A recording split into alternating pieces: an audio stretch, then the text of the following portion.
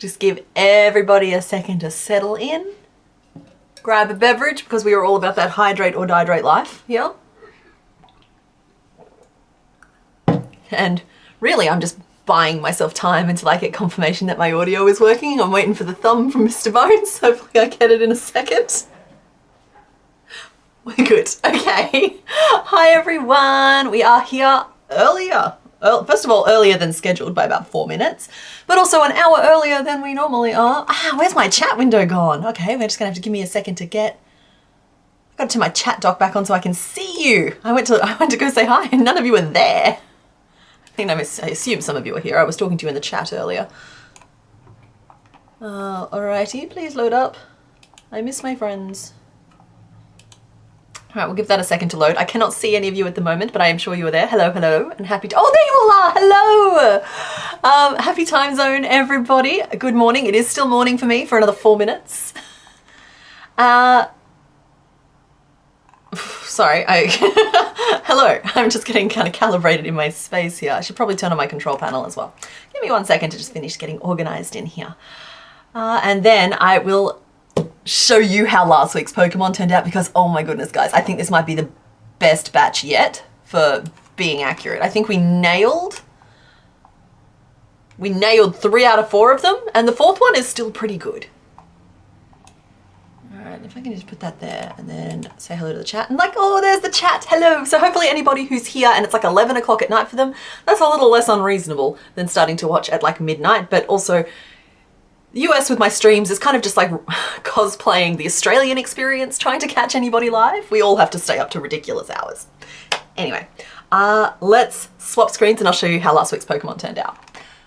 Let's see.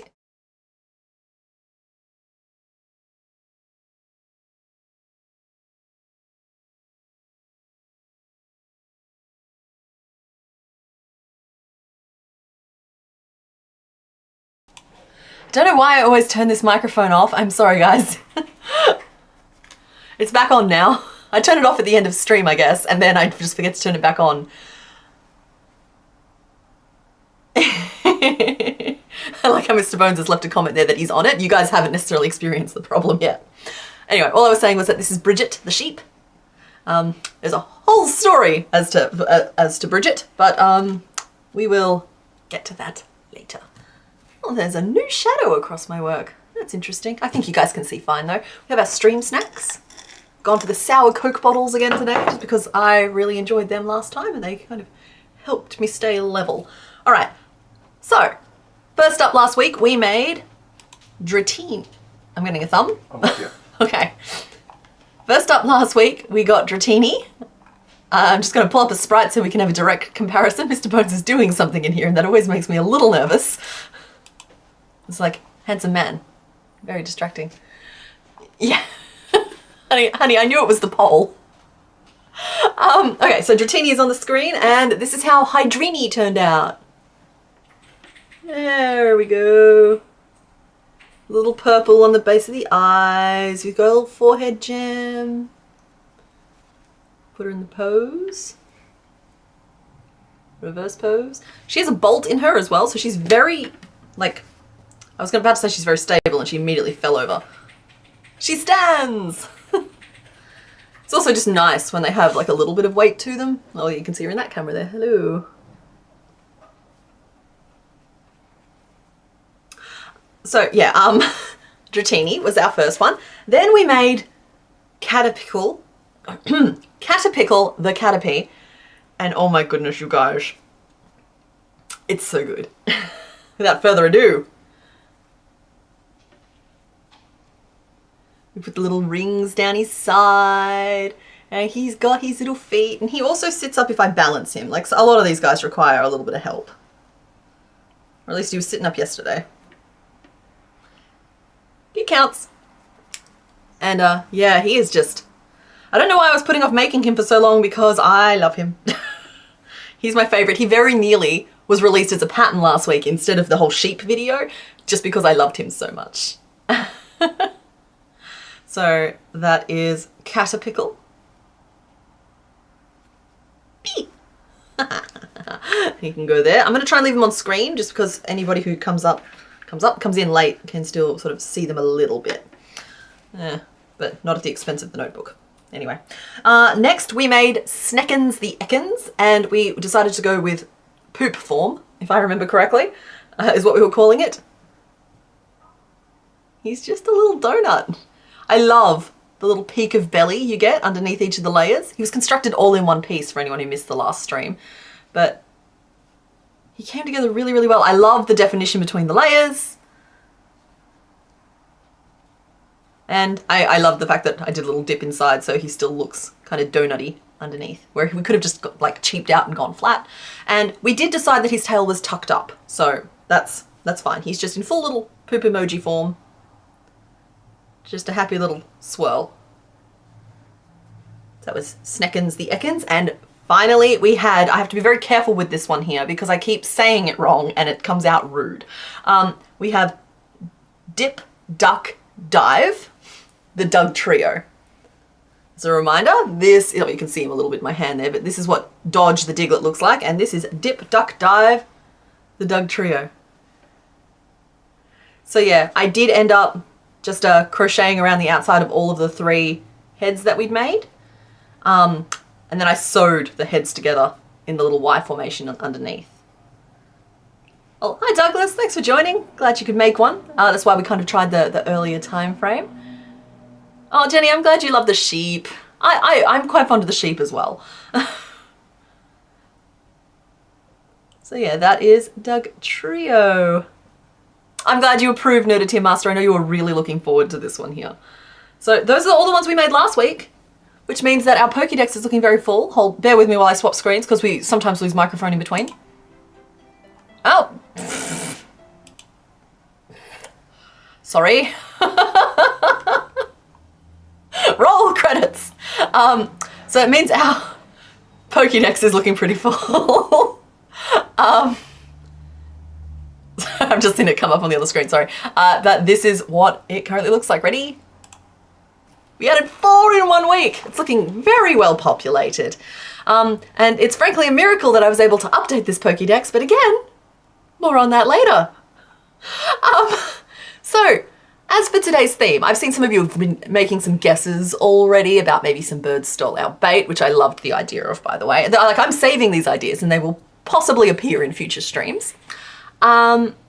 But today, I was just thinking last night, it's like winter is here and it's starting to get a lot colder and all I want to do is play with my yarn. And that got me to Coldplay and that got me to today's theme. Well, you may have guessed it, but it's yellow. So today's theme is yellow. I'm just kidding about making you pick these from these ones here. Today's theme is yellow, but these are your actual options. So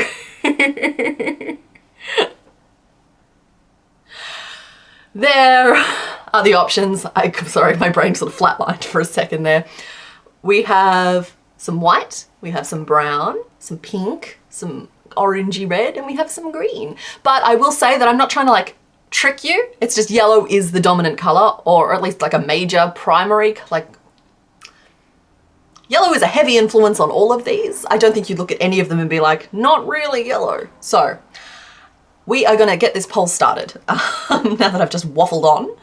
So for anybody who is catching their very first stream, there are 5 options here, but you'll only get to vote on 4 of them for this first one. We have 5 because like last week we got through 4 Pokemon and I like you to still have a choice by the time we get to the last one.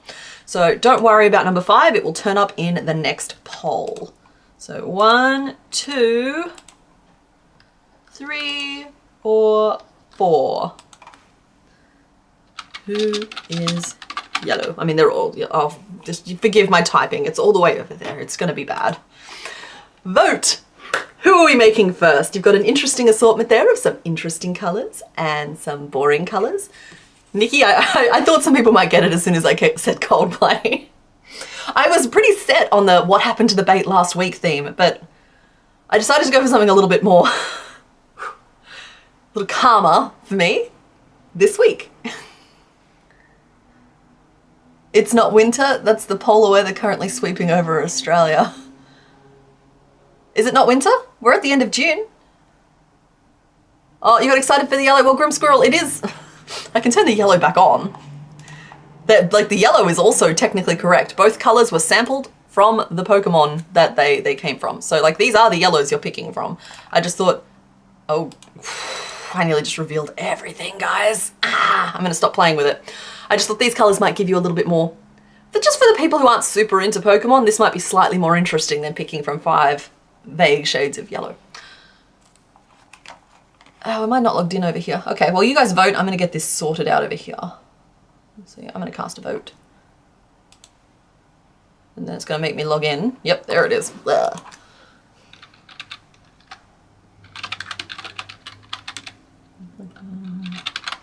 I'm not gonna hum my password out loud.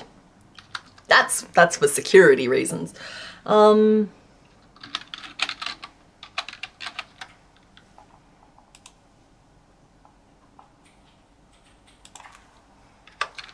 Sorry guys, I will be right back with you.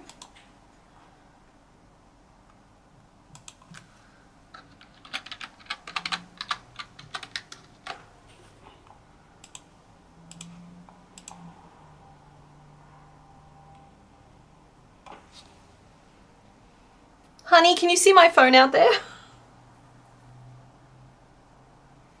All right guys, I'm just gonna have to step away for a second and go find my phone. Hold on.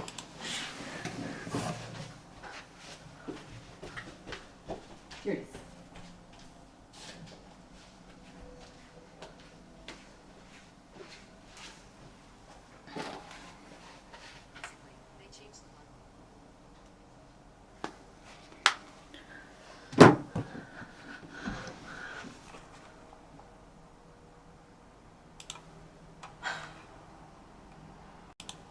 I'm back. Sorry, this has been a bit of a mess this morning.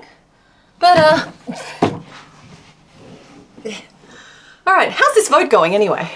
Okay, it looks like number 4 is currently in the lead with 38% of the vote.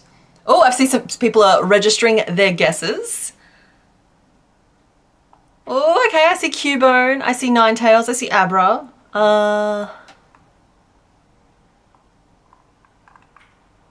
Oh, I saw a Victory Bell and a Bellsprout. Yep, Stephanie, there is still time to vote. I'm still just trying to get my chat back on my actual screen. I just happen to have the stream open on my other one.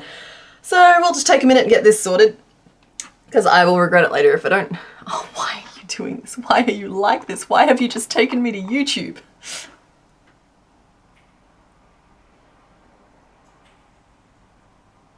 That's so bizarre.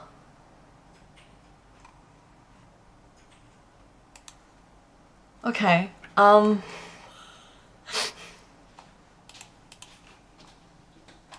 What's actually the problem? Oh, it's fine, honey. It's just my chat window made me log in and then it loaded me up into the YouTube browser instead of back to my chat. It's fine. I have a version of chat. It's just not the most accessible one. I want to be able to talk to them. Oh, they're back. Hey, guys, you're back.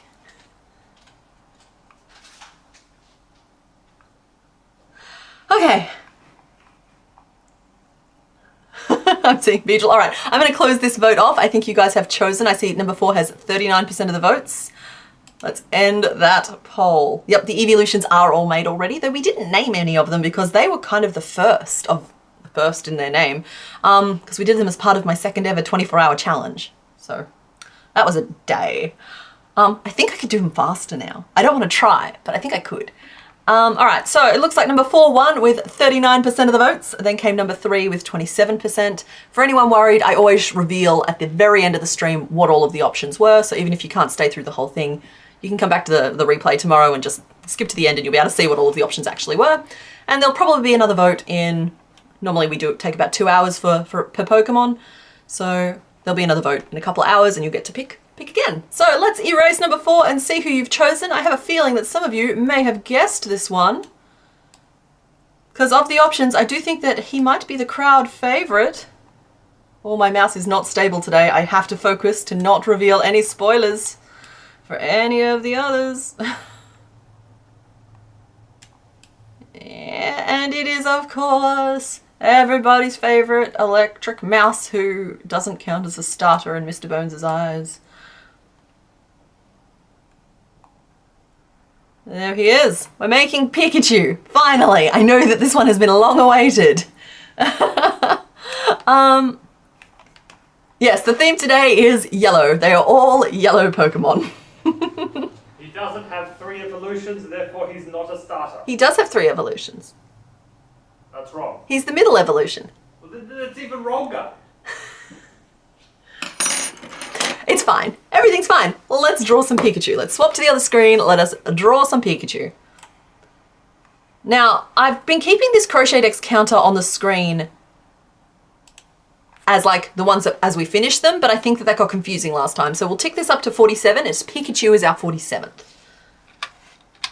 There we go. So this will be our 47th out of 151. Oh, some people are very excited. It's Pikachu. It's Clefairy. Ah! Mr. Bones has helpfully shared what he calls butt pics, but he just means that he's found a 3D model of the Pokemon I'm looking for and chucked it up in Discord. Wow, it is. I feel like it's taking us a while to get going today. 20 minutes in. Okay, there's our little Electro Mouse. And let's just open up Discord. For anybody wondering, you can join the Discord there is a link in the description down below. It'll be about 10 minutes before you can post anything, which means it takes about 10 minutes to get in. But that was because we kept getting like spam botted by a bunch of Bitcoin bots. But when you do get in, the live stream chat is where it's at. Mr. Bones shares the pictures for everybody to see and we'll view at your own risk, okay? Because like the Doug Trios last week got wild. Oh, alrighty. Oh! Hi Leafy, your stream snack looks delightful. Raspberry is one of my favorite flavors. We're scrolling down. Why is there a Mimikyu? Anyway, Pikachu is there. Okay, cool. Those are some good pictures of Pikachu. So we just need to do a little sketch to start with, as per usual. We do that because it just something about it helps me understand the shapes we're going to make today. So you've got like a little chubby face and then just a little bean of a body. A manic zigzag of a tail, which is going to be an interesting shape to try and build. I have to decide if I want to do that single-walled or double-walled. And also I do understand that there is some differences between like boy Pikachu and girl Pikachu. Can't quite recall. Is it that the girls have like hearts on the ends of their tails? In any case, we're probably just going to do straight across today, regardless. We got the ears with the tips.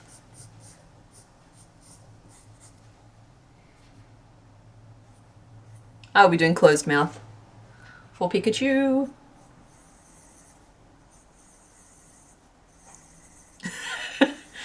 Pikachu knows where you live.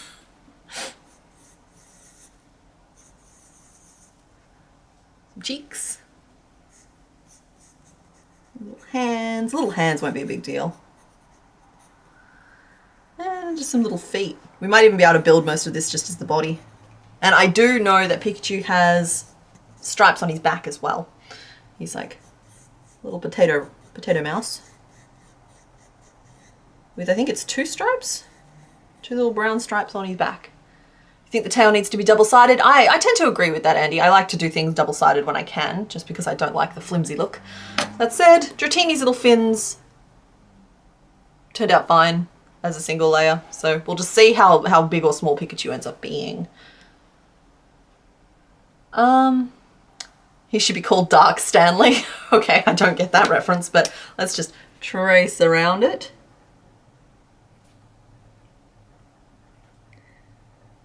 And yeah, I think, so the cheeks will be separate pieces, I think. You're having lots of thoughts today. So we'll do 2 little red cheeks. The ears, relatively simple shape. They've got little sort of,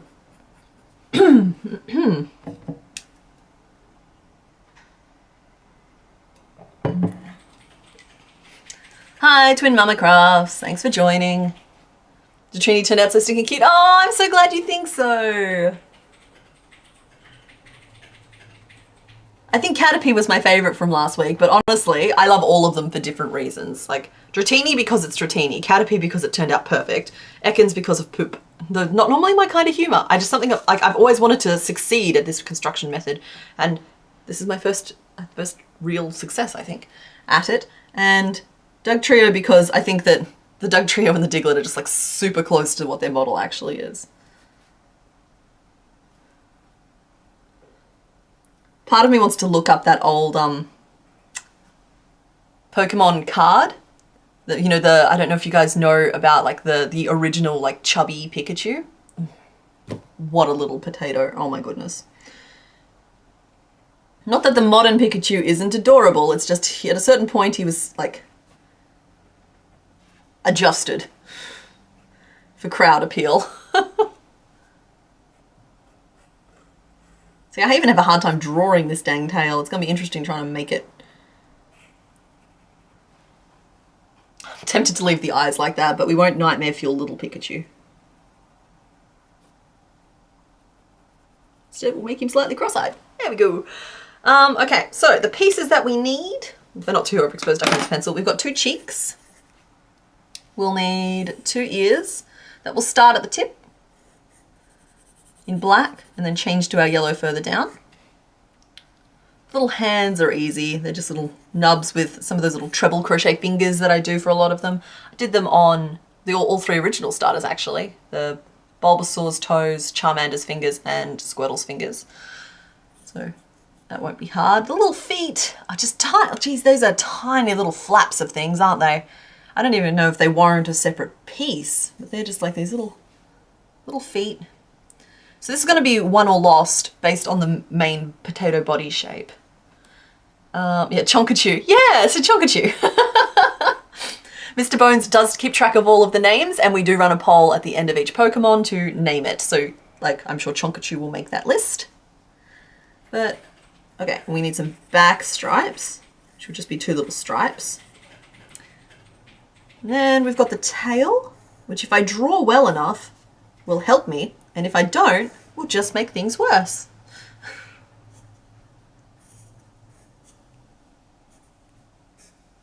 I don't know, something about the zigzag is frying my brain a little bit, but we'll get it. We'll get it in yarn. I'm better in yarn than I am on pencil. So, tail, and then this potato. I kind of want it to have like head potato, and then resting potato. It might be a bit wide. He's just got a very specific shape that we're aiming for today. And we'll try and remember to insert eyes as we go. Though that's always hard because it means that you're making decisions about a face on a head that's not fully assembled yet. He can also be Skinny Chew. That sounds... yeah. I'm liking all of the names that I've seen so far. It's like he has baggy pants, exactly. And they cover up everything but his tiny little paddle feet. So that could be one possible shape, or we could make that smoother. And honestly, it will turn out smoother when I get the yarn out anyway.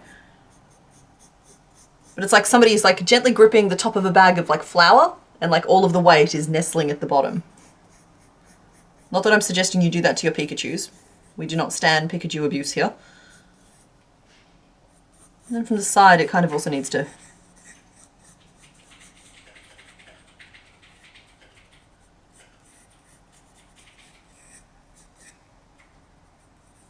Okay, so we got some shaping ahead of us today. That's meant to be his jaw, not his waist. I wouldn't do that to Pikachu. There we go. Yeah, so we're gonna have a little bit of shaping today, and what's funny is that I'll draw it like this and be like shaping, shaping, shaping, and then it'll turn out a little tube and I'll be like, ah, perfection. But in any case, colors. So with Pikachu we have choices. We have pale yellow, or we have bright sunshiny yellow, and honestly if I could mash these 2 colors together, that would kind of be perfect, but I can't. So you guys argue amongst yourselves as to which one is Pikachu coloured. Well, I find I've got a little bit of brown here that we can use for the base of the tail, and I have 3 colour options for the cheeks as well, because I I always think of them as being like bright, bright red, right? Which the camera hates, but you get the feeling for it. But they kind of look closer to this orange color to me, but then I think it might depend on which color yellow we go with. Sunshine Pikachu is shiny, pale yellow, sunshine, pale yellow, pale yellow. Oh wow, yeah, I'm seeing a lot of both options coming up, so I will start a poll for this one here. I love that you guys are willing to help me make these choices sometimes, because like, it all gets a bit much. Let's go sunshine versus pale. And then based on which yellow you pick, if you pick this one here, I'll probably go with like bright red cheeks. And if you go with this one here, I'll probably go with the slightly more orangey color, which I just feel like is closer to what's happening here. I didn't mean to tickle his butt, hang on. Pat, pat, pat. Yeah. All right, pale has come out at a commanding lead. We're at 69%. I think that a decision has pretty much been made there, but I'm not throwing them across the room. I can retrieve them if that vote swings the other way. And then I have my usual like black and white as well. So yellow is where we're starting today. I got eyes. I need a bobby pin. I've lost all the bobby pins that I did have out of this container, so we're getting out a new one today. You guys make sure that you keep track of it for me because I will lose it. And let's close this vote off because 70% is pretty as bad as decisive as I wish I was in life. So brown is good. That is our Pikachu color story. Sorry, it's a little overexposed on this camera, but sometimes I have to make choices. And I think it's pretty accurate. These are very accurate actually on the top-down view, which is the goal. Let's move those out of the way. And we'll start making our notes for Pikachu, the long-awaited. So I think we'll start him out. Do I have a hook? I have a hook. I have a hook. How did I lose all the bobby pins? No, I just lost the ones that were out of containment. The assets were out of containment and they went as only bobby pins can. I probably stuck them in my hair because I was doing my hair, or they're attached, like at least 2 of them were attached to the sheep at one point. So like they just wander off. They just, you guys aren't watching, I'm not watching, they go on away they go. So we'll start in yellow today. We'll work up the top of his head round. And I'm just trying to work out from the top down. Hi, love. Chaos, chaos, chaos. And just like that, there were 2 of them again. Anyway, we're going to start by working up a little flat disc for the top of his head. We're going to feel our way forward because like sometimes I just sit down and I'm just like, hang on, I just need to write the pattern out. But no, today we're doing a little more shaping, so we'll be like feeling our way forward row by row, make sure we're happy with it. Which is just like, sometimes you do it one way, sometimes you do it the other. For anybody wondering where they can find these patterns, well, first of all, today's we're writing as we go. This isn't a gimmick or a trick. You'll see there I'm literally starting to write the pattern out. And the rest can/will be available on Patreon. I think we are a couple of weeks behind at the moment, but we will catch up. Because I suppose now that I've started this, I can probably tell you guys the story of how on Thursday night I exported my video. Everything was going great. It wasn't even midnight yet for me, which is almost unheard of on an upload day. And I started my YouTube upload and suddenly my computer starts running really, really slowly. And I'm like, okay, what's up, computer? And it's like, everything's fine, we promise. I'm like, you don't seem fine. And yeah. Then there was this grinding sound that started to the left of me. And I realized it's coming from my hard drive. My hard drive, friends, that is a 4 terabyte hard drive that I've been using for about 18 months now. It has about 3 terabytes of stuff on it. What I store on there is video files and photos and patterns, notes, everything for the live streams. Everything for everything, really. And it's making a grinding sound. And my video is no longer uploading to YouTube. And long story short, I cooked the brain of my hard drive with my last 18 months of everything on it. Not my computer, just the external hard drive. I have since confirmed that it wasn't quite as stupid as I thought it was to use it the way that I was using it, but still I'm changing how I do things. But yeah, and so all of this went down at about midnight as I was trying to upload the video. Honestly, it would have broken me completely if it had have happened with the baby dinosaur video, because after a month of working on that video, I just would have been like, you know what, no, you guys can't have it. But after trying a few things like check drives and device management and that sort of thing to get it to register, I tried it on a few different computers, nothing. It was cooked, it was dead. It was about 2 a.m. at that point. I opened up my video editing software, and thankfully I've recently started using proxy media. And so I was able to reassemble using the proxy videos, and also I'm a little superstitious. You might know that because I don't trim off my yarn until we've changed colors. Like I wait several rows before I trim off my yarn. And that means I don't delete the source files from the device they were filmed on until the video is uploaded. And because of that, I was able to reassemble, for the most part, the sheep video in about half an hour, because it remembered where all of the edits were in the files. It's video software stuff. So I was able to reassemble that and put it up, but then I'm just like, my hard drive is dead. It has everything on it. It has the patterns, the Pokemon patterns, and I'm like, oh, they're up on Patreon. They're only up on Patreon up to a certain point, and then they're on that hard drive, ready to go. But it's dead now. It's dead now. So long story short, I spent my Friday, which is normally my day off, trekking across the city to a dude who does data recovery. And he has confirmed, first of all, that the problem was not a simple one. I did a number on this drive. But second of all, I found out last night he thinks the data is recoverable, which is a huge relief. Like, don't get me wrong, it's gonna be expensive, but these things are, and I need that data back. So in the meantime, anyone who's looking for these Pokemon patterns, I'm gonna skip the ones that I know are already done on that drive, and then they'll be uploaded when I get my data back. I'm hoping to hear back after the weekend what the expected time frame is going to be. But yeah, I could have done without that this week. It wasn't the most fun you can have, but like, it would have given me a fresh start on some things. So like, if you notice stuff like the break video and the intro videos haven't been updated, that's why.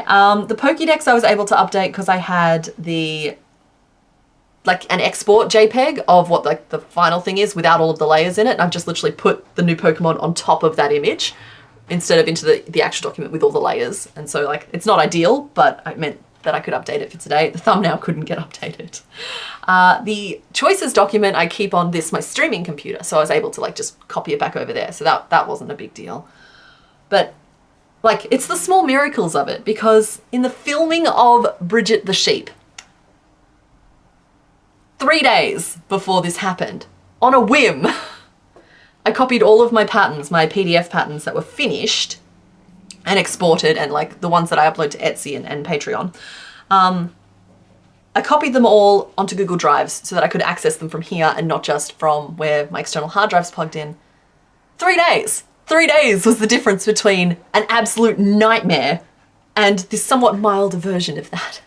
So that's how close we came to absolute destruction.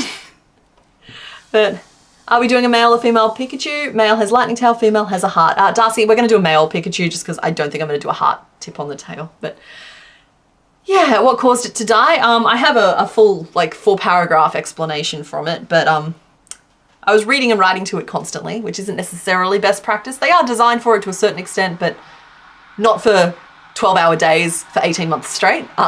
So long story short, it was a hardware failure.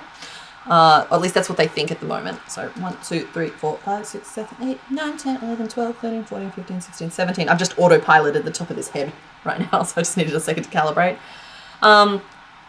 Can't get into the super techie of it because I'm not a super techie person, but yeah, long story short, they think the data is still on there. It shouldn't be too scrambled up, if you know what I mean.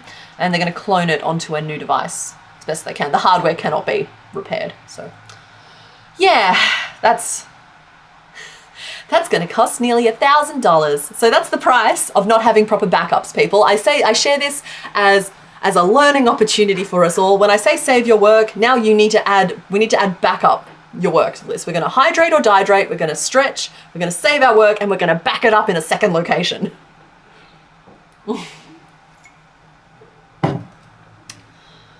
Yeah, I'm really glad I could save the sheep video too. I got to bed at about 4 AM. Though, if you go to the Discord, there's a really funny part where just after the video gets uploaded, I just start having a little mini tantrum in the YouTube chat. Oh, or what a tantrum looks like on me, I guess. But yeah, I just couldn't go to sleep straight away because I was just like working through the 7 stages of grief. Anyway, that's the top of Pikachu's head. We've worked up to 18 stitches. I do think that's big enough. For reference, Diglett is 15 stitches around, so Pikachu's head is a bit wider than that. Does Pikachu need to be bigger though? If I make every row bigger I make this, it lessens the odds of us getting through an additional Pokemon at the end of the stream. So it's one of those trade-offs. So that's just the top of his head, and then we swell out to the cheeks, down into the body. He'd end up about this big, which is tiny. If we go one row bigger, cheeks there, he'll end up this big, which is more appropriate. Okay, we're going to go one size larger. Hi, honey. Every row bigger means the eyes are going to be less adorable. Yes, every row bigger does mean the eyes are going to be less adorable. Whip out some eyes for reference.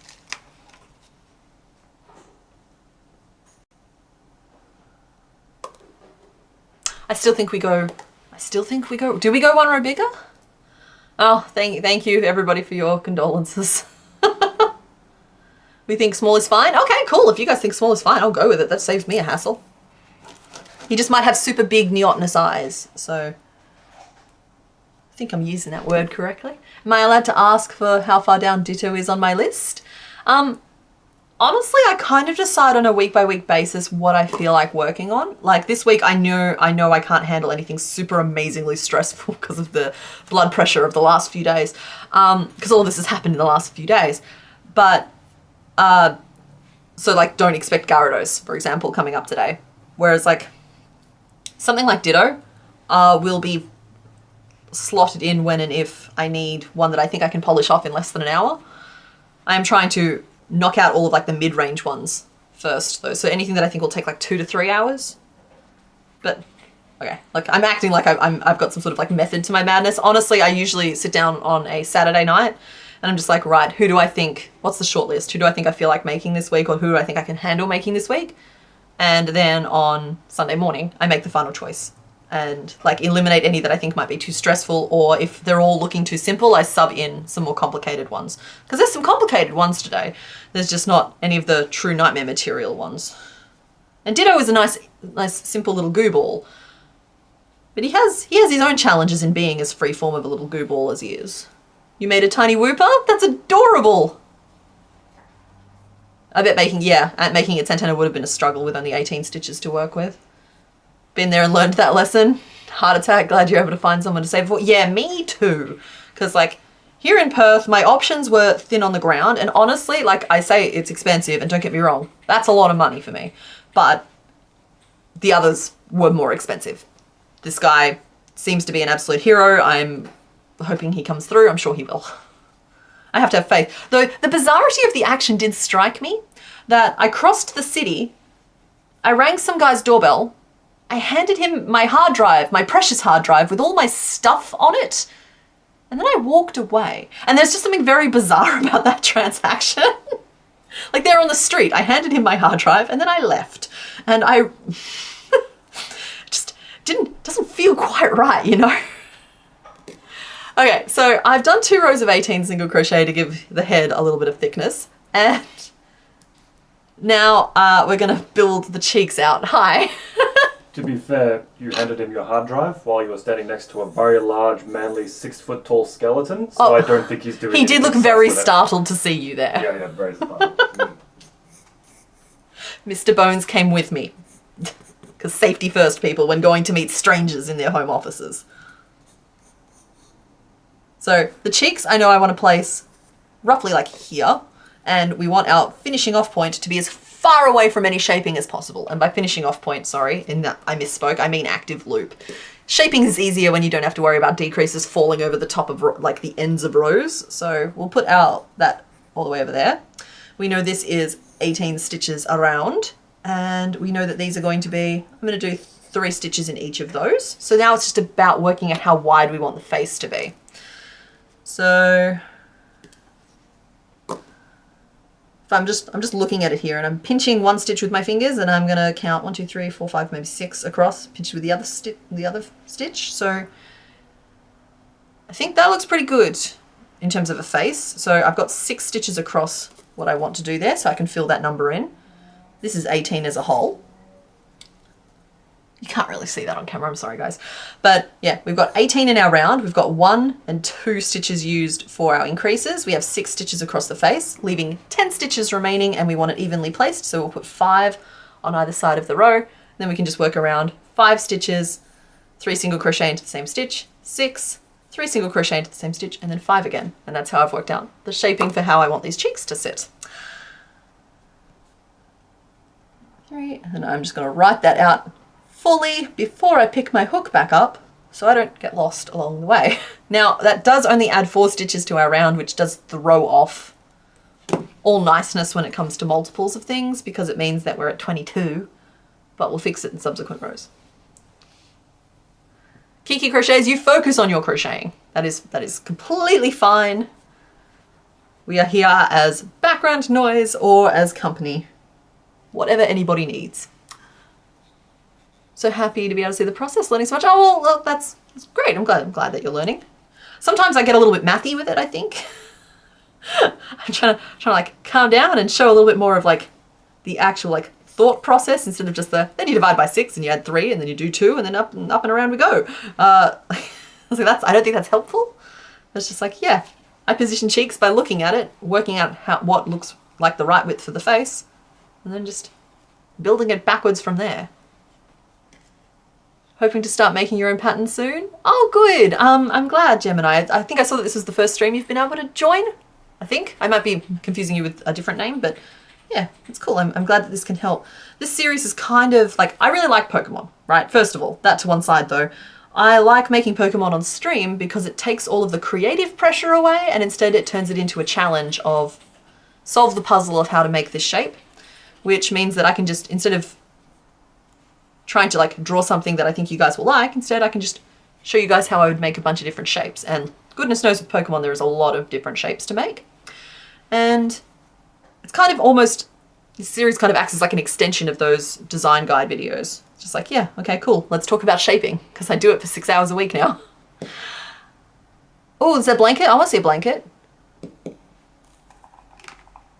Is it in the Discord? Did someone share the blanket to the Discord?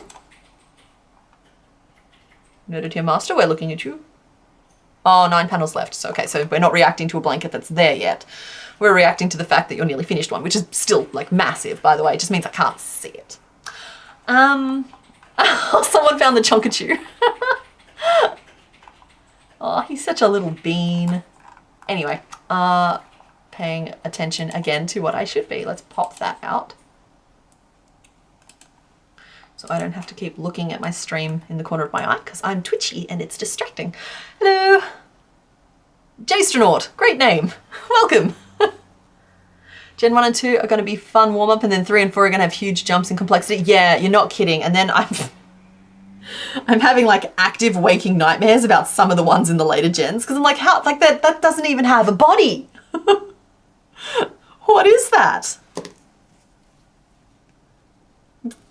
I actually like the width that we've added to the face there. I don't think it needs to be wider. So now we're just going to work a row of single crochet to kind of lock it in. And we might potentially frog that in future. But for now, I think it's the right call. So we're just making a tiny chew. Even now, I'm still like, don't get me wrong, I'm committed to making all 151 Gen 1. That's the only promise I've made so far. I kind of want to make all of Pokemon, but the only like commitment I've made is all 151 Gen 1s, and to continue the Soul Silver series, but that's Gen 1 through 4.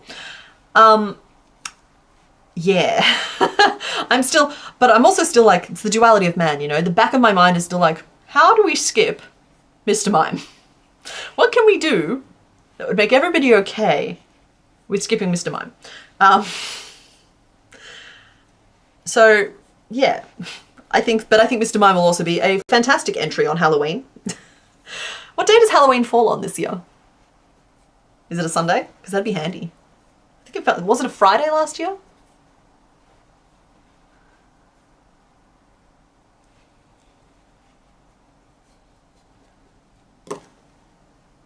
Oh wow, wonderful! Darcy Rose, that's so exciting. Because of this series, you've been able to make your own pattern for your myconid and your own mushroom. Yeah, but like basic shapes is where we all get started. Okay, I think I'm gonna go 22 around again. I think he's got very nice little chubby cheeks there actually. Very pleased with that. Though this is turning out maybe slightly smaller than I was originally envisioning, which does mean that instead of making magic rings for the cheeks, they may end up just getting embroidered on, which is just something that happens at scale. You're gonna have to make choices at a certain point. Because about the smallest a magic ring can be isn't much smaller than the noses here, and they, oof, we'll make a cheek and we'll see if we like it. Then we'll get Pikachu all double cheeked up. You hated Mr. Mime, but then you saw Detective Pikachu and really changed your mind. What? Don't get me wrong, I think I giggled about it, but I think you may have seen something I didn't. Wasn't he extra crispy creepy? Oh, Kiki Crochets, that's great. I'm so pleased to hear it. I am making a lot of stuff up as I go, but sometimes when I notice that I'm doing the same things over and over again, I'm like, that's something that I feel other people might be able to learn faster if I just tell them. So that's the brunt of what I teach you guys. I am self-taught. I am making this up as I go. I am perfectly happy to experiment, and I think failure is fun and part of the process. So I'm perfectly happy to be the one out the front spending the time. Fail, fail, fail, win. Snack time. As I said, sour Coke bottles today.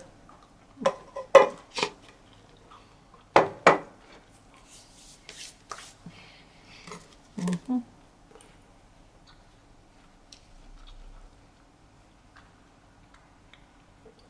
Okay, so we've got our little cheeks building up. I think it's time to start pulling them back in just a little bit. I'm not even convinced that I should bring in, my options here are either a decrease over 2 stitches or a single crochet 3 together, which is a decrease over 3 stitches. And I'm concerned that a single crochet 3 together is going to be very intense, but I'm not actually going to know until I try it. I'm trying to have this process out loud. So what I'm going to do is I'm going to repeat the row that has, we'll slide it down here. This is my row that has the increases in it. I'm going to repeat that, but I'm going to replace the increases with single crochet 3 togethers, and we'll try that. And if we don't like that, we'll frog it, we'll go back and I'll rework the row to have just decreases in it. So, single crochet 3 together, 6 single crochet 3 together, pop. Single crochet, and that will get us back down to 18. Sorry, that wasn't the microphone bugging out, that's just me trying to have a musical interlude. Here we go. 1. You like yellow, great colour. Happy to be here. Good to hear. Because last night it was like, oh, should I do what happened to the bait? Nope. Screw it, it's yellow. There's a bunch of yellow ones here. What's going to be really interesting is as we work through these, it's going to become less and less easy to find a connecting factor between 3 or 4 of them. Even 5 of them, because I try and do like have 5 in the options. So it's going to get really fun to try and come up with reasons as to why those 5 Pokemon belong on the screen. Because I do think that the theme has become part of the game, because it certainly makes it way more fun for me. I'm assuming it makes it more fun for you guys. And I was a little sad to see Dodge the Diglett the game end as suddenly as it did. But it's okay. You guys found him, we made him, and now we move on to bigger and better things. Okay, I was wrong. I think that a single crochet 3 together is the perfect amount of cheek for the little Pikachu. He's looking a little Goomba headed, but we'll work with it. We'll make it work. I need my Discord back up again. Hold on. I almost need a third screen. It's one of those slippery slopes where you think going from one screen to 2 screens, wow, I have so much real estate, I'll never need more than that. Then you get used to 2 screens and you're just like, you know what, I really need a third screen. Like one just for chat. One just for Discord. It's like I'm trying to, oh my goodness.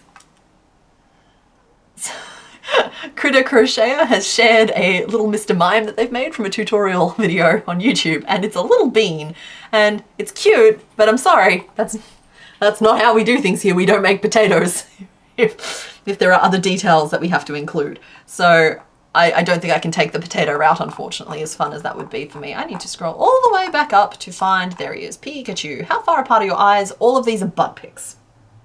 My love, if you can hear me, talking straight down the camera at Mr. Bones, not you guys, sorry. I would love a photo of the face, if that's all the same. Because I'm trying to work out how far apart these eyes should be.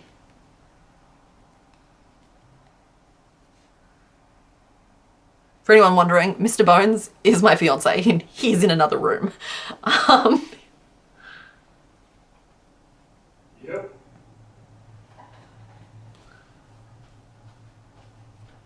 Oh no, I need a photo of Pikachu's face, not your face. There's one of the Pikachus in there has his face. No, none of those Pikachus has the face. Yeah, the first one.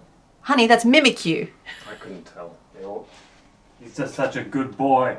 I love Mimikyu. I can't wait to get to Mimikyu. Mimikyu has such a sad little, like, is there anyone out there who doesn't relate to Mimikyu? Like, I would love that little dude forever. Mimikyu and Trubbish. That looks about right to me anyway. I'll wait and see the face photos when they come through. Oh, I should scroll down a little bit more. Oh wow, that's pretty. Everyone's sharing their projects and their critters to the live stream chat for anybody who's interested in seeing that. There's a beautiful dragon there by Charlotte123 and some really fun doggos and is that a cat? It's either a cat or like some sort of Malamute. But cute.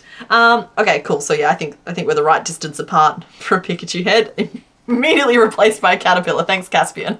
All right, I am going to switch gears a little bit. We're going to try a little 4-stitch magic ring. It's funny because like I'm just like, you're looking at reference photos and then like, ambush. It's a good hungry little caterpillar though. It was. You're being smothered by 2 of your dogs. See, that's the life. Oh my, OMG, Mimikyu succeeded. Yeah, Mimikyu is absolutely precious. I agree. He's doing his best. And it's such a sad origin story. I love it. Flushed Phoenix. When I DJ'd for Eve Radio, 3 screens on 2 devices. 1 screen had your broadcast software and music. 2nd screen was IRC and chat software. 3rd was Eve. It's in like Eve Online. That game is more of a full-time job than most full-time jobs. Okay, that's a magic ring of 4. It's on the large side, but it might be right. So I'm going to add that to the pattern here. Cheeks. Magic ring of 4, and then we finish off. Would you all consider Mimikyu to be a Pika clone? It depends. Was there any other tiny mouse in that generation? I'm not familiar enough with it to tell. It's just there is always one tiny rodent. And I'm not talking about like Rattata, I'm talking about like, it's meant to be like the cute one. Okay, we'll pop that there for now. We'll try again later. Hi. From the side in profile, he has like a little nose. Yeah. Okay, sorry. Did I not capture the nose? I wasn't sure. I'm looking at too many screens. Honey, you're fine. I can go away from the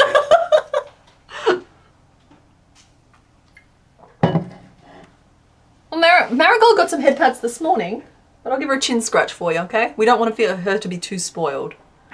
Also, I try not to like mess with her too much just because the wire I've used in her wings, it's Florist wire, was just like fine for the project, but I have this recurring nightmare of like accidentally like grabbing the wings and having them just like crumple into nothing. Yeah. Oh, Toga Damaru. Okay, is that instead of Mimikyu. Are they the same gen? Because I feel like that doesn't feel right to me. Anyway, okay, so this is the head. He has tiny little nose slope, tiny little under chin. He's got his little cheeks. That's where his eyes will go, but I'm not going to snap him in just yet. Oh, I just got an alert on the Discord.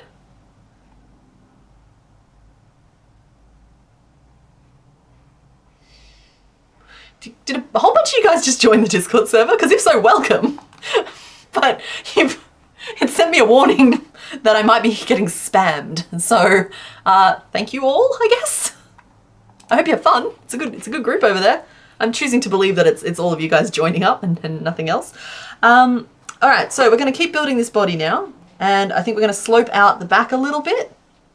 You got an alert from Discord? Yeah. We've had 15 people join in the last hour, and Discord's just freaking out a little bit. So it's starting to throw captures at people, and it's going to get very sus about people who join. So Okay. yeah. It's okay, I'm handling it on this end. Okay. Just I heard you mention this. I did, yeah. Mimikyu was the first plush you crocheted, Amber? That sounds like that's a good place to start. It's just like, let Mimikyu know how important Mimikyu is. Because Mimikyu just wants to be little and cute.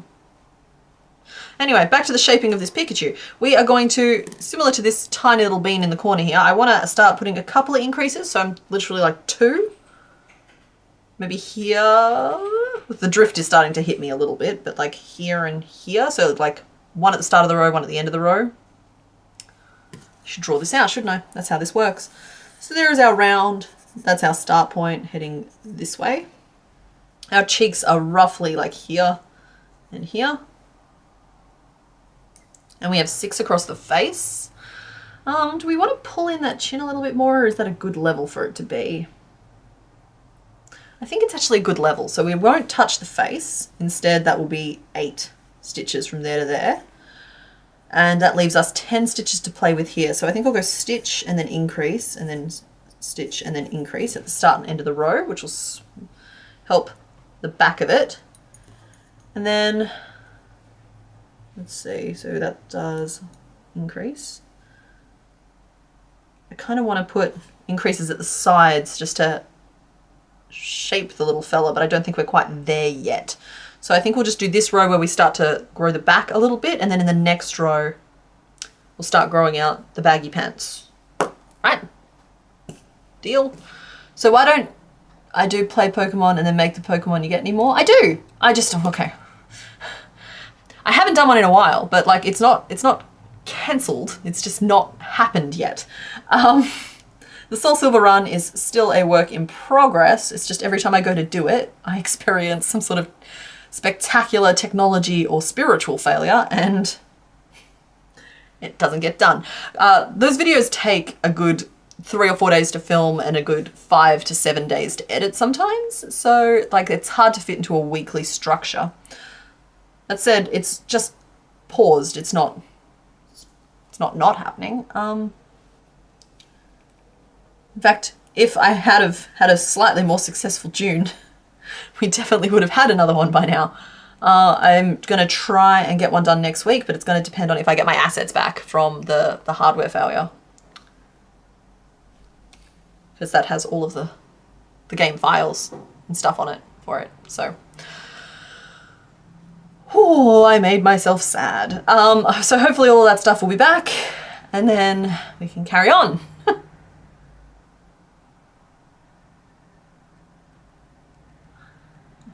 No, that's not 8. That should be 8 plus 6.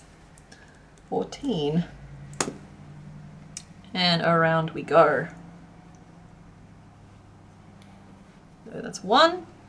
And then an increase. And then 14 stitches around.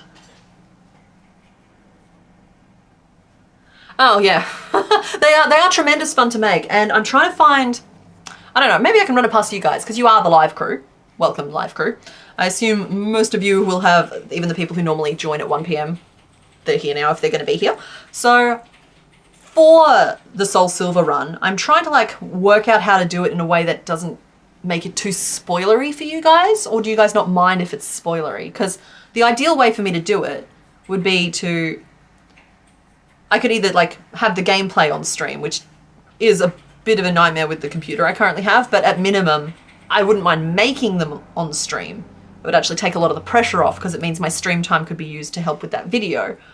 But what it means is that you guys would be spoiled for that video when it comes out. And I guess the question is, would that take the fun away? I guess I feel like it might.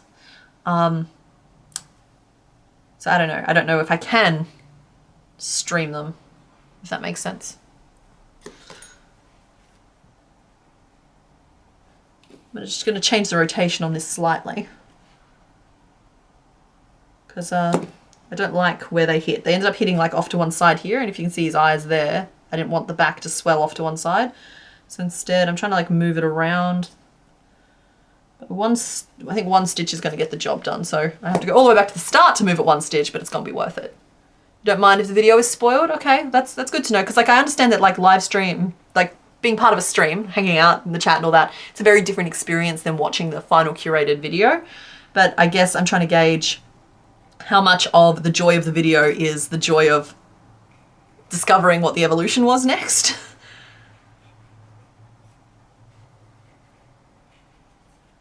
But that doesn't mean necessarily that it wouldn't necessarily be a game here as well, because like there's the option that I just put, because I do 6 in those, I put all 6 of them on the like behind a grid. You guys can still vote for a number and I'll just make them out of order because I can edit that together. That's not a huge deal. You're not allowed to out me to the regular video crew for when I'm like, oh cool, now that Pokemon 1 is done, we can keep playing. And you guys meanwhile know that I made Pokemon 1 last. So you're not allowed to out my editing magic there. But you guys might still get to vote on who we make next. Or we could do like a fun little like layered thing where I have the Pokemon that it currently is and we erase it and it reveals who the next evolution is, and then I erase that one, it reveals the next one behind that and that and that. I think that could be a fun way to do it. And the perk of it would be that depending on who rolls up, it means that you'd get back-to-back streams for a couple of days. Which, or like I save the hard ones and I do them off stream and I stream 3 or 4 of them and I do the other 2 away from it. Because like things like Rhyperia took me like 12 hours to make. It's just not conducive to a streaming environment. That said, Rhyperia has been one of my favorites, so. You personally like seeing the Pokemon evolve via the video? Yeah, see that's kind of what I'm worried about. It's kind of one of those things. You could potentially do a few not from the video intermix so we don't actually know. That's true, and honestly it's going to depend on who comes up, because that playthrough has all gens 1 through 4. So obviously it's going to be obvious if any Gen 2, 3 or 4 Pokemon turn up. But any Gen 1s will blend into the background if they're ones that I haven't made yet. And we could maybe do some super sneaky stealth in that regard. And in that case, I don't think I'd warn you ahead of time. Like, say 3 of the evolutions are Gen 1 Pokemon, I would just slip them into a stream and you guys would never know. Pokemon might be in the room with us right now. Could we do a poll? Yeah, we could do a poll, but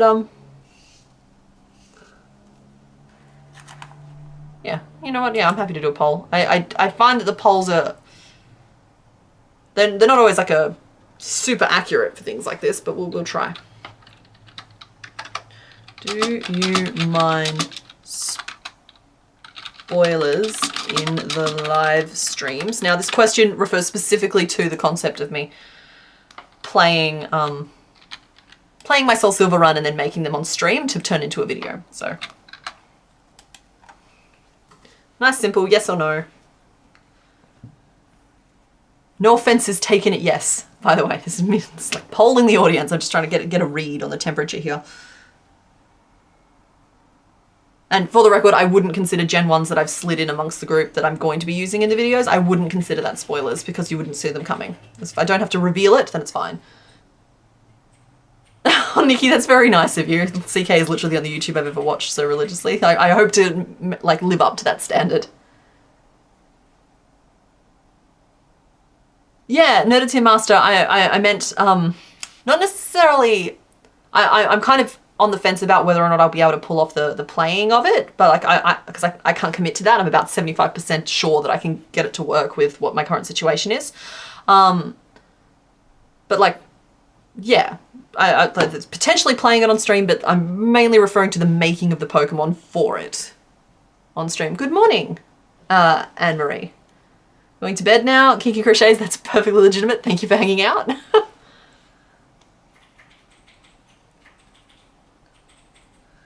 Yeah, let's give it a little slight swell to the back, focusing again for a second here.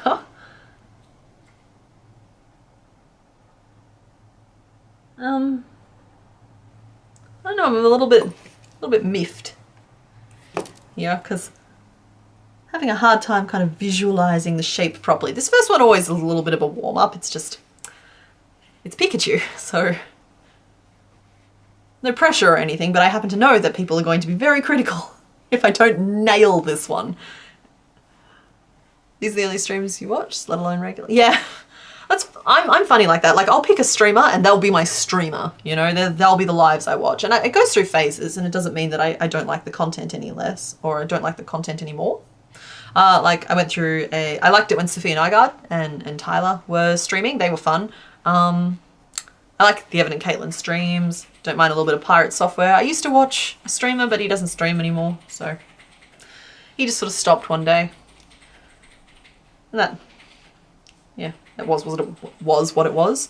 Oh, at the moment I'm watching PM7's shiny hunting streams, of course. Everybody is, right? And there. Honestly, I might just continue this for another couple of rows. And then one more row down and we'll start swelling out a little bit to form pants. You do a countdown, you get so excited? Aww.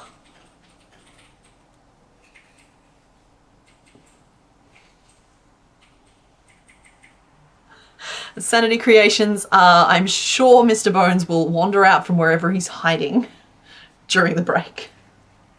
I can see that the people have demanded it.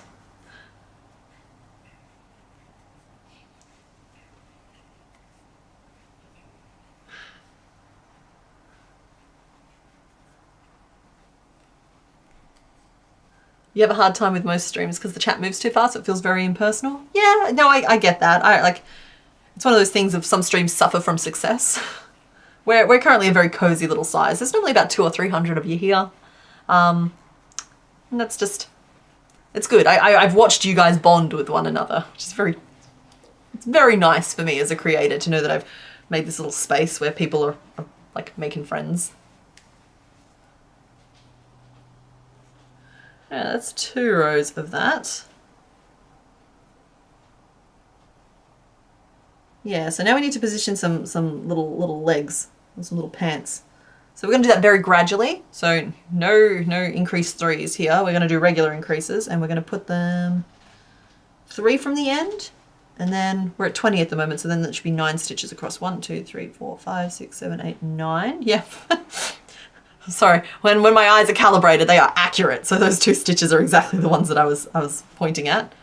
It's basically 1 increase on either side just to grow out his width a little bit, and we'll do that over 2 rows, and then we'll start scooping it on back in again. So, hello my love, what are you up to? The CK curse has been lifted. No tornadoes? No tornadoes. Oh my goodness! Is alive and no rain. Katie, I'm so glad! For the first half dozen streams, every time I streamed, Katie got a tornado. But it seems that the curse has finally been lifted. Thank you to whoever sacrificed their firstborn. Don't actually do that. That's not a funny joke to tell. No, I'm trying to like slam the brakes on and change direction. That was too dark. All right. Pikachu is a mushroom. You wait, you'll see. Sometimes I have trouble trusting the process, but today I'm feeling pretty good that we're on a really good track here. No sacrificing firstborns. Yeah, that's what I said. No, we're not doing that. The poll is still open. Oh, sorry. Yeah, no is 83%. That's okay. What I can tell you, it's Nerdeteer Master, right? Yeah, Nerdeteer Master. Sorry, for some reason I always turn your name into something Musketeer, like Nerd Musketeer. I don't know what that's about. It's probably about me needing to get my eyes checked. What I can promise is that for any stream where I am spoiling things in an obvious way, as I said, I'll slip Gen 1 Pokemon in as I need to, but if I'm spoiling things in an obvious way, I will make sure that the stream is titled and labeled accordingly so that you can choose to not watch that one until after the video comes out, or not watch that one at all, I guess, and just catch up with the next one. So I will make sure that it is clearly marked as a spoiler stream. 1, 2, 3, 4, 5, 6. And we'll do a little increase here. Oh, he's such a cute little nugget. I'm so pleased with how this shape is turning out. It feels right in my hands. He's potentially going to end up with a little weight in him because there's nothing nicer than like when you pick up something small and it's just got that good little heft. Put a little weight in it and suddenly it feels like a real living creature.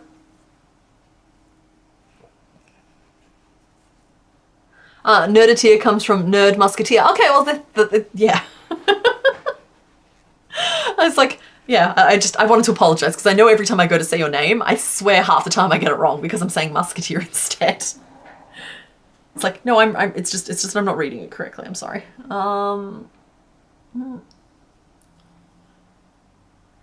Where's my other increase? Have I done it yet? No. That's the start of my row there. So 1, 2, 3, 4, 5, 6, increase. 1, 2, 3, 6, 7, 8, 9. Oh, memory unlocked. Oh my goodness. So I've done the 1, 2, 3, 4, 5, 6, 7, 8, 9, 10, 11, 12. I've done that one before, but it's like 1, 2, 3, 4, 5, 6, 7, 8, 9, 10, 11, 12 little ladybugs came to the ladybug picnic. Some of us were raised on TV, and you can tell. You just woke up from screaming seagulls. And you show up to me singing the ladybug song. So I guess the seagulls summoned you. Oh, do I want to increase even more? That got us up to 22, which is the widest part of the face, and I don't really want to go wider than the widest part of the face because he's not a proper pear. So maybe that's as wide as we go. I thought I was going to do 2 rows of it, but it turns out I was wrong. Hello to Delaware.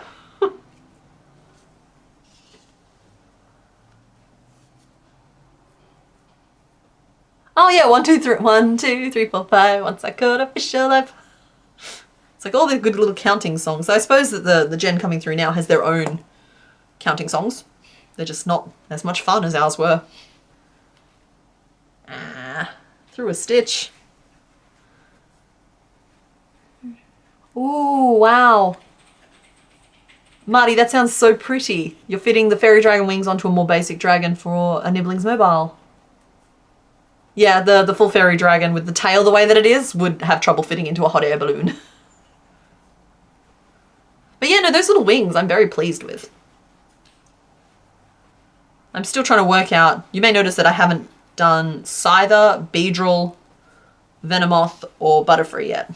It's like, it's not that I'm not hoarding the bugs, you guys. I love bugs. I'm not avoiding them either. It's just, I'm trying to work out how I want to do the wings because I don't want to sit here for 3 hours on stream without having some concept of how I want to do those wings. And so until I reach that point, those bugs aren't showing up in a vote. That's just how that's going to work. All right, so now we need to curve our little Pikachu in. And I'm trying to work out the priorities of those decreases because I could just do it evenly and he'd be fine. But I think that we want to make priority a little bit of a booty, which would mean loading decreases along the back. We also might want to make priority the little legs though, which does make this a little hard. I think we can comfortably snap those eyes in though, right? I feel like those are perfectly positioned. So let's pull those on out. Make a little note about where the eyes actually are. They are row 1, 2, 3, 4, 5. They're just after row 5. 5 with, what would you call that? 3 stitches visible between them? 3 to 4 stitches between them. I'll admit that when people are recreating any of these particular ones, the notes on the Patreon are just the notes. And I do assume people will look up their own reference images for positioning a lot of face stuff. I do show what my face ends up looking like. Why is there only one back and 4 eyes in this bag? Bah. There better be more backs than that in this bag. We'll see, I guess. By the time I work it out, the eBay seller will be cackling all the way to the bank. Snappies. Oh, yep, snappies. Everybody ready? Did you hear that? That was great. Here, I'll hold it up closer to the camera. Ready, ready, ready, ready, ready, ready. Did that come through?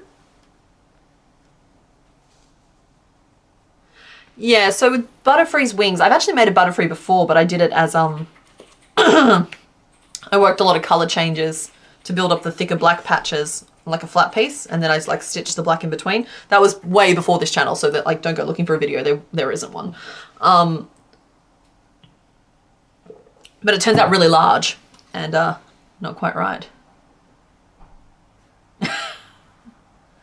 You got your snappies, yay, I'm glad. Sometimes it's hard to tell if the microphone's picking them up, and sometimes you guys hear them and I don't because the microphone's just like, I got you, fam. So now I can stuff it properly. Gotta feed the Pikachu. Because we would prefer a chunky chew to a skinny chew. Though I suppose all Pikachus are beautiful.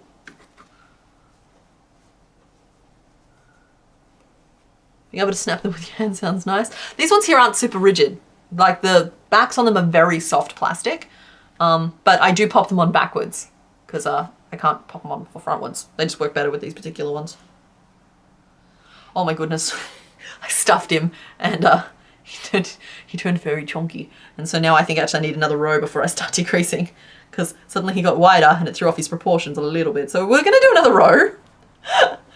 And then we'll start decreasing. But see, stuffing's important. Oh no, you forgot to give your shrooms eyes before you stuffed him? Okay, I have plans for that, Darcy. I have been there, I have done that. So that happened specifically with the Raticate recently, actually. So first things first, depending on who you're making it for, super glue them in. The end. Use glue. But what you can also do is create a tiny, like magic ring of 6 type of thing, just so that it fits behind the eye, and snap the eye on through that, and then sew that piece to the finished thing. And if you're feeling really fancy for it, you can make it like a magic ring of 6 and then bigger so that it folds over the top and it'll look like an eyelid. And then when you sew it on, it looks like a feature, not a problem. So yeah, as long as there's some element of it sewn on that it's snapped through, you'll still have that same level of security with it.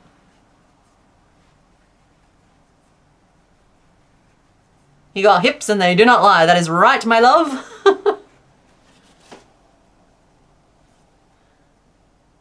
Your niece counts like the count? That's adorable. That is the only acceptable answer.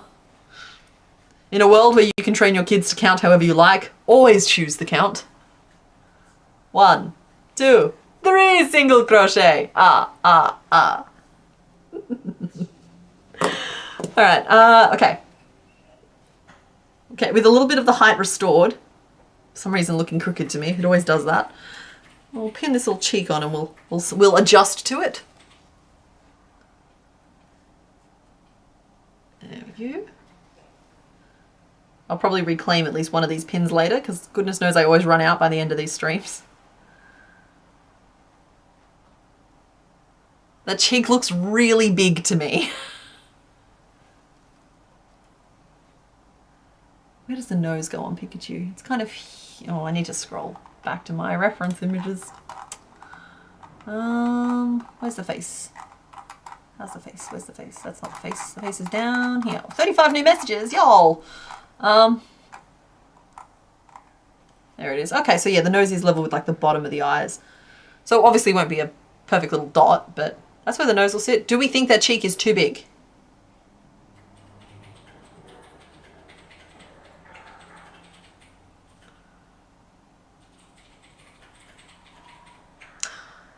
Demonique, I'm the same. I'm paranoid with safety eyes. I would honestly never give, as a personal thing, I don't think they're safety rated for children under 3 in a lot of places.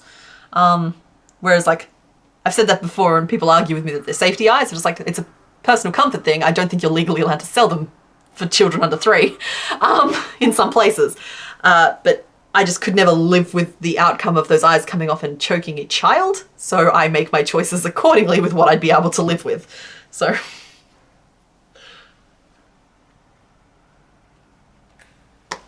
yeah, but anyway, the size of the cheek, getting off choking children for a second. Size of the cheek, I need to know, oh no, we got like, no, it's good, no, it looks good, cheek is perfect, good cheeks, no. I think does the nose mean that you like it, or does the nose mean that it's bad? I need to be more specific. Cheeks are perfection, good size, good, okay. I think you guys like the cheeks, so that's good. We'll do crochet cheeks like that.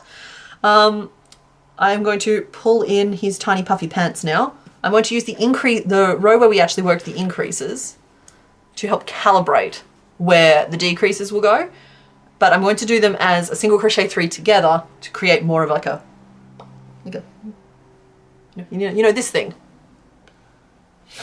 I am a fool. I am a foolish fool. So we're going to do, ooh, hang on.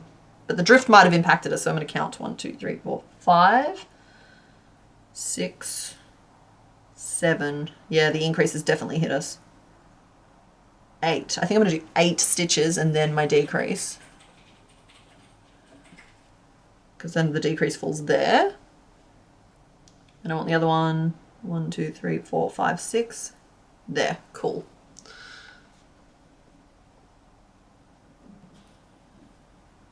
And that should leave us with 14, 15, 16, 17, 18, 19, 22 stitches left in the row. For a row total of, hey, we're back to 18. Isn't that convenient?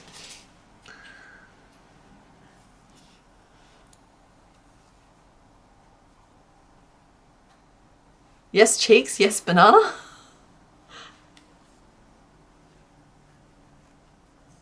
Face close up in Discord. Yep, thank you very much.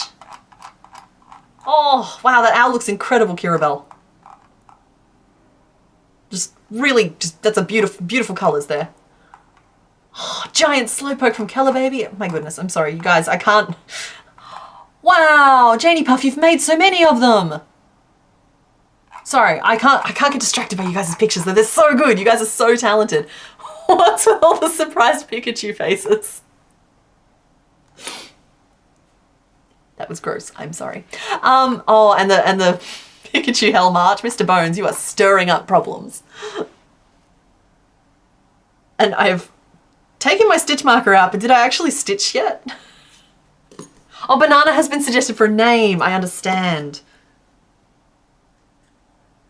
Well, better be careful. We've got 4 other yellow options today. So, banana might be more suitable for some of the others. I don't think I'd worked any stitches yet, so we're just going to go with it. No, what I should do is I should do it properly. I shouldn't wing this. I should find the last landmark that I can recognize. I can see an increase here, which would have been the first increase back there. And I can go 1, 2, 3, 4, 5, 6, 7, 8, 9. That's my increase. And then 1, 2, 3, leading me there. And I've done, yeah, so I'd worked 2 stitches. And that, folks, is why I encourage everybody to look at their work and try and recognize what each of the stitches are and where they are and what they're doing. Because landmark stitches can save the day a little bit. Like just then, it stopped me rotating my Pikachu's legs way too much. 1, 2, 3, 4, 5, 6, 7, 8. And then a little single crochet 3 together action to pucker in this leg. And then 6 across the front.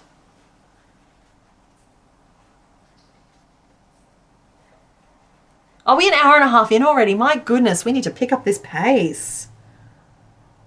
We're going slow today, folks. There's still so much Pikachu to go.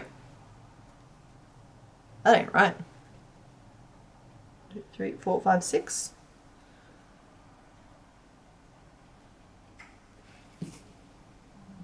My row count's funny.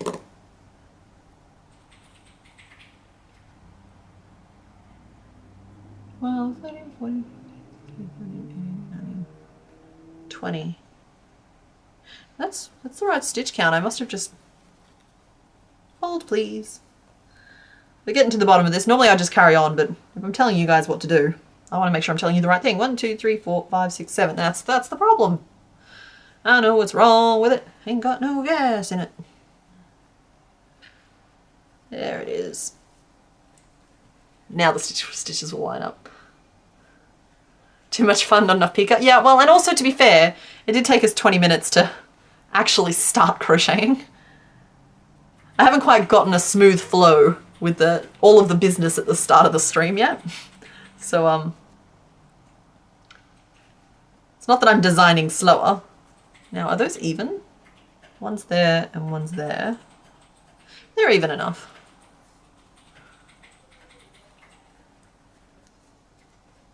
Just trying to get faster. Not that like fast is necessarily a success metric. It's just it would be really cool if I managed to get all 151 done this year. And like you don't need to be worried about the streams then ending necessarily because there's plenty more Pokemon where that came from. It'd just be really cool that during the time of year when all of the advertisers are paying good juicy advertising dollars that I get a really good video out. And I feel like this might be a really good one because for anyone who doesn't know, I intend to edit this into a video where like I made all 151 original Pokemon because I feel like that'd be something I would click on and watch, and that's my metric for why I make videos. So yeah, I think that'd be a really good video, and I don't want to sit in a room by myself over the next year making them all by myself. So that's why we're streaming. It's all part of the process. And then also it just turns out that I really like streaming.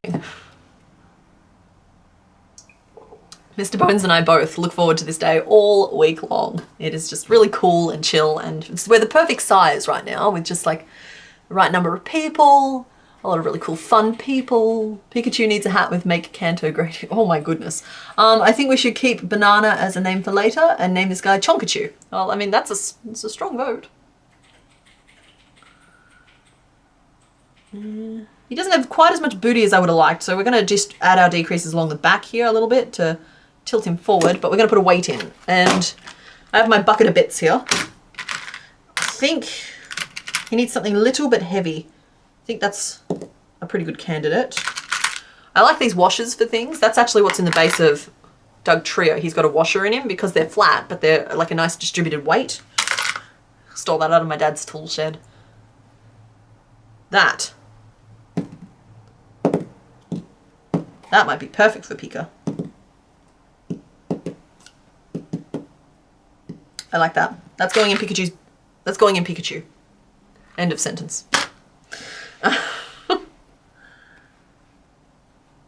violating the Pikachu. So that will just go in there. I might wrap it with stuffing first.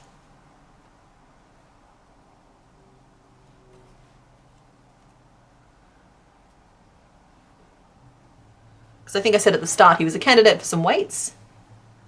Hey, we could totally name him Bolt. He's got a bolt in him and everything.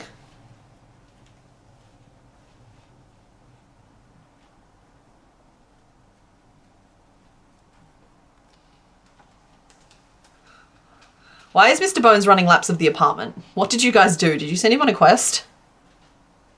Did not draw attention to me.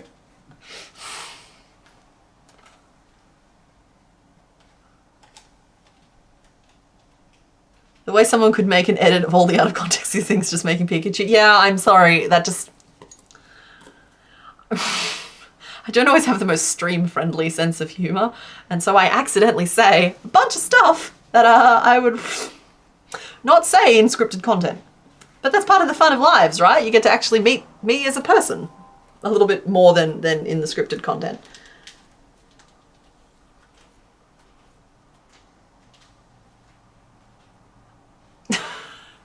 There we go. The bolt is neatly inside. And we're going to do some decreases all across the back. We're just going to do 3 decreases across the back. I'm determined to just keep driving this thing forward.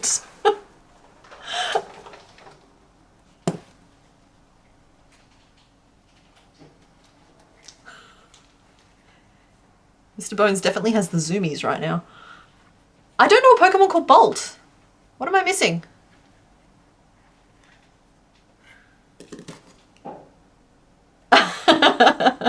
I'm glad you're enjoying yourself, Mouse 415.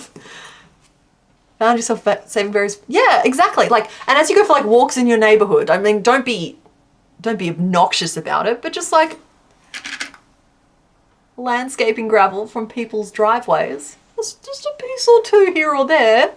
No one misses it. And just That was from my sister's driveway, so thanks. Thanks, sis, if you happen to be watching. Yeah, it's just like, it's just a handful of gravel here, a couple of rocks there, the odd bolt, the odd washer. The bolt that's currently inside of Pikachu, with Pikachu's consent, is one that was used, I think it was originally holding part of a bed frame together. Are you suggesting people start mining their neighbours' driveways? No, but just like the odd piece here or there, they're going out for a walk, respectfully. I'll be back in a minute.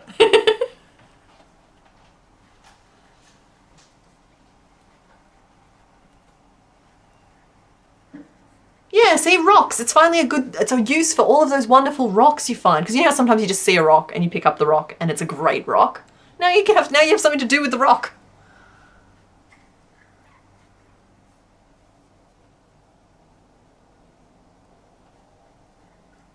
There's no Pokemon named just Bolt. Yeah, that's what I thought. So Boltund isn't one that I know, but that sounds more like a Pokemon. Okay, why is there... Okay, iLeafy on the Discord, that is far too accurate a representation of what's happening with Mr. Bones right now. See, look how stable it makes our little Electro Mouse. That's great. So I decreased along the little boot and we're down to 15 stitches. And so we might just close off now. And I have accidentally shifted us to 15 stitches, which means we're now working in base 5 instead of base 6, but that's fine. It just means that instead of working 6 repeats, we'll work 5 repeats of a single crochet and a decrease, which will get us down to 10, and then 5 repeats of a decrease to get us down to 5. And we'll finish off. We do like us a nice stable little electric mouse. All right, night silent speaker, thanks for hanging out.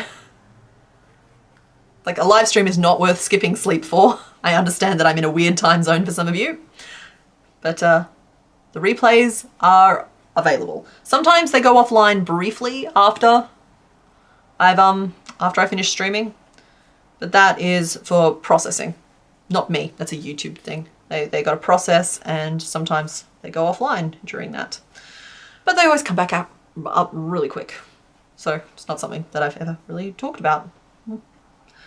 Most of the time, you don't really notice the downtime, in my opinion. Now you can steal from your most random landscaping rocks.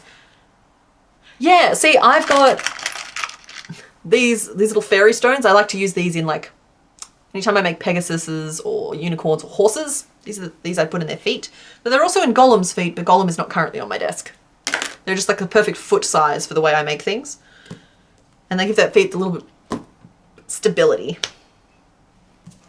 Nerdity Master, you're accepted from the sleep rule. We both know that you do not seem to require sleep. So we're down here to, I think it's 10, should be 10 stitches. It looks smaller than that, but it's just 10. And I'm just gonna finish this piece off. Now, the real question is, what do we want to make next? Is it ears? Back stripes? I don't want to do the tail straight away. We can make arms next, little hands, little grabbers. Cute little grabbers. 1, 2, 3, 4, 5, 6. I'm down to 6. I should squeeze the final decrease in if I'm going to tell you all to do it. There we go. I named the last Pikachu Mishka. That's a cute little name. Look, you all are adults. And if you're not, please, for the love of all that is holy, do not say you're not in the chat. But you're all adults here. You can make choices. Either listen to your parents or listen to your brain. You can stay up if you feel like it's the right choice for you. I used to work nights and I still enjoy staying up versus waking up early. Yeah, Amber, I'm the same way. I'm very much a night owl. That's why these streams don't start any earlier in the day. It's just like I'm a mollusk before 9 AM. And I have thankfully found a way to live my life in a way that doesn't require me to be awake before 9 AM. That said, I normally go to bed at like, well, these days it's like 2, which is not good. Sometimes it's as late as 4. Okay, there is our Pokey Bean. Pika-pee. Let's make the other cheek real quick while I decide what we want to make next, because I'm not, oh, feetsies, I'm seeing feet, I'm seeing ears, arms and feet. Pikachu, I think I saw a question about whether I was making the ears tubes or flat. They'll be tubes. They'll absolutely be tubes. They're just going to be very, very narrow tubes. Mishka means bear cub. That's so cute. Adult but listen to parents. Yeah. Either way. It's an either or type of situation. Either listen to someone who knows better, and that might be your parents or it might be you, and give you agency to make that choice.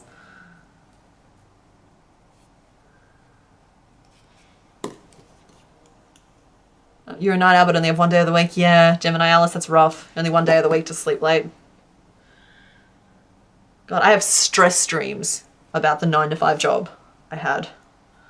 Which, let's be honest, 9 to 5 isn't 9 to 5. 9 to 5 is like 7 till 7.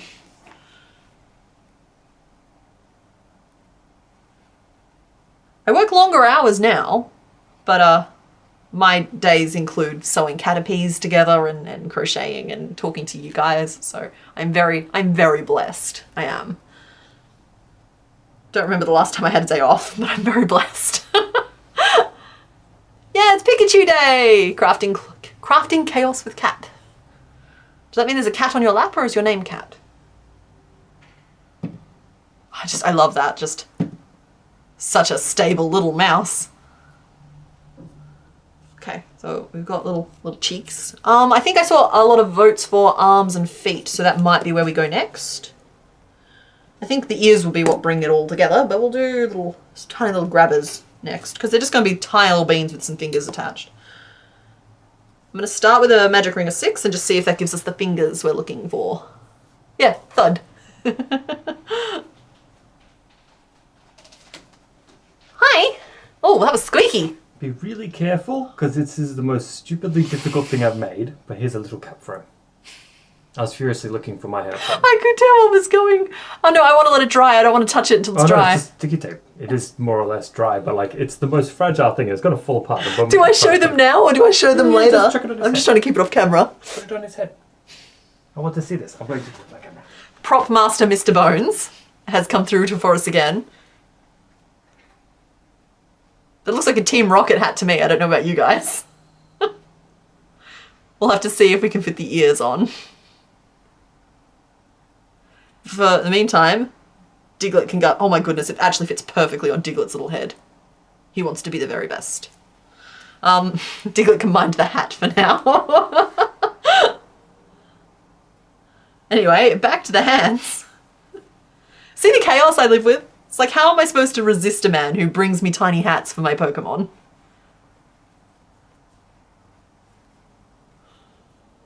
Good, there is an appropriate amount of enthusiasm in the chat. It is made with the lid of a Pepsi bottle, and it looks like a bit of red cardboard and some sticky tape. Because of course it is.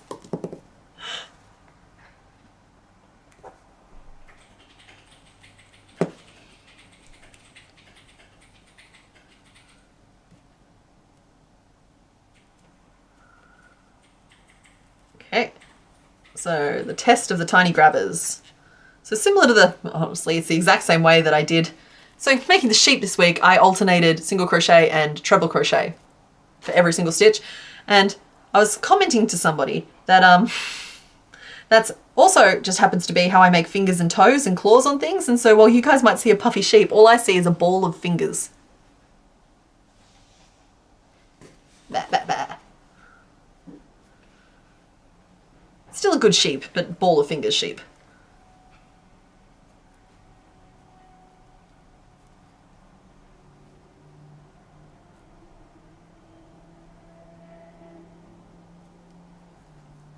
That's what I mean. It looks a little Team Rocket-y to me, but like it's a great little hat. Maybe we defeated Team Rocket and we stole their hat. Not that I'm condoning theft. US terms. You start by yarning over twice. Just in terms of that treble. And then it gives you like some little bobbly little fingers. I found that it's very effective for toenails, nostrils, tiny little ears in some cases. It suggests enough of the shaping to the brain that your brain kind of fills the gaps in and turns it into what it needs to be, which is just kind of a line I try and like stick to a little bit. In this case here, I did the trebles in the front loop only, and then I slip stitched into the back loop to anchor them down. But if I was able to single crochet in between, you wouldn't even need to do that. You just carry on In the next row, I just have to be careful to skip those slip stitches because otherwise I'm going to double my stitch count, which is not the goal here. What I'm worried about is that these hands are huge comparative to the chew. So I don't think that's actually an option for us. Instead, we might have to try the picot method of making little hands, which requires me to go all the way back to the start, which is fine.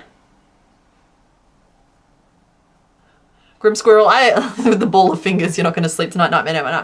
I have had a nightmare of nothing but hands coming out of Mr. Bones' beard, because Mr. Bones has a beard.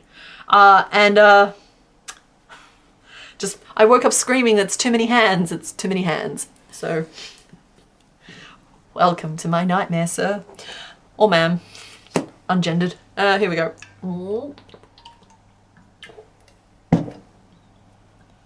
Everybody got hydrate or dihydrate. I've not heard of the game Inside. Why do I feel like I don't want to know about the game Inside?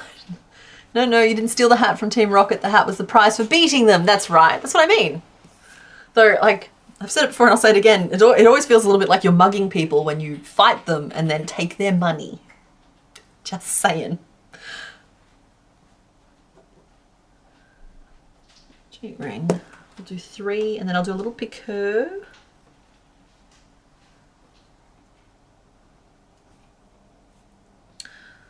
So in the case of this particular magic ring, I'm using picots to form tiny fingers.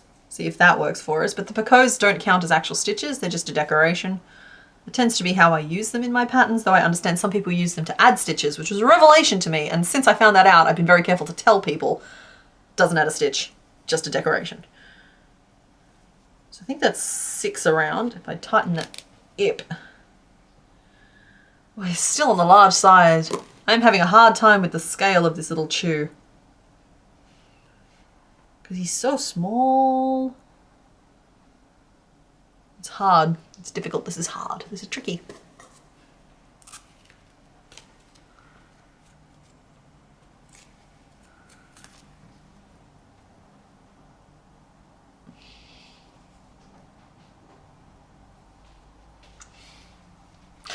Everyone's very, very stuck on the ball of fingers thing, so I just want to apologise for putting that out into the world because it doesn't necessarily bother me, but I think it's had a very evocative effect on all of you.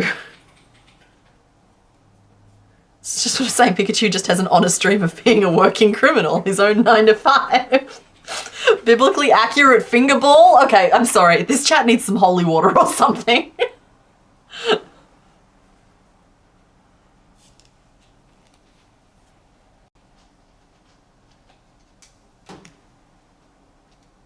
I'll put those away. Mr. Bones is doing creepy fingers past the doorway. But he's very cute though. Hi. Enough. Sorry. No beard hands.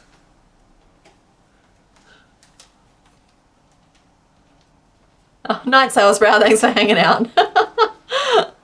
We as a chat seem very prone to clinging to the dark crystal type conversation. You do! But that's okay, it's a vibe.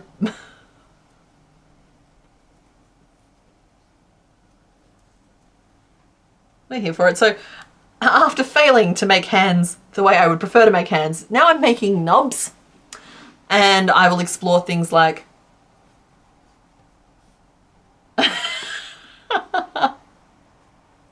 sorry, Sour Sprout, I've just seen your wheel that you made. That's actually really funny. It's just got should I sleep and then yes or no on it. But yeah, I'm gonna make nubs and then I'll use French knots or stitching to put the fingers on because we did this to ourselves.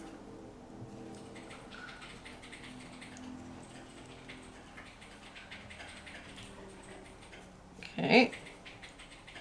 So I feel like I started at the shoulder.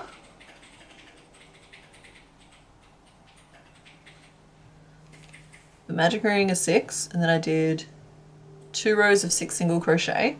Now I'm going to throw a decrease in, but they're not going to be much bigger than this.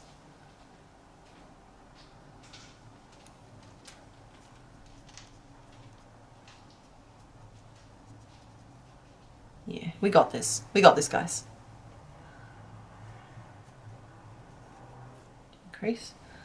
And 1, 2, 3, and 4. This is his tiny little arm. Maybe the loops are enough of a suggestion of fingers. I'll finish off there. No stuffing for this piece. I just stuffed the little tail down inside. 260 creative people in chat. Yeah, cool. I'll admit that I don't stream with that number open. I know that from checking afterwards that I get anywhere between about 180 to 300 people in chat at any one point in time. That's cool. That's a good, manageable number. But I feel like if the number was on the screen, I'd start feeling bad if I saw people leaving. So it's just healthier and better if I don't know that people are coming and going while knowing people are coming and going. Requested specifically be the whale from the Hitchhiker's Guide. I missed something there. Yep, Calico Nico, we are making Pikachu! I think I'm getting away with that. I think that kind of looks like a tiny little hand without actually being a tiny little hand, but yeah. Yeah, I'll just pin that in place. We'll make another one.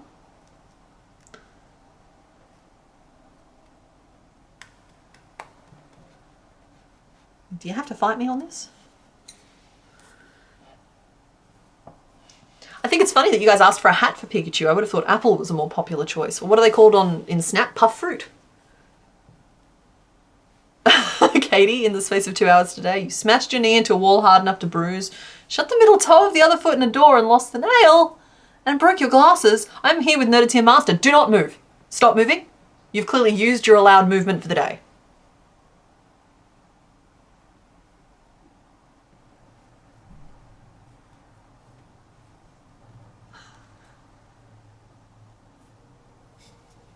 If it helps, Laura, I also find the click-clacking of Mr. Bones typing to be a very comforting sound, regardless of whether or not I'm streaming.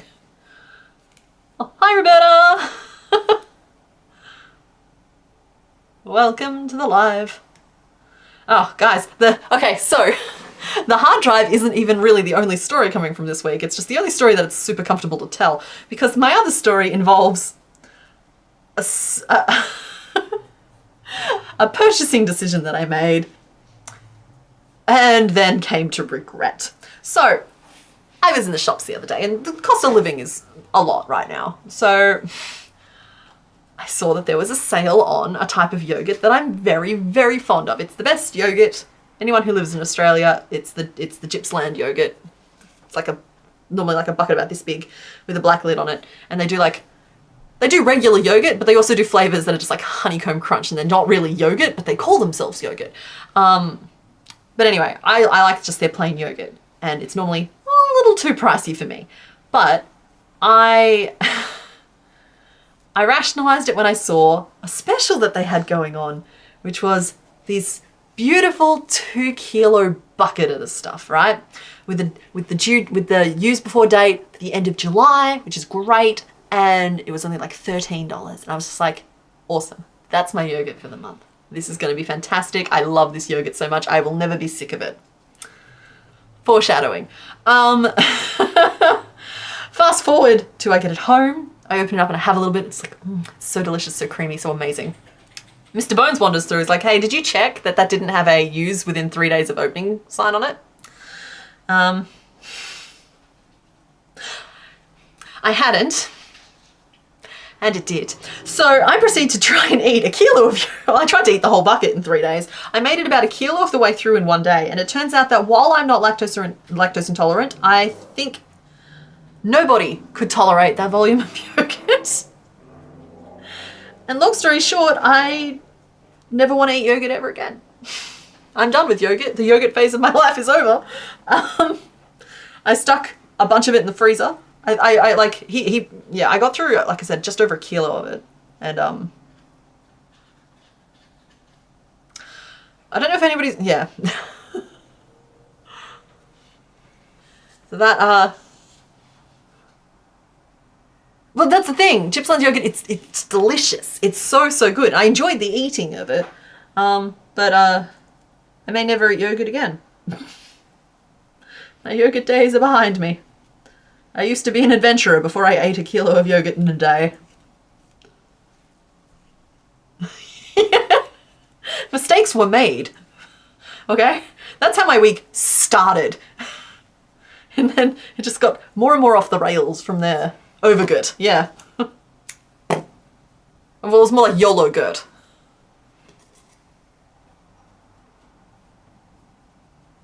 Anyway, my home is no longer girt. There is always some wiggle room with use by dates. But the use by date wasn't until end of July, but it was just like use within 3 days of opening, which is kind of like, it's to do with the bacterial load in there. It doesn't necessarily mean it'll make you sick right away, but it just means that it's past a threshold where they recommend it. So it's always good to like pay attention to those sorts of things and know what they are. Because like best before and use by are different things as well. That said, this was... I lived the dream, guys, but I flew too close to the sun. I lived the dream of buying the 2 kilo bucket of yogurt. And everything that came with it.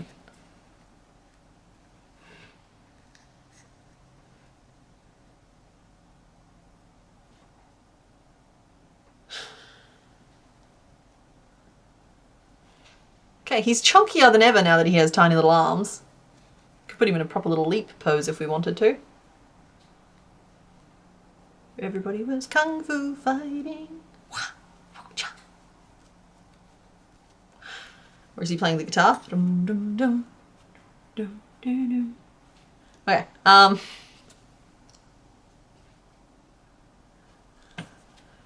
ears. I think ears need to be the next mistake we make. So let's whip out the black. And I'm going to make, working in black and going as thin as possible. Do I start at the tip or do I start at the base?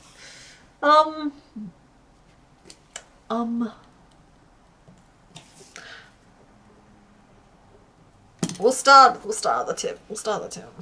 We're going to do our best. It's just, sorry, I'm just having a vision of my future working a magic ring of 4 in black, and it's just like, yeah. But the lighting in here is good.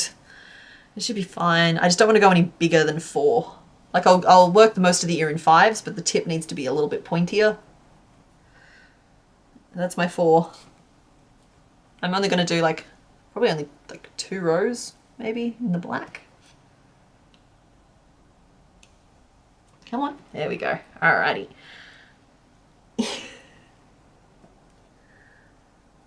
1, 2, 3, and 4. Now I know that's not a lot, but I feel like Pikachu doesn't really have a lot. Oh, maybe 1 more row. Yeah, open ends are easier to sew, but like you can sometimes get like a pointier finish on the tip of something. So that's kind of the trade-off there. So that's kind of what I was weighing up in my head. But I did decide obviously to start in the black, and I think we're going to do 3 rows. Wrote down the wrong number. That's a really bad typo to make.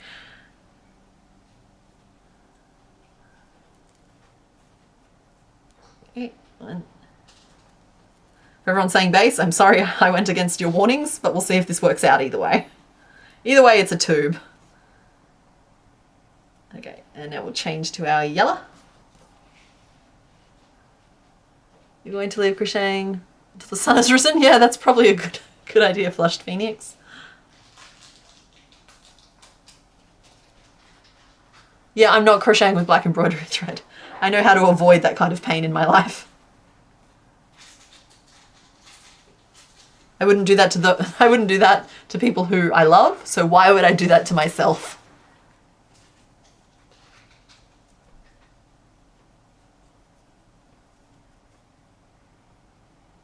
Okay, here we go. All right, we've successfully increased up to 5 stitches now.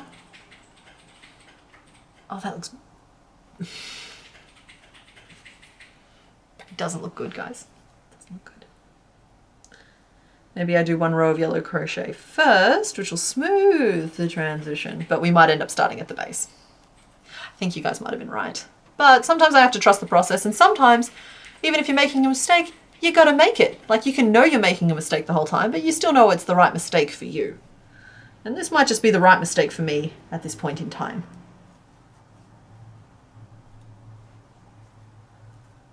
Should have made Pikachu slightly larger. But we're working through it.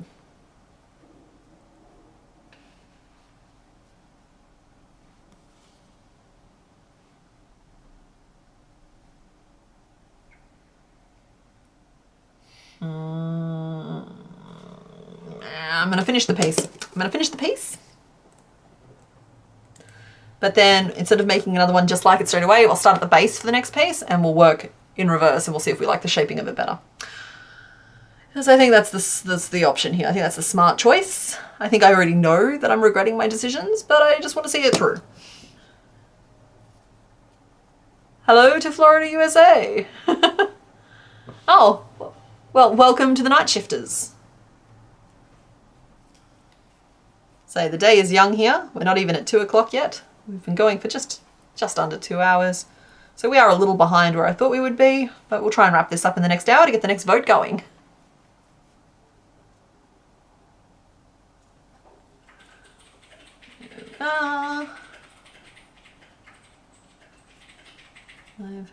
We'll keep going. So 6, 7, 8, 9, 10. Hi. The day is young and yet it has been full of terrors. 12, 13, 14. I went around way more than I thought I was going to, but at least I was counting.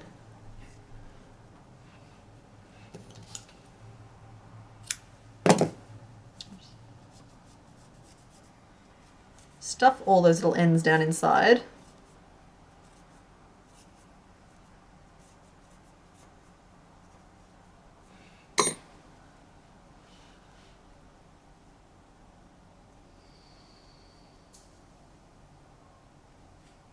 It's bad and it should feel bad. We're not doing that. That was bad. That was terrible. That was a strong dislike. Now, the base of the arms are already 6 stitches around.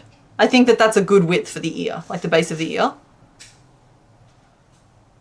So that's where we'll start. I'm going to start again in yellow. Yellow. I'm going to start again in yellow. Misery 6 single crochet, probably times like 3. We're going to try this again. Also hydrate or hydrate. Thank you very much. Oh, Jane, if it's 1 AM and you're trying to stay awake for the next vote, I'm going to feel really bad if this goes on for too much longer, but we have only just begun, really.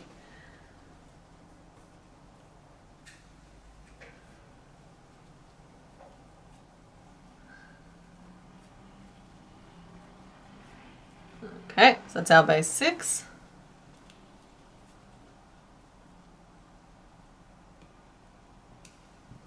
And we're gonna eat.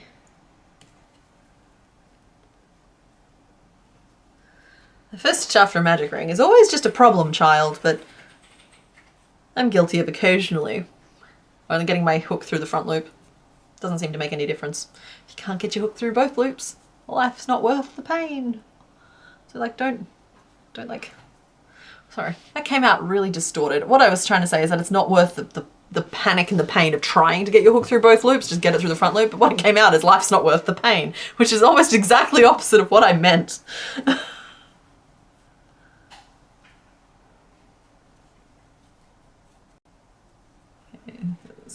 8, 9, 10,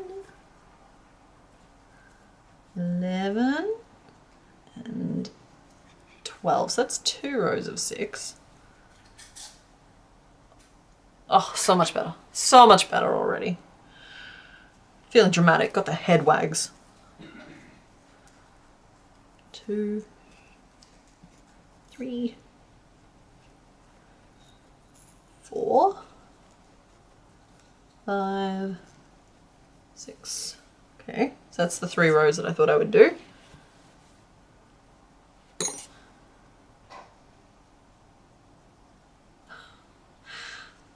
Oh, And now I think we're going to start narrowing it off because the ear shape is like one size and then balloons out and then narrows in. So we started out at the balloony end and now we're narrowing it in slightly. So we'll go decrease and then 4.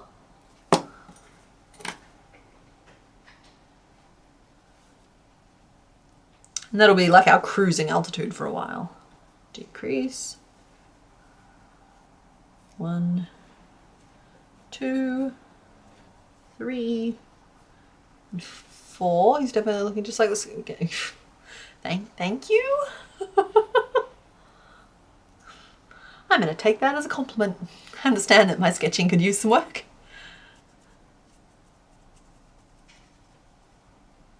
Two, 3, 4, 5. Okay, cool. And now we'll do some rows of 5 single crochet.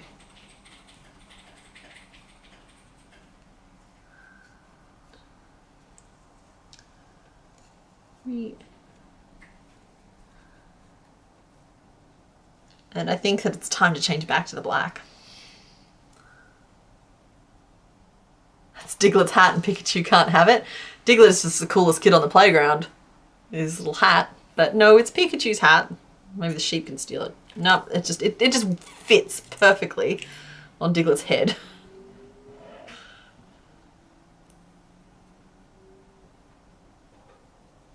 Pikadoodle. That's what you get if you get a Pikachu plus Furfro. Aww.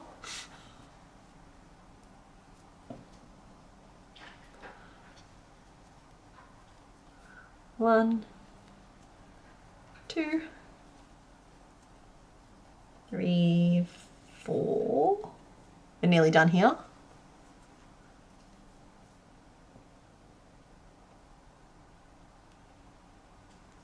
So that's 1, 2,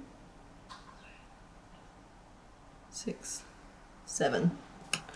1, 2, 3, 4, 5. There was a row of 5 single crochet and then we changed to black. We did 5 single crochet. You can hear Mr. Bones out there playing with sticky tape. So I know you guys have set him off again.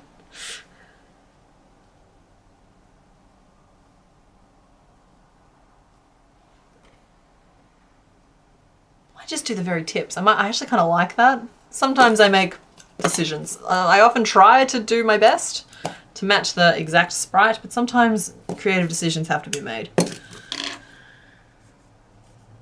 It's not going well. What are you doing out there, honey?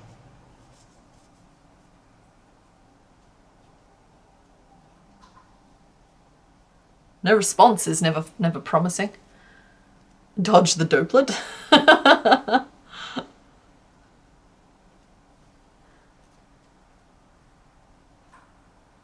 Ah, good morning, Coletti Spaghetti.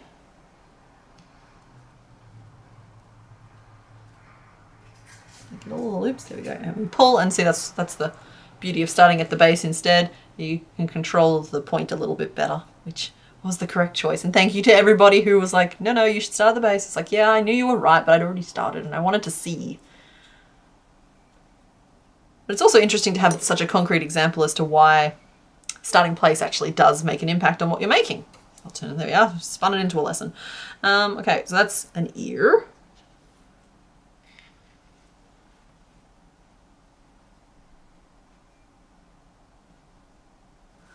And we'll make another one now. For anybody whose first stream this is, the patterns are slowly getting uploaded to Patreon. That's where you can find them. All of the ones up to, I think 3 streams ago are up there already. And we're still waiting to see if the others can be restored. How these streams work is you guys get to vote and pick who we make based on a theme. Today's theme is yellow. There'll be another vote starting as soon as we finish with Pikachu. And you guys also get to vote on the names. So Mr. Bones collects the name suggestions as we go, and then we do a big vote after we finish making the little critter. All of the sewing happens off stream, and then at the start of the next stream I show off how they turned out. I don't think I've ever made structural changes to any of them, but I've occasionally had to like finish making them. Raticate and Golem spring to mind there.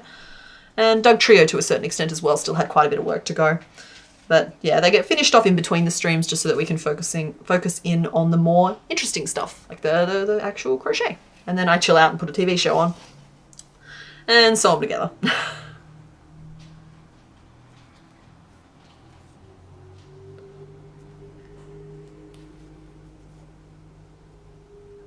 Yeah, Andy, if you have work tomorrow, watch this stream later. It'll be there.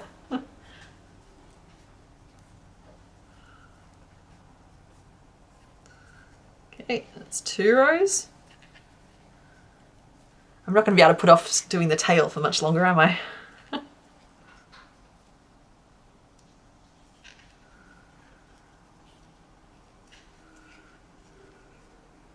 I lost count of how many stitches I did there, so if you're playing along, the ears are going to be slightly different from each other, and I think that's fine. 1, 2, 3, 4. We do a row of 5 and attach our black. Oh, thank you very much, Makona Barb. I think the ears turned out okay. I do still have feet to do and back stripes. He has little stripes on his back,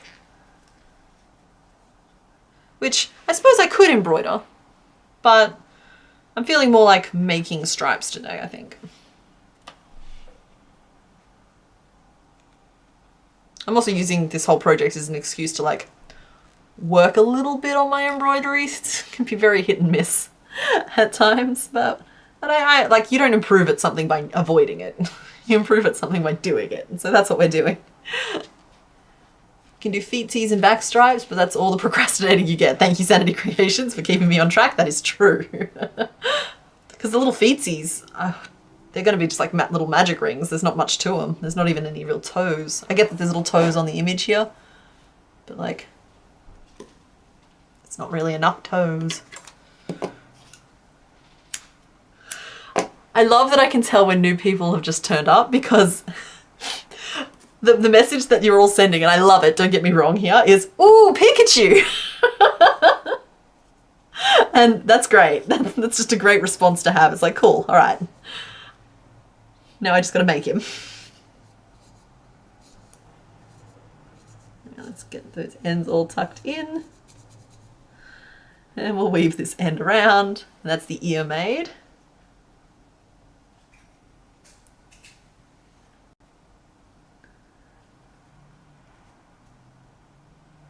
So I believe Pikachu has 2 butt stripes.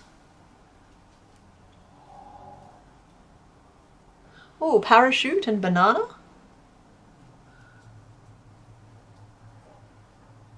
You want to see me make the ooh mouth? Oh, but that all happens off stream, all that embroidery stuff. Hi! Hello. 1 eyeball, please. 1 eyeball? Yes. You can have 4. Thank you very much. Last time he took an eyeball, he made a microphone. Honey, you twisted my light. Could you please twist it back? Yeah. Like that edge back towards me. There we go. Thank Do you want me to pull it out to get rid of the shadow? No. We can fiddle with it after stream and get it in the right spot.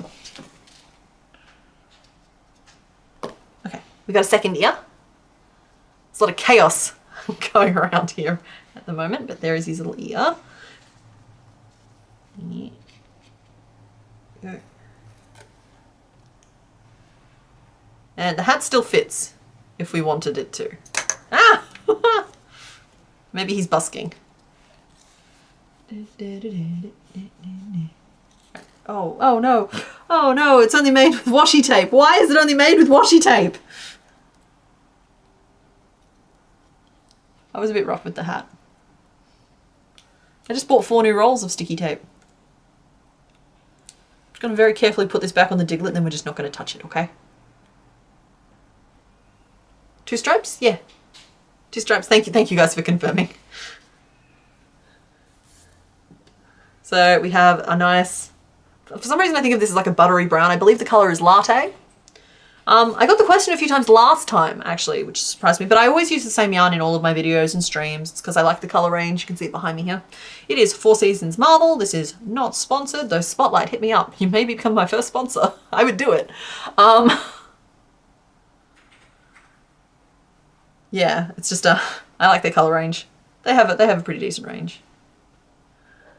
Oh, ketchup bottle, I see. 4, 5, 6. Oh, honey, what's wrong? I tried a lot to make a ketchup bottle after seeing the picture in Discord because it's so cute. Yeah, and like Pikachu loves his ketchup. Like, these are attempts 4 and 5, and they did not good. Mr. Bones tried really hard to make us a bottle of ketchup for the Pikachu. Okay. They're not good. You should have seen 1 and 2. Ooh. So these are what he ended up coming up with. I'll go with this one. Pikachu can have. It looks like a firework to me, but it's his bottle of ketchup. I think that's cute. Alrighty. Good morning, Charlie. Back stripes. Can't just go rogue, gotta stop and count. So that's 1, 2, 3, 4, 5, 6, 7. How is it 7 or 8 chains? I think that's. There we go. 1, 2, 3, 4, 5, 6, 7 chains. And I think that'll make. Stop that. Oh, do I even want to work back across, or do I just want to sew the chains on? They look the right width to me. Maybe we'll try single crochet back across, or slip stitch maybe. We'll try slip stitch back across.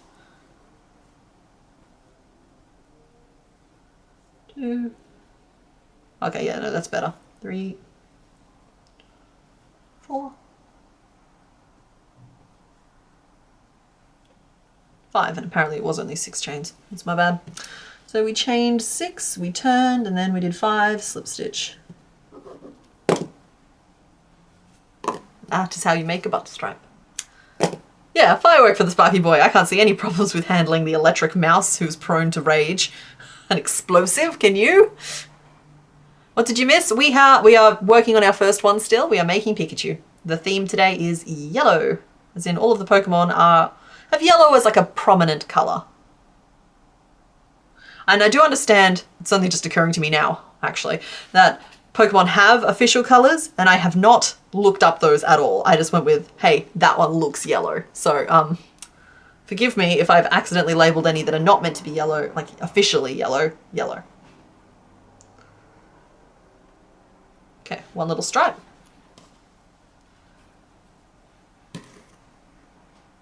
Oh, I don't mind the idea of surface crochet. I do think that it can be a little harder for people to replicate easily. So rather than that, I'm probably just going to do my stripes and sew them on today.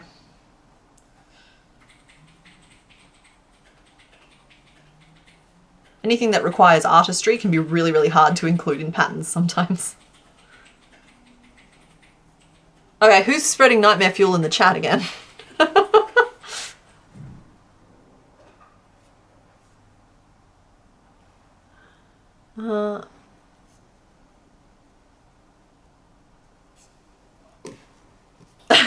That's true, Mr. Bones. Technically it was the stream that voted, so it's everyone's fault if they're the wrong colour. See, he got my back. Okay.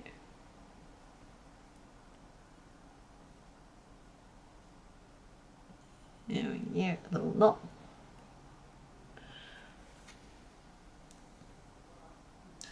Okay, we got butt stripes. Now all we need is foot paddles and a tail. I'll work it out. The tail is going to be fine, guys. We're going to get it.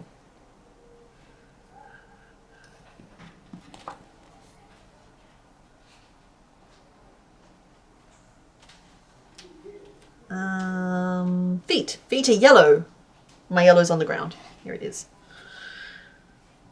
I think this is literally just going to be a magic ring.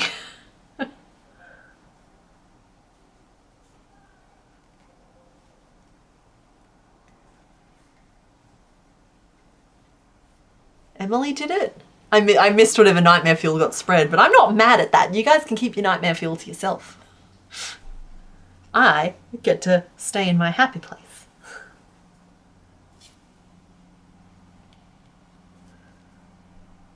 Okay, so that's a little magic ring. And then like sewn on at just the right spot, it just becomes a little foot flipper. Though his arms look very bulky if I do that, so it's one of those ones where like I've made arms one way, but when I go to sew them on, I do leave myself license to adjust the piece if I come up with a better solution in the meantime, but we'll stick with this for today's stream because I don't have another idea currently for how to make better arms, but things happen And if we come up with a better solution, we'll do that. Because I love these tiny little paddly feet. That's adorable. In fact, I'm kind of liking everything so far except those arms. So they might get a redo. One little flipper. Feet. Magic ring 6.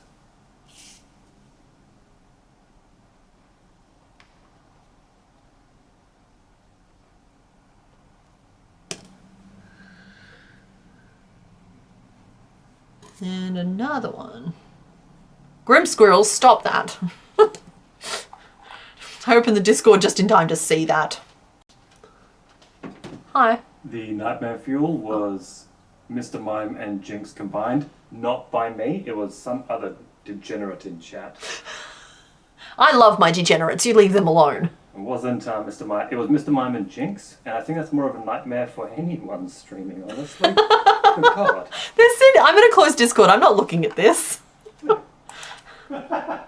I'll fix it. No, it's fine, it's fine. Like, it should exist in Discord, I'm just not looking at it. Sorry, Grim Squirrel, you've revoked my Discord privileges and I'm now just going to get my images through a private chat.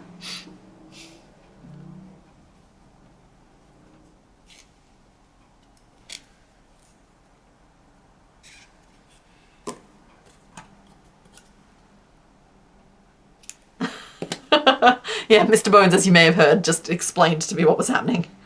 That's okay. It's fine. Just keep it over there.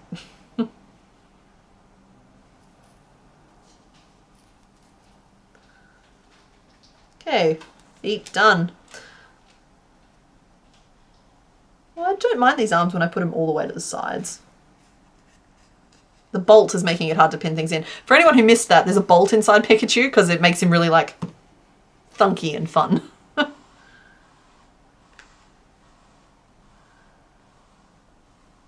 So, that's our little Pika-Pee. He's got his butt stripes, and now we do tail. So, tail. And it's going to be worked up as a double wall, like as... I'm going to do it as 2 flat pieces that are then joined together around their edges. But it's kind of a complex shape. So bear with me a second while I try and actually draw out what I want it to look like.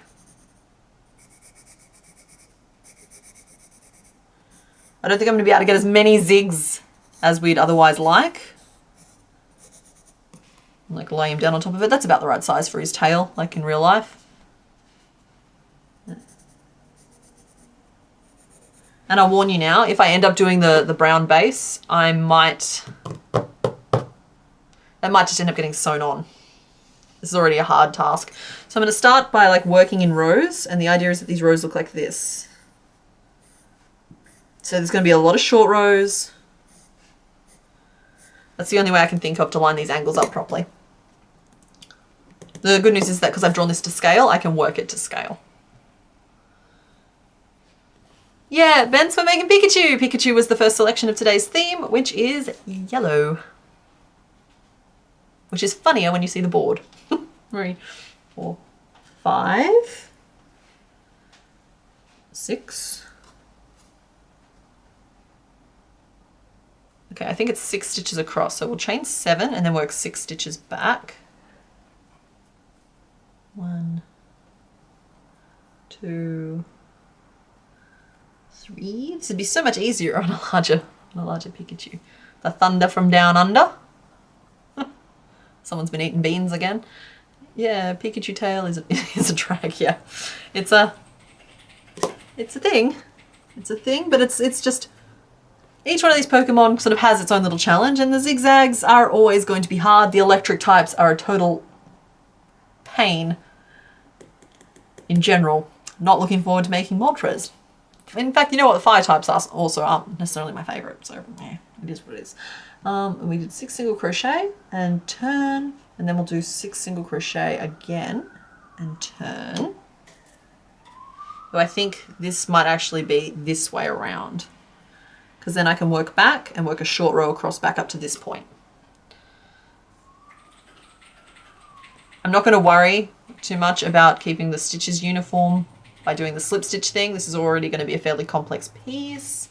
And if I do that, it'll make it stiffer, which will make me want to just do a single layer, which we've already decided is probably not the answer for this guy. It would be structurally strong enough. If this doesn't work, we have that as an option. Okay, so now I'll work just like, we'll try 3 back along and then we'll hold it on for size. 2, 3. That goes into that corner. Awesome. So then in the next one, we'll chain an extra 3, maybe 2 stitches out this way to extend the zigzag this way. That's what we're doing. That's what we're doing. So chain 1, crochet and turn, and then we do 3 single crochet, chain 3 and turn, and then it's 2 single crochet. All right. Honestly, this is a lot easier than I thought it was going to be. Sometimes I overthink things. Hi, have we met?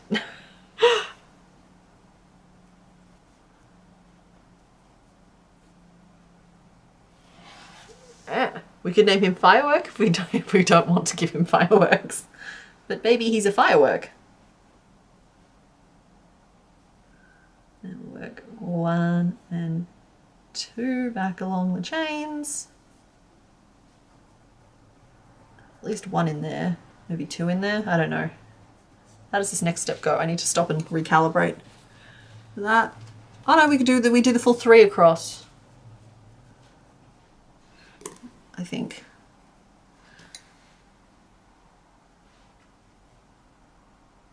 I don't know, is it looking okay?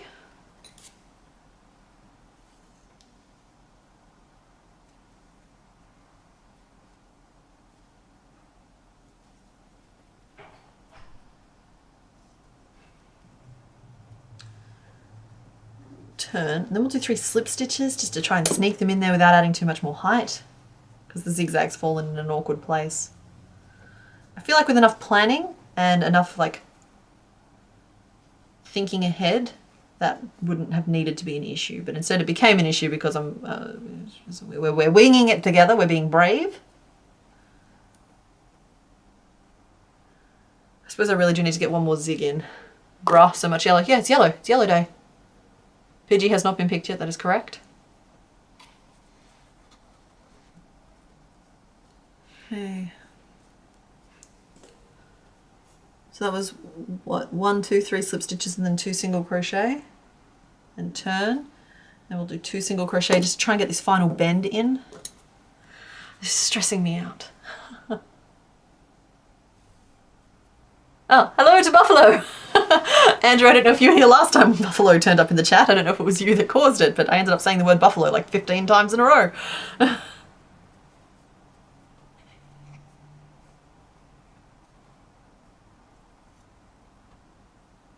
Okay. And then 2 single crochet.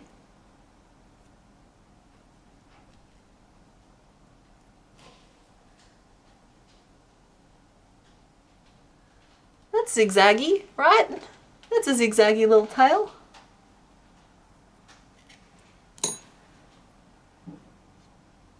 Everyone's saying that they want me to make him a hat. Mr. Bones made him a hat. See? It's very fragile at the moment, so I want to stop touching it.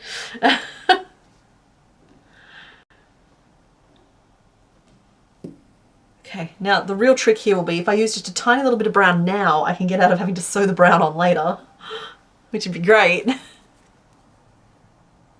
So the best idea is to change at the end of that row and just do 1 final little row of brown, and then it's not future Kylie's problem. There we go. Turn, and I'll work over the top of both of those strands to just tuck them in. There we go, 1 and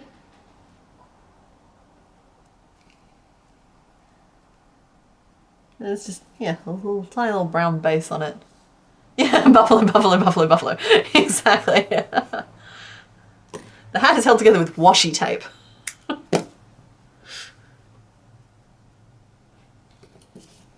But is brilliantly crafted otherwise. So I should say that as well.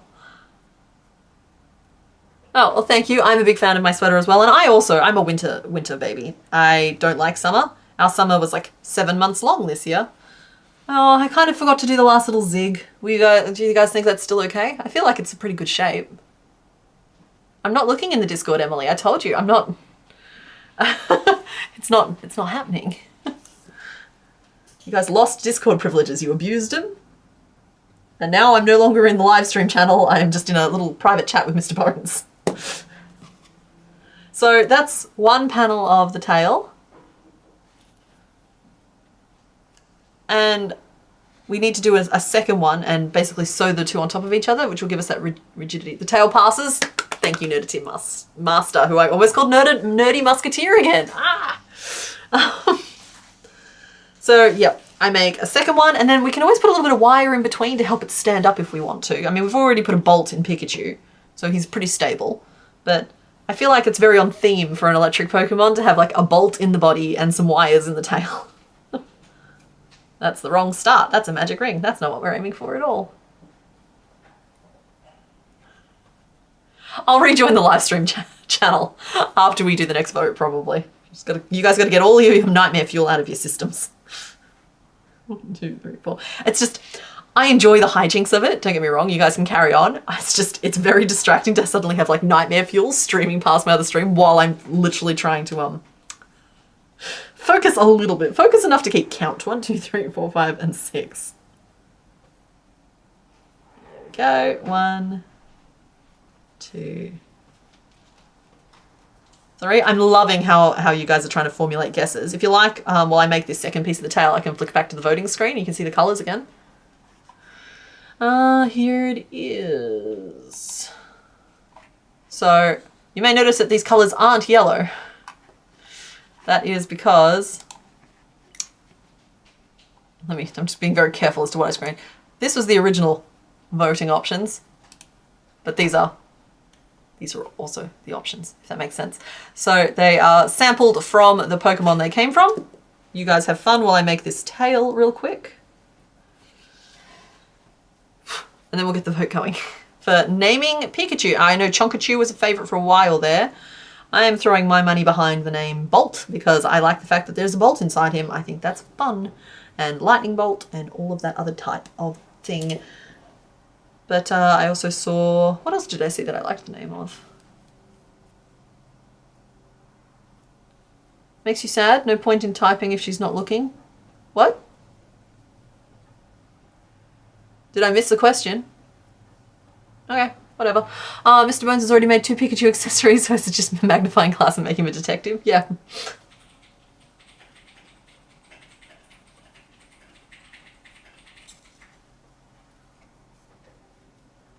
Chonkachu is still the only name written down. Well, that's a problem. You guys might need to suggest your names again.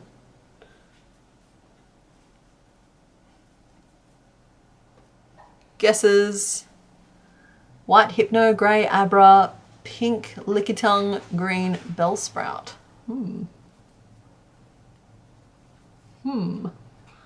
Yeah, I think I like the name Bolt.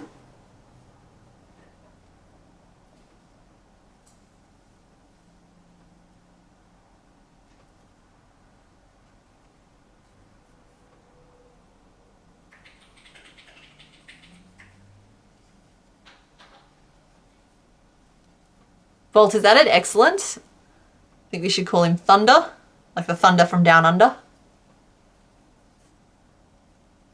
When you were doing zoomies, Bolt was said. He was zooming all over the house, that's for sure. Thunkachu? I don't remember seeing Thunkachu, but it's fun. Alright, I think that's enough of a look at that. Guys, we'll go back to the make screen.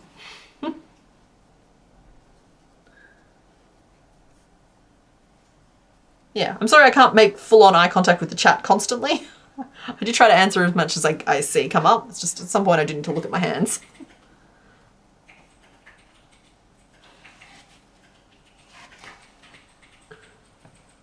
Thinking Beedrill is number 1.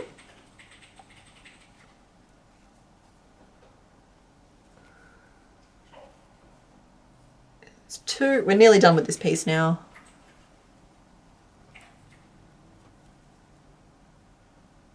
I think that's the color change. I suppose I should just line them up and see. Yep, that's the color change.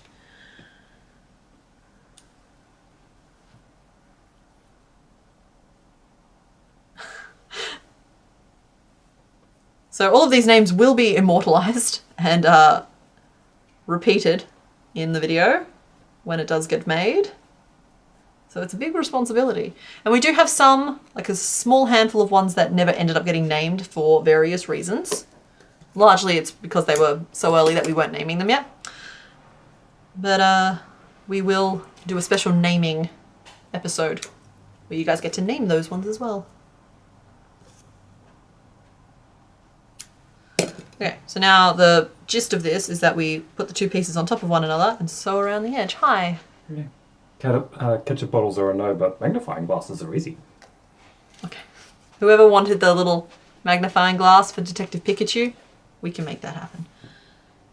If it's made from wire, Mr. Bones is an absolute savant.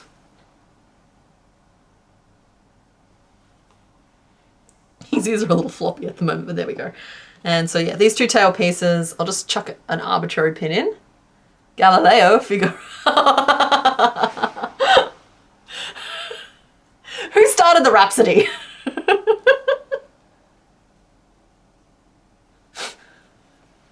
And there's the little tail, and it will go where tails go. So that is our little Pikachu all done. Took us 2.5 hours, less 20 minutes. So about just over 2 hours, so that's not too bad. There we go, and I do all of the assembly off stream, so you'll see his finished form. This little magnifying glass. Do we want the hat back on him? We have a variety of props here. Personally, I like the hat on the Diglett, and I like the magnifying glass on the Pikachu. So we're gonna Pika pop him to one side. Let's name the little guy. So, Mr. Bones, can I get that name round up, please?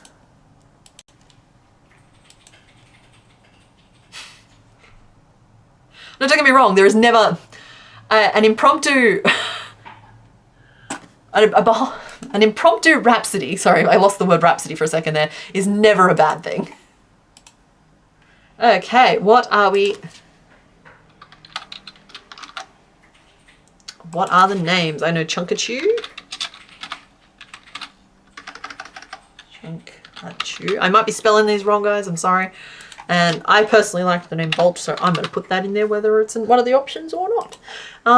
There was like, what, Thunder, Chunkachu, Bolt, Galileo? And wasn't there like, it was like what was the Thunder one, the Thunderchew one? Was it just Thunderchew?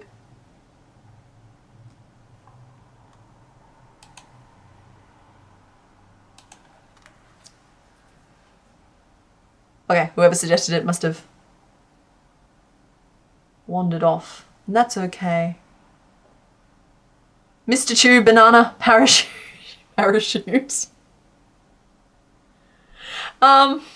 Thunkachu. Thunkachu was the one that I was laughing at. Do I want Chunkachu and Thunkachu?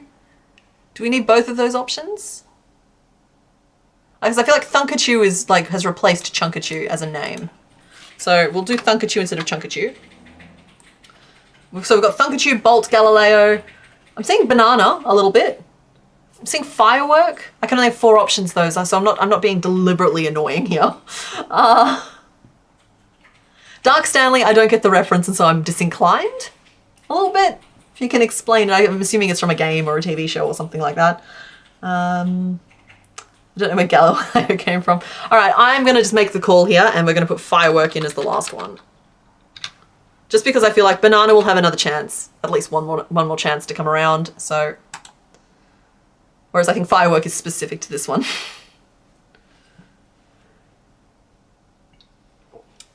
Everybody, name our communal Pikachu. He's hunting for Pika clues. He's taking a peek at you. Magnifico. No, no, no, no, no, no, no, no. I'll sort out the positioning. I think the stripes need to be slightly higher here. Yeah. That's honestly a bit of a relief that he's turned out as well as he has. It's always stressful with the ones that I know have big followings. Oh, wow, okay, looks like Bolt had 46% of the vote. That's 47. Awesome.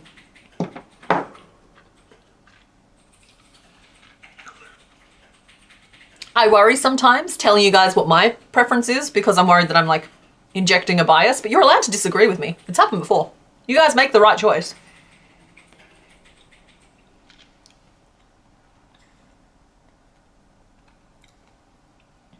I don't remember, Darcy Rose, if we had a name in reserve for Raichu. McZappy Pants.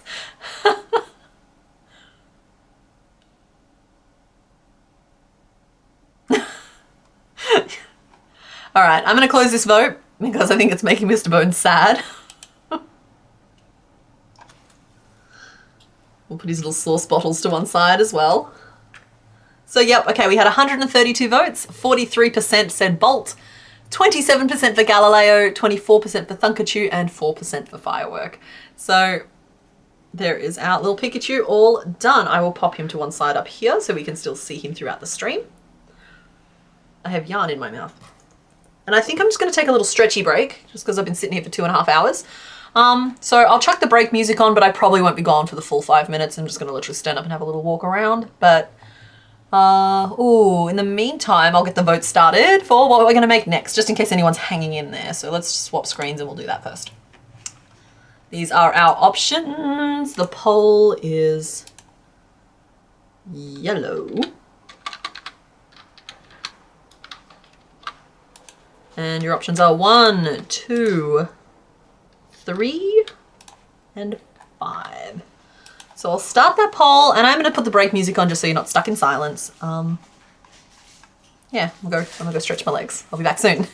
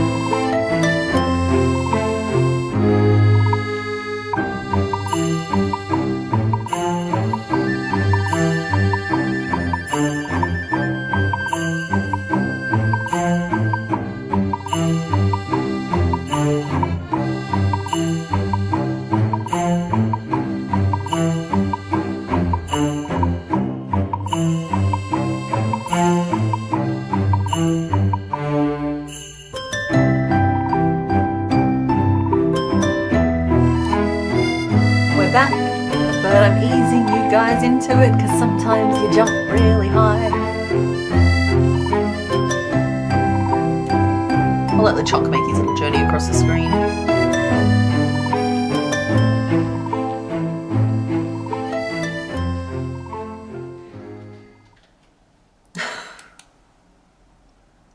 Alright, I'm guessing that you guys can hear me. Oh, I'm frizzy today. Anyway. Alright, you guys have been busy voting and guessing and chatting. My goodness. An autistic frog has been busy flamenco dancing. Okay, sorry, I'm reviewing some of the chat that's happened.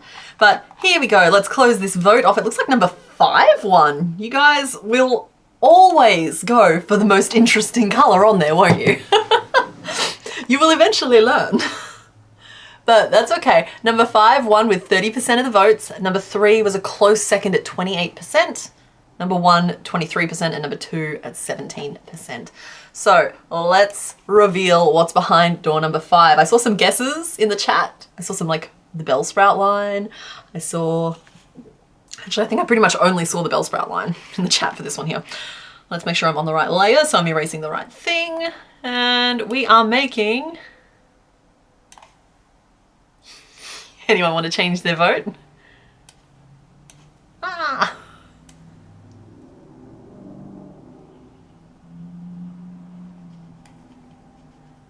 We are making, what is it, Executor? We're making the grown-up form of this guy. So let's just swap back to the make screen. So it's only been a couple of streams since we made this fellow whose name was Benedict. Because he's Eggs Benedict. Will never not be funny to me. Yeah, Executor? Because I always pronounce it as like execute and eggs are cuter, but I know it's probably executor or something like that. Yes, I want to change. Sorry, Holly. I'm just going to have to stick it out until the next vote now.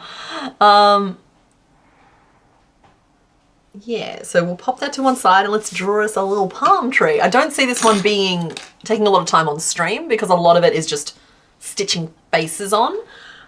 So I can do that off stream. But for now, we'll just draw this. I'm going to need some alternate angles on this guy for sure though, just because I don't know how many heads he has around the back. There's 3 that I can see on the... Oh, we'll change the sprite. I'm very sorry. I need to do my homework first here, don't I? Let's change this. This is the 48th Pokemon we are making. And let's change that sprite over to the tree. We're making a tree. There he is. There's our boy. Let's name him Eggplant. I like that. That's fun.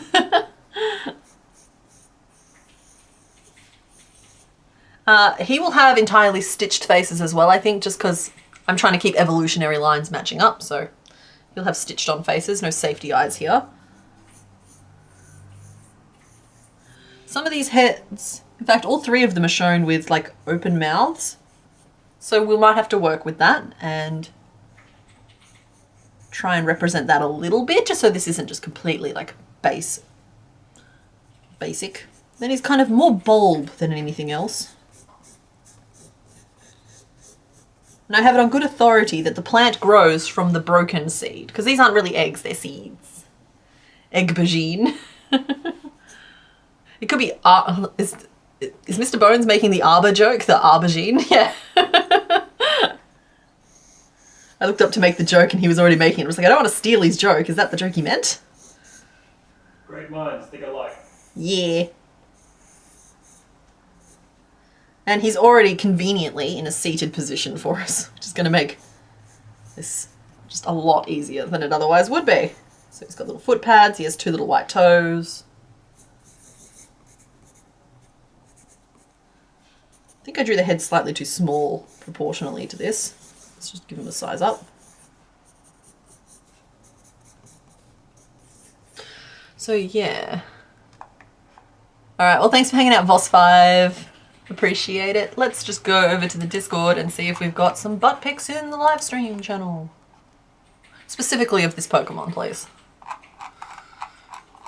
You guys have been filling the live stream chat with just like the live stream channel on the Discord with just the most incredible things.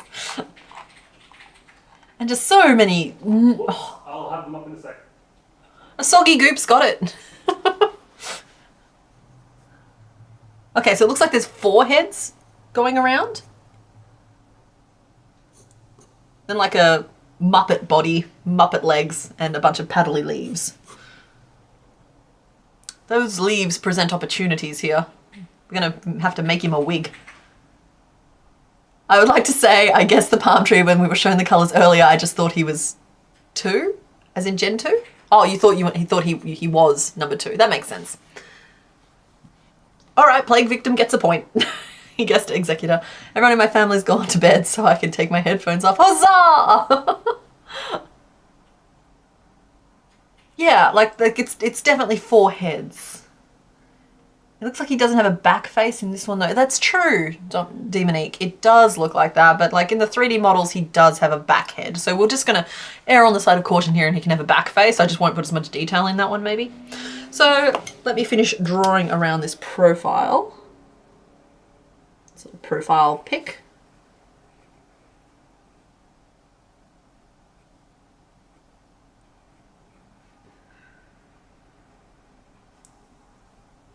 Due to availability, actual faces may vary.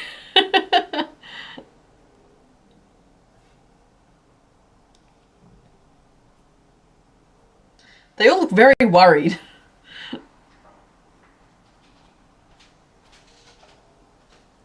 Hi.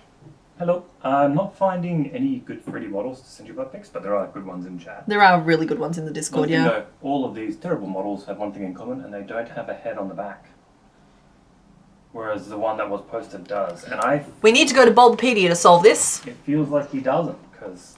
Would you like me to go to Bulbapedia and check? Yeah, because Bulbapedia will have a Pokemon description. I will look it up and we will... This might be a hole. Mm.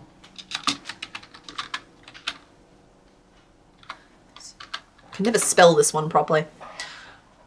Oh, Tracy, I'm glad you're enjoying the lives. We must get Sanity Creations message to CK. All right, sorry, Sanity. When I looked at him on Pokemon Go, Executor had 3 with no back face and 9 leaves. Okay, that's currently our source of truth. I'm just pulling up Bulbapedia and I'm going to read the official description as well, just because that makes sense. He is a tall, bipedal Pokemon that resembles a coconut or palm tree. Body or legs are light brown with thin black rings. Legs are thick with 2-toed feet. Executor has 3 round light yellow heads that resemble coconuts. He only has 3 heads. It's confirmed in an official source and backed up by Sanity Creations. Thank you, Sanity Creations. Thank you everybody who helped us investigate this. 3 heads is where it's at. So we only need to do I just drew on my hand. We only need to do 3 heads. That's great.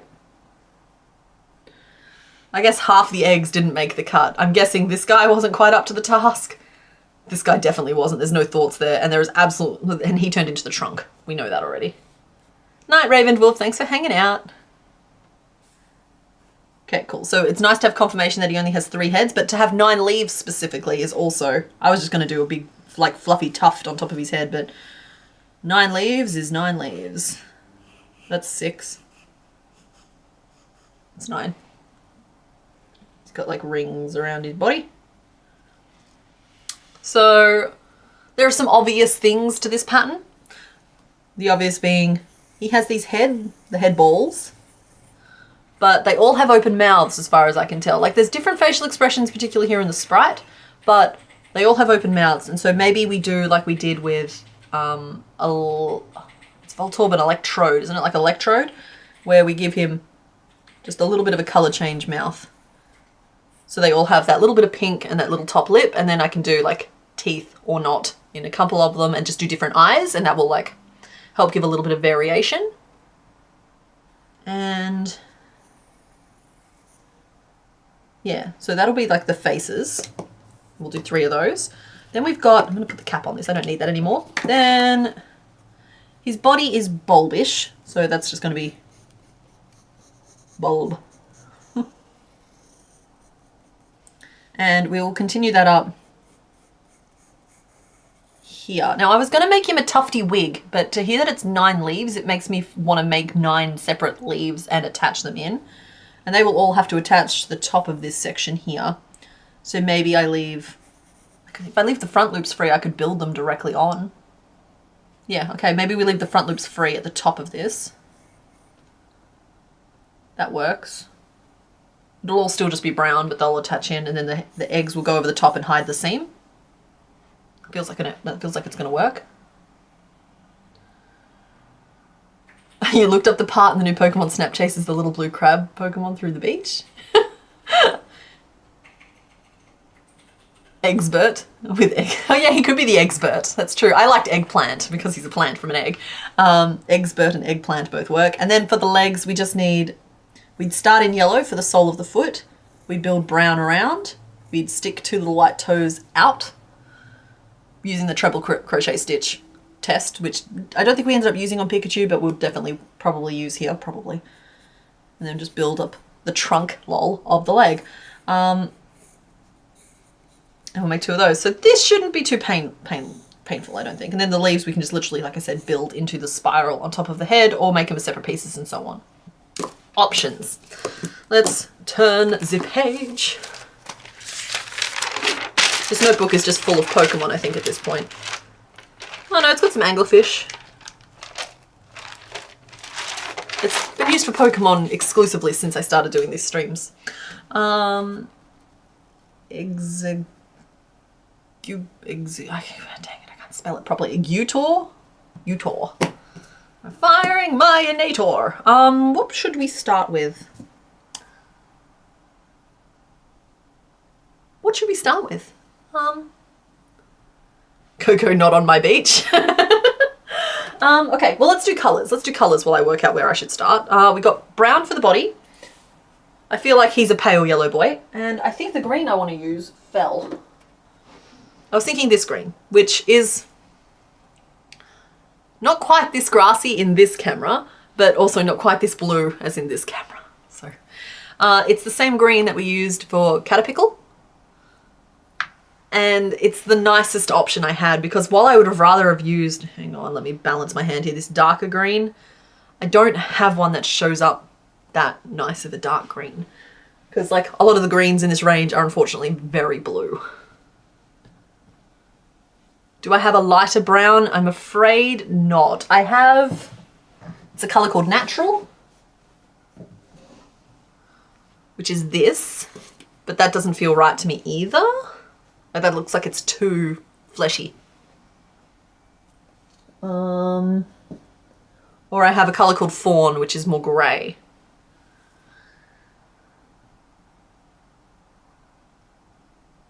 So those are our options. Feet, trunk. You think the green should be fine? Yeah, I'm kind of okay with the green. It's just, I was also okay with the trunk, but then there was some contention. So these are the 3 options we have for trunk. Sound off now in the chat. If you don't have a strong opinion, I'm going to default to the brown that I've got, but otherwise let me know which one you like. This one. Ghost Right Girl likes this one. This is a way more beige tone in person. So this is in person. The grey brown or the dark brown, not the tan one. So the grey brown, dark brown, tan one. Okay, we can remove the tan, I think. We like the fawn? Okay, we'll use that one then. That's not a problem. I love having the ability to just work shop this with you guys live. So that's our color palette. I think that's pretty good. I think you guys have steered me in the right direction. Thank you very much. So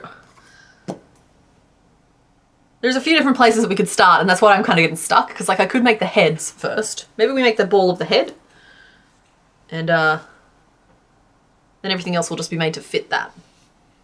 Yeah, that's where we start. It does match the sprite pretty nicely, you're right.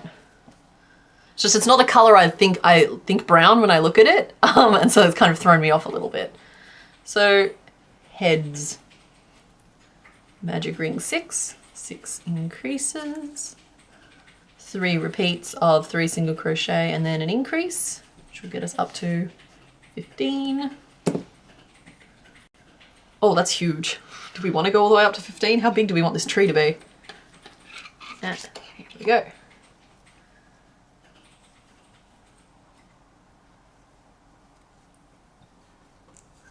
All right, I'm going to start.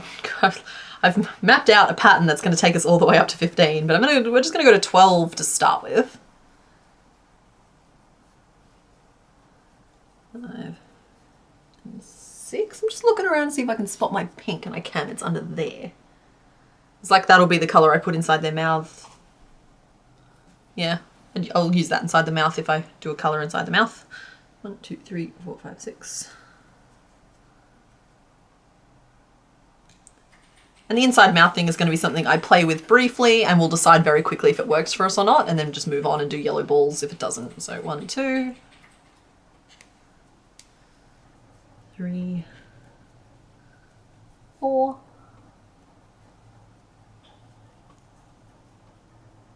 Color change for the stripes, we'll sew them on afterwards. That's a good point. I wasn't necessarily going to do color changes. I was going to build them maybe as front post ridges, was my thought. Just make it a textural thing. I try to do that when the opportunity presents itself, kind of like Caterpie's armor here. This was just a line on the sprite, but we built it as a separate piece, and it kind of, the three-dimensional quality of it kind of adds a line, if that makes sense. Oh, I'm sorry. F's in the chat for Crafting Chaos with Cat, who just lost Yarn Chicken.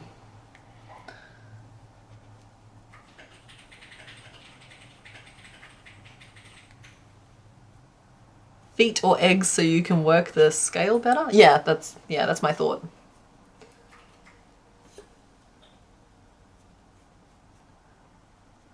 Okay, so did we lose a bobby pin? I can only find one. No, they're both here. Thank you. I've completely forgotten about them. 1, 2, 3, 4, 5, 6, 7, 8, 9, 10, 11. When I'm making little fiddly pieces, I don't tend to use the bobby pins. It's only when I have to do like repetitive or large rows where I'm going to like lose track as I'm trying to keep track of you guys as well. That they come into play, but they're important. So I haven't used them really since Pikachu's body, I don't think. 1, 2, 3. So I went up to 12, and I think 12 is going to be plenty big enough. Then we'll do a round of single crochet. I'm trying to gauge where I want to build this top lip in, because we're going to give it a go. It's going to be just a little pink stripe, so it's not a big deal, you know.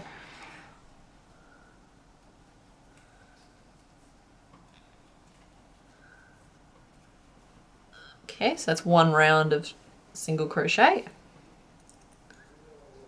And so if we're building a face, we're building the face now. 12 single crochet, and we'll build the face by working in 3 stitches in the back loops only in pink, but we'll do it on the far side of the work so it doesn't get in the way of what we're currently doing. So we'll work 4 single crochet, then we'll change to our pink, work back loops only for 3, then we'll change back to our yellow. We'll just give that a go. Give that a go. I don't know if that's going to create enough of a lip or if we're going to try front post, but we'll just try both as we go, and we'll see which one we like better. 1, 2, 3, and that's 4. We'll put out, this is Antique Rose. I know some of the colours.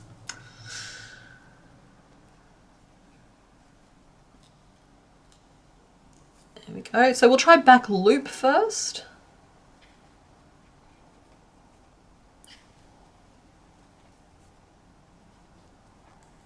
And that'll be the change back.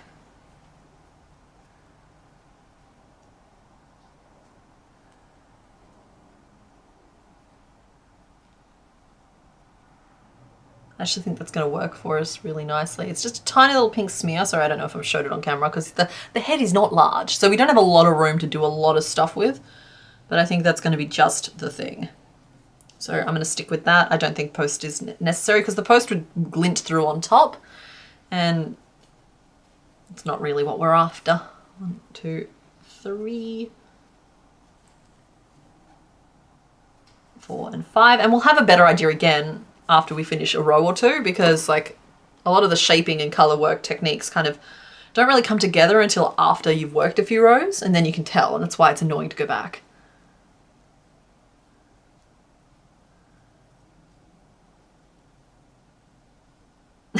Everyone's sharing their yarn chicken commiseration stories. That's so nice. Okay, and then we'll do 12 single crochet again, just all in our yellow. And I'm going to gauge how best to make the pink pop, because that might also be worked in the back loops. So 1, 2, 3, and 4. I don't think I just want to work through the loops themselves, but we'll try that first. So 1, 2.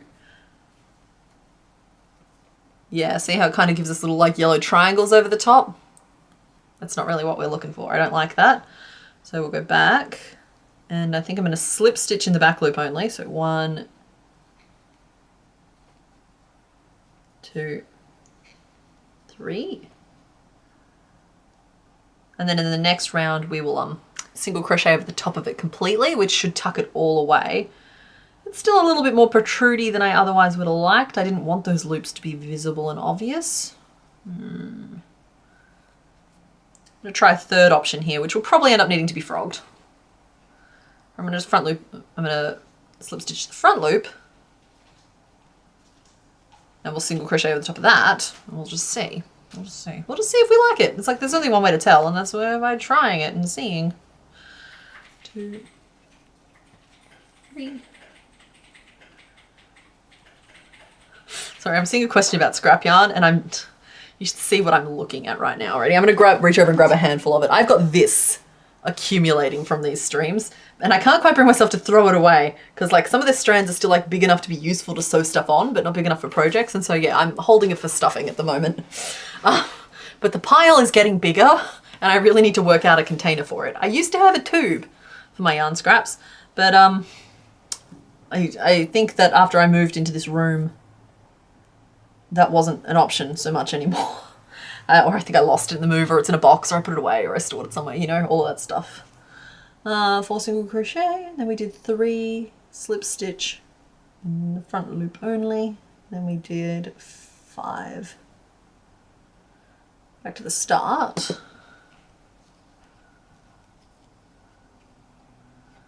Now, we're supposed to be decreasing this row technically. So we'll try that. So 1,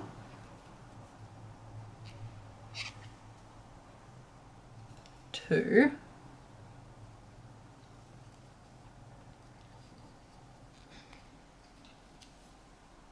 3,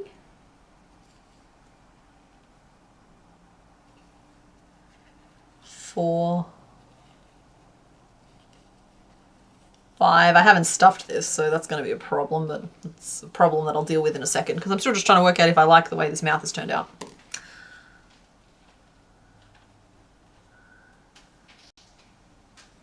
It's just a little poorly defined, you know? I might just have to make these heads slightly longer. They look a little bit oval in some of the pictures, so maybe we can lean into that curve a little bit, because that would just give me another row of single crochet to kind of work out the shaping a little bit more. There's one more row, I think I can nail it. So 1, 2, 3, 4, 5, 6, 7. Like, it's not a very open mouth, but I think it's okay.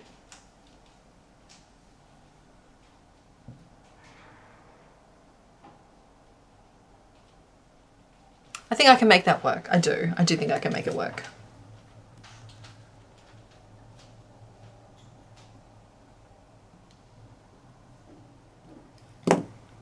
It's one of those things where I think it'll look cooler when it's all 3 of them on their tree with the leaves. Like, I feel like it's going to add up, even if it's not necessarily reading at this current scale. Yeah, that's exactly it. I can always embroider it to make some differences. Sorry guys, I haven't looked up in a second. Larry, Bow and Curly. Well, that was one of the suggested names for Doug Trio.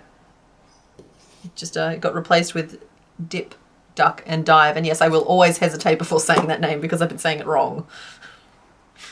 Swapping the vowels around. Huey, Dewey and Louie. Which head is who? Well, in order. Do. And we'll decrease around.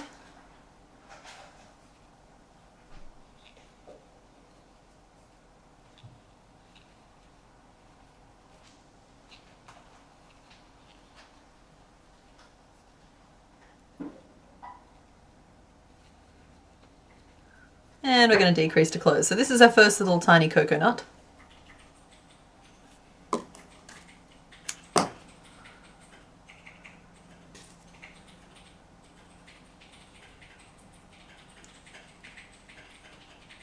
Close this all off.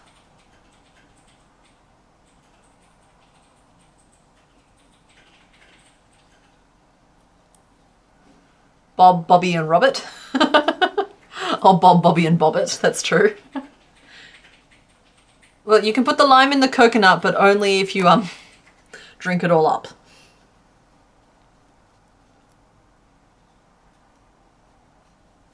There we go.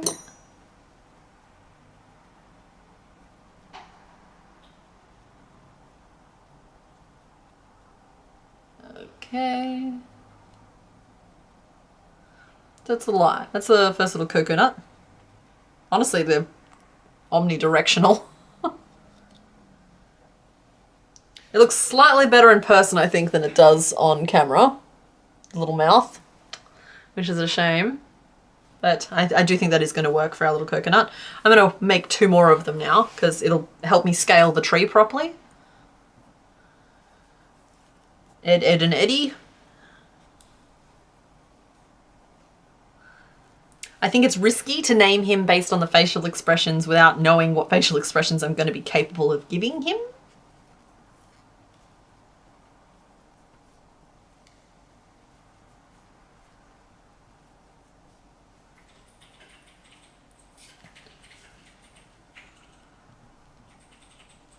But yeah, we'll make it work. We will make this work. How are we doing for time? We're 3 hours in. We've made a solid start on our second Pokemon, just recalibrating with everybody. I hope you're all having a pleasant evening. The coconut is a giant nut. If you eat too much, you get very... I've not heard that song, Bence. I still like Arbogene or Coconut.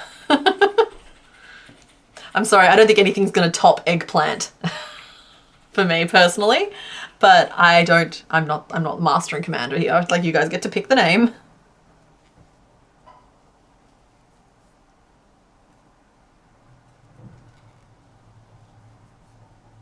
And now I've got the lime and the coconut stuck in my head. That's great. He's got a lovely, yeah, diddly dee. Here they all be, sitting in a row.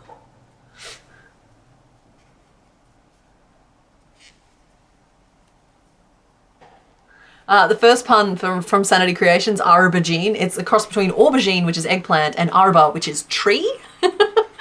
So, Arbogene. It's saying both eggplant and tree. It's a nice double pun. 1, 2, 3, 4, 5, 6, 7, 8, 9, 10, 11, 12. Little ladybug came. Little ladybug picnic. I should use a stitch marker.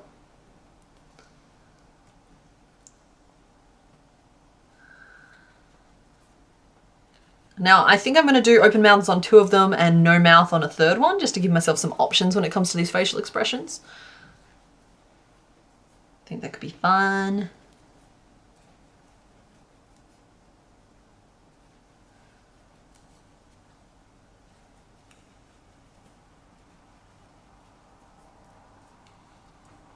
Whew.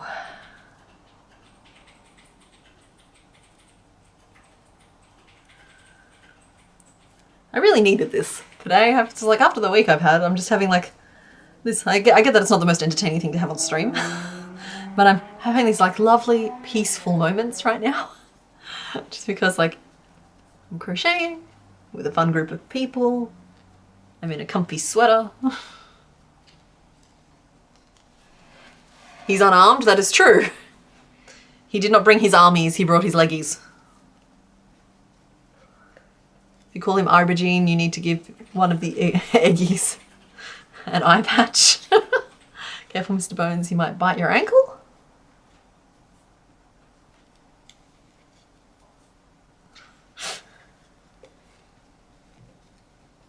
Look at him, he's armless. Mr. Bones is showing me up right now with the chat. cocoa knot, cocoa hit. All the options. I don't think he skips leg day. Alvin, Simon and Theodore. Duck, and goose. Well, we have dip, duck and dive. So we've already got a duck.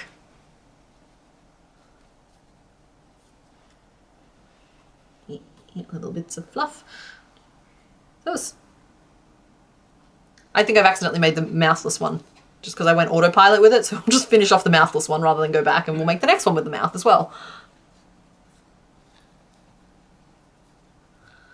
I gotta say, one of the most interesting regional forms they decided to make, like, don't get me wrong, I think they've done atrocities to our boy Diglett, but what they did to Executor with the palm tree mode was ridiculous. That was just straight up silliness. I hope that, like, I feel like some of those redesigns came from, like, they all had to work overtime, they all got, like, super drunk, and whatever they drew stuck because they just had to get it done.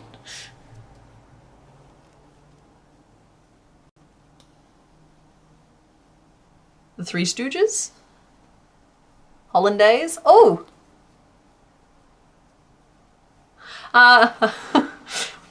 Hollandaise is another suggested name because this is Benedict. So Hollandaise, I guess, makes sense. Control, Alt, and Delete. Diglett does get surfer hair, and he also starts looking a little bit like a tapeworm at one point. It's just like, who is approving these designs?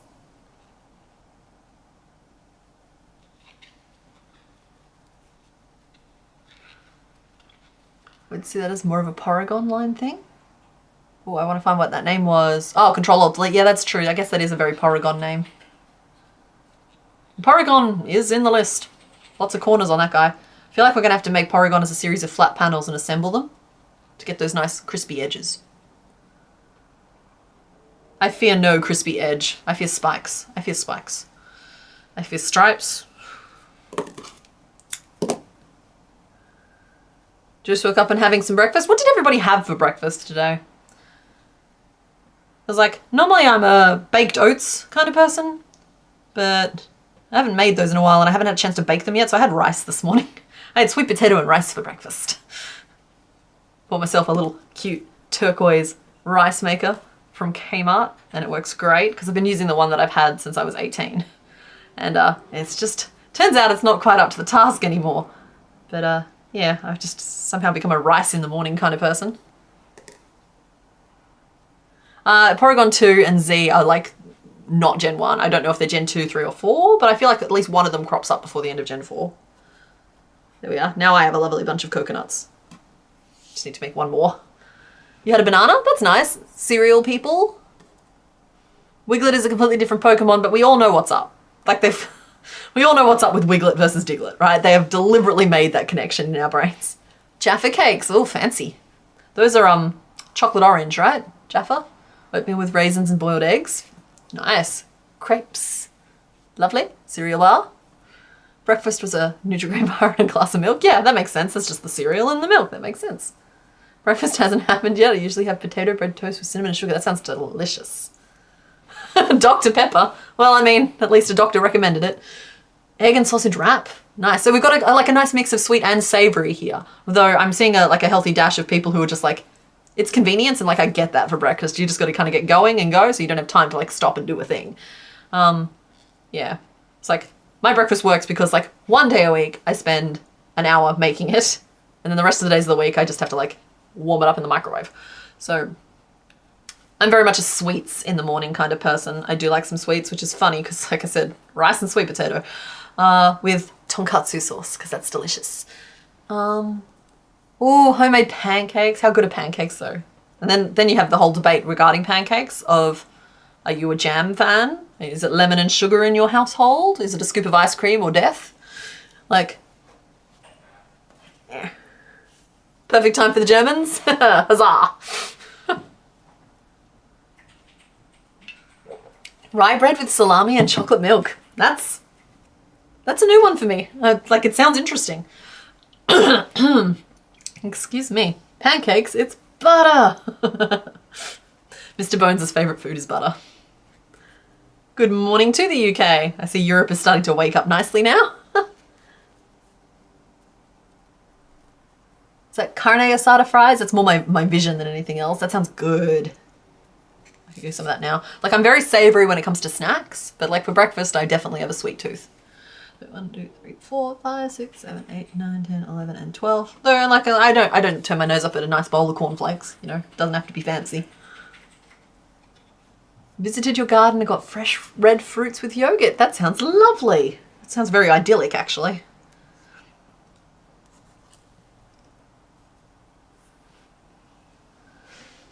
Hi, are we allowed to ask questions about crochet? You can. I will do my best to answer them within the flow of what's happening. Yeah, I kind of get to them in between different things. Sometimes I miss a few. It's just sort of what happens. Very rarely have breakfast for breakfast. Yeah, that's fair, but breakfast is fine at any time of the day. It's like, I think cold pizza is one of the foods that transcends time zones. It is always an acceptable food.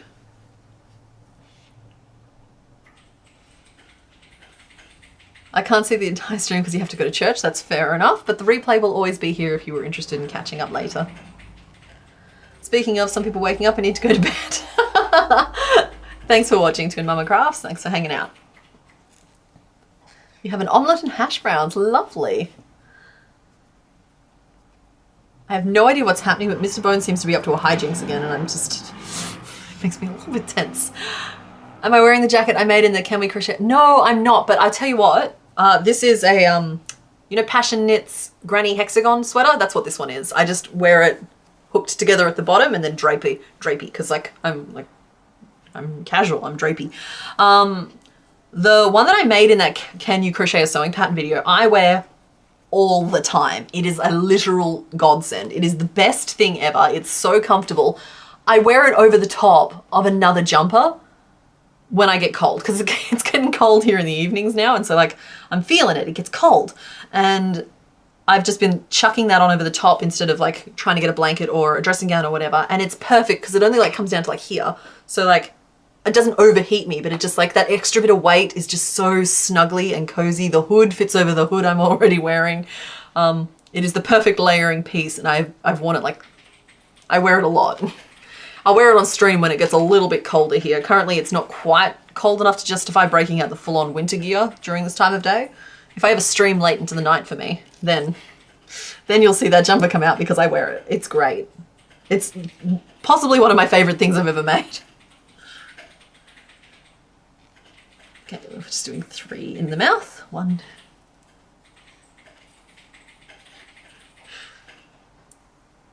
Yeah, the stitch marker holding the sweater together. It was convenient at the time. I even have blue ones somewhere, but no, the orange one fits. It can stay in there. I'm a big fan of if an idea is stupid but it works, it's not stupid. So yeah, my bobby pins are stitch markers, my stitch markers are safety pins, and I have safety pins somewhere. Yui did pick a name for Pikachu. It was Bolt. We named it Bolt because the weight inside of her is Bolt. Or him. Sorry, it's a him. Because the tail has a flat edge. So we've done Pikachu, and now we are working on Execute. Name still up in the air. If we get pizza for the 3 of us, I always get the largest one into the replays office so you can have cold pizza. Yeah! The whole point of ordering pizza is so you have leftover pizza. Ooh, we should do pizza tonight. She mutters quietly to herself, knowing that the thought will insert itself into Mr. Bones' ear. No, we actually shouldn't. Wait, what? You know what we should have for dinner tonight? Pizza. Oh, okay, sorry, Emily, I see that with your sister-in-law has Vegemite and jam. Vegemite and jam is amazing together, but I've never tried it with blueberry or blackcurrant, but apricot jam, guys. Vegemite and apricot jam is the bomb. It's so good. Oh my goodness, you don't even know. I'm not trolling you either. This is a thing and it's delicious. You get 1 piece of toast and you put Vegemite, like butter. So butter has to soak in. Then you put the scrape of Vegemite on. Another piece of toast, butter, apricot jam. Apricot jam. You just... And then you have a piece of jam toast and you have a piece of Vegemite and jam toast. It's just That's the good stuff. That's the good stuff. Oh, I nearly did that wrong. Where did my new little newbie go? They were going to ask me a question about crochet, but I missed it. Mr. Bones, could you keep an eye out for the person who said that they were going to ask crochet questions? Oh, you got him? Cool. Chloe says. This is going to be my best Chloe voice. You have to forgive me, I don't have a throat. I was really hoping that you were going to go real deep again. Thank you. Do you have any advice on what yarn and how to choose the yarn? I always feel like I'm using a wrong yarn to follow tutorials, and it always seems too tight compared to the model. Okay, all right, cool. Yeah, so don't get me wrong, I found my yarn through a lot of experimentation. And it can be really tricky to kind of find the right one, but honestly, I just ended up going with the cheapest one I had available to me, if I'm honest, and then later it turned into one that had the nicest color range. For the fact that it's not turning out nicely with your projects, it really depends on what you're working on. Like if you're working on amigurumi, like little toys like I am, you got to size your hook down one size from whatever it says on the label of your yarn, just as a rule of thumb. But if you're finding that your yarn is working up too tightly, you might be using a hook that's too small anyway. And so you might try sizing your hook up. I personally suggest, I can only really speak to, again, amigurumis really, acrylic. I like 100% acrylic for them. That's because it's a very coarse yarn. It gives a lot of friction, and that helps the stitches lock together, and it helps hold the shapes for the things that I like to make. If you're making clothing, I believe cottons and that sort of thing, bamboos even, can be a little bit more friendly, but you would have to defer to whoever is releasing those patterns or whoever you're getting that advice from. Yeah, but in general, when I started, I literally just went to my dollar store equivalent. I think it was like the Reject shop, and I bought a couple of balls of yarn, and then I realized I didn't like that it was fraying or breaking. I didn't like all the knots along the strand, so I didn't go for that one again. Then I went to Big W and I tried Carnival yarn, and that one, honestly, Carnival yarn's pretty good. But yeah, it takes a little bit of experimentation to work it out. I believe that you can use swatches and stuff if you're making clothing, but again, not really my area of expertise that I can really help with, I'm sorry. But yeah, if you're making amigurumi, I definitely recommend an 100% acrylic yarn, specifically because it's rougher, and you size down your hook one size from whatever it says on the label. Oh, at the moment using Portercraft Premium Acrylic because it's cheap and it works well for my personal needs. I do use others though, but mostly the Portercraft one. Yeah, see, Portercraft is... Hang on. I would have sworn Black and Blue that was Portercraft, but it's not. Oh well. I've had great success with Portercraft. I've ended up with a default yarn over the years just because of the color range, and it's just... If you're working on a project and you need multiple colors for that project, unless you're very experienced with yarn, it's a really good idea to have all of the different colors come from the same brand of yarn. Just as a matter of course, that way you know that your pieces will all fit together as intended by the pattern. Whereas if I take, and Carnival and Four Seasons Marvel are pretty good dupes for each other, but if I took some Carnival yarn and some Four Seasons Marvel and I tried to make the pieces, they wouldn't necessarily line up as intended. But you bought acrylic yarn to try one of your patterns and I just keep training until I succeed on it. Yeah, well, sorry, my patterns do tend to be very difficult, some of them. And I'm the first to put up my hand and say that I don't gear my content towards people just learning. I just don't discourage people who are learning from trying them. I don't want to call something not beginner and have someone think that means that they can't do it. It just normally means that they just have to go a little bit slower with it and look things up as they go and that kind of thing. So, because yeah, my patterns will be harder for some people than others, but people are capable of doing hard things. And I have seen some incredible results from people picking up a hook the first time. I've received some very snarky comments from people who have been crocheting for years. So it's just a matter of like, yeah, go the speed you need to go and practice. It's absolutely practice, particularly around tension if you're just getting started, getting your stitches all the same size. It's a skill I tend to overlook because I do it so much now I'm not even really thinking about it, but it's absolutely one of the first hurdles. And yeah, you can practice and get better as we go. Also know that just because a yarn says worsted or forward, that doesn't mean it will be the same size. They're more of a range. I agree with that comment, Sanity Creations. You can do the wraps per inch test, but I also find that I get inconsistent results from that as well, which is why I recommend sticking within the same brand. Because then if they're all labeled like 4-ply, they're all labeled 8-ply, they're all labeled DK, they're all at least the same size of DK or 8-ply or 4-ply. I appreciate that spiders, but I'm scared of you. What? I'm concerned the execute goes from having 5 heads to like 3 heads. What happened to the rest? Well, if you've ever planted seeds, you know that all of them don't necessarily make it. But I think that one of them turns into the trunk and maybe 2 of them turn into a leg each. They're all helping. Now, am I paying enough attention to have gotten this done properly? I think I am. 1, 2, 3, 4. Yeah, cool. Mr. Bones, was there another question or was that the only one that I really missed?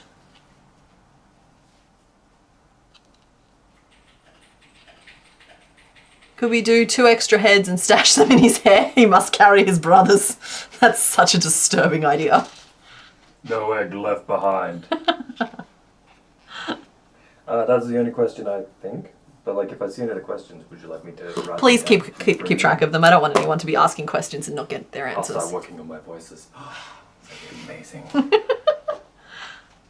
We'll give him a necklace of his brothers, shall we? Like, that's such an upsetting thought, y'all. Besides, I think technically, all of the whole plant comes from just the broken egg.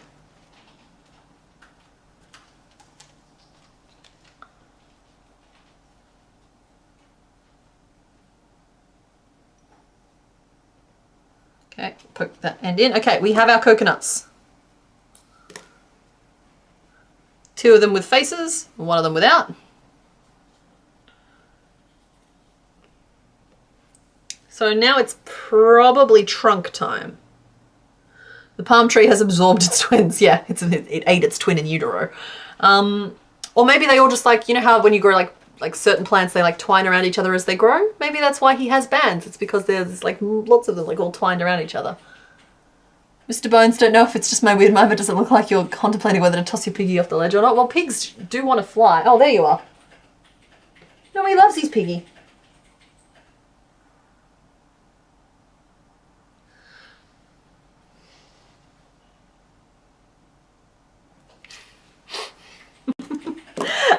Yeah, so those are our heads, and I'm gonna get the brown out. Sorry, I just had to recalibrate my thought a little bit.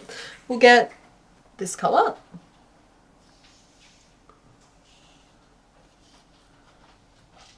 When did I start chaining a bunch in this? I don't know what I was... Hi. I look like I'm about to ask if you have tickets. Tickets, please. I'm covered in yarn of different colors. I might just need a second here. Big shoes. He's hugging his piggy. It's his pet pig. So yellow has decided that it's a foe, not a friend. Oh, you've got a question? When crocheting in rows of single crochet and I want to decrease at the beginning, do I still chain 1? I do. Because you're trying to give yourself the height and then you're working your stitches across. If you don't chain 1, you're going to end up sloping it off. And it's going to warp the size and shape. So yeah, that's my take on it. It's how I write my patterns. Though I do say that the one thing I do like about crochet is that like it's very, very flexible. So like I can see there's an application for maybe not chaining in it, but it's building a different shape than just standardly chaining and turning. Okay, here we go. Hello. Found my end. All right, let's start working up this butt. I think I'm going to work from the top down, which means we're going to be working in the back loops only for a while. I do want to leave those loops free just in case I decide to attach the leaves that way. And I think the middle of this head, like the top of the tree, should be about 12 stitches around. I think this is actually going to look more like this. So it's going to be like, and then it's going to look funny, okay?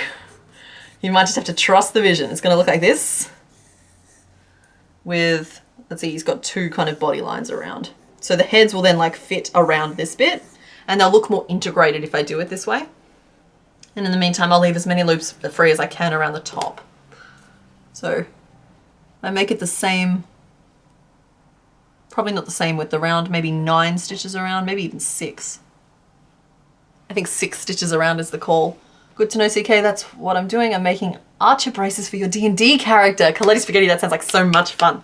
Mr. Bones has just started going to D&D. He's got a D&D group that he found. And hijinks and many exciting stories are already ensuing. Trusting the process, exactly. So yeah, sometimes things gotta look silly before they start making sense. Ring 6, and then we're going to work back loop only for a whole lot of 6 single crochet. So 1, 2, under scissors. Oh, the scissors are kind of magnetic. I think they spent too long in contact with a magnet, but like that's part of the reason why my bobby pins go missing sometimes. They're not magnetic on purpose. The scissors just tend to stick to things and fling them. I say if you chain at the beginning of each row, continue with the chain 1 and then decrease, but if you have not been chaining, just go straight into the decrease. Okay, yeah, like consistency is king at the very least. You know, yeah, continue, start as you mean to go on and go on as you've already started. So it's just kind of like with yarn undering and yarn overing. I try really hard to yarn under, but my work is arguably a mixture of the two because I forget sometimes and the muscle memory carries me forward. But yeah, if you start doing invisible increases, stick to invisible increases. If you do non-invisible increases, do like standard increases. Same thing for all other stitches, because then at least if you're doing something wrong or non-standard, it'll be the same kind of wrong or non-standard across the whole work and it'll just look like it belongs. Oh, wait, I'm not trying to increase here. I'm just trying to single crochet. Why not do 9? You do have 9 leaves. Would it be easier to attach them straight away? Yeah, I do intend to attach them in the loops. It's just... yeah, 3 stitches won't make much of a difference. 9 was a thought that I had at one point. We'll try it. I'm worried that it might end up being too wide. I keep forgetting that I'm meant to be working in the back loops only. There it is.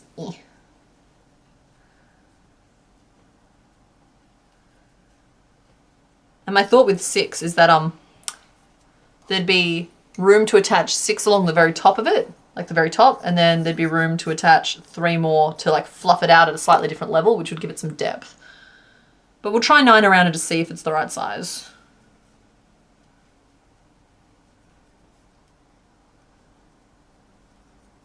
Six, then here we go, 7, 8, and 9.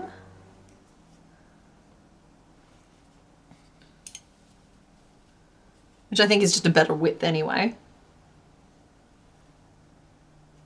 So yeah, we will continue on this anyway, and I'm gonna work in back loops a little longer than I otherwise would need to. Just as a matter of course, just to make sure I definitely have enough loops to do it. You finally... Your hubby... Yeah, sorry, I've lost track of the comments. I think Flushed Phoenix is telling a story about D&D. And I came in at the wrong point. YouTube's auto mod is on the right track with disliking that word.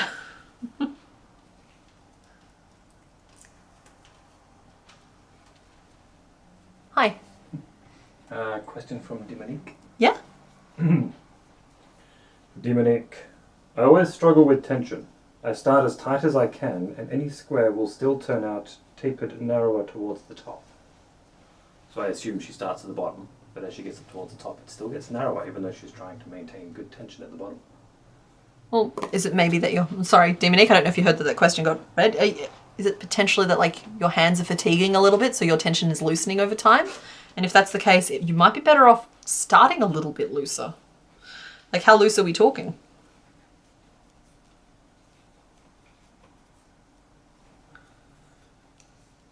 You'd love to try D&D, but you're a hermit. Well, Holly, I will say that a lot of groups do run over Discord these days. It's sort of something that got picked up during the panorama, and turns out it's super convenient. I am more of a passive watcher. Like I've never played, but I really enjoy watching and listening and hearing the stories from D&D groups. So Mr. Bones goes toddling off to his group, and I get to hear the stories later.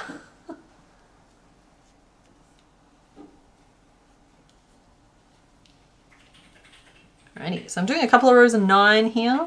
I'm now working through both loops because like the leaves won't be this far down. And this is like the little stem that the coconuts will be attached to. That was 2 rows of 9, so that should be high enough. Yeah, so I can start growing it out now. So it's just slightly smaller than the coconuts. I do want the coconuts to stick out a little bit over the top to hide where I'm attaching the leaves. So that's good.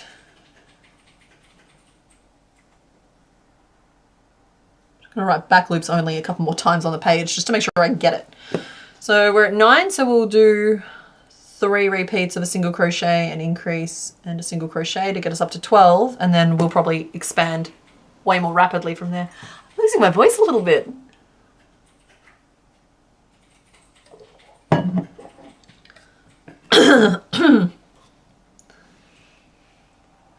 Parenting at 8:30 and needing to tell the kids to stop climbing stuff is not a great start. Maybe they'll tire themselves out early, right? That's a thing. Isn't it? That should be a thing. If that's not a thing, that we should make that a thing. Mr. Bones, does your character have skin? Out of context, that is a really terrifying question.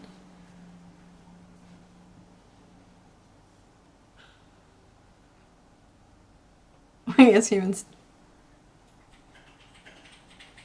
What's that?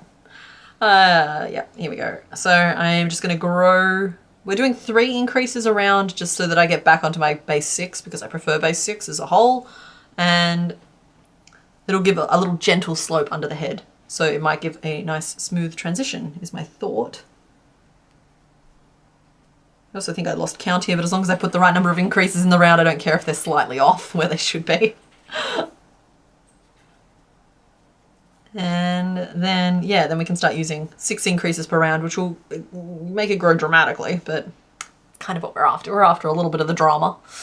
So that should be 12 now. 1, 2, 3, 4, 5, 6, 7, 8, 9, 10, 11, 12. It's so funny because up until today, I didn't remember that song, and now it's all I can think about when I'm counting to 12.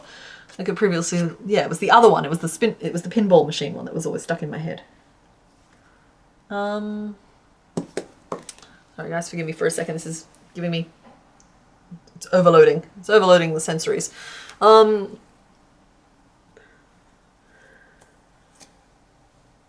I feel like, are we talking about spiders and plants and D&D? And that's great. Oh, welcome Sparrow. You're finally catching a stream.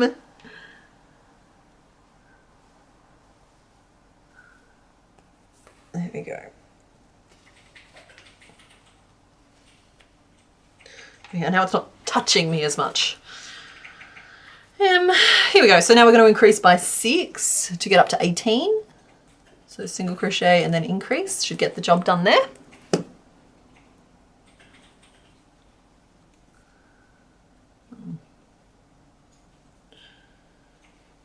And he is going to get a little bit of that chibi treatment where like a few of them, I've taken them and just made them a little bit fatter, a little bit cuter. Like, he's not going to be a full-sized tree. He's just going to be like a little fat potato.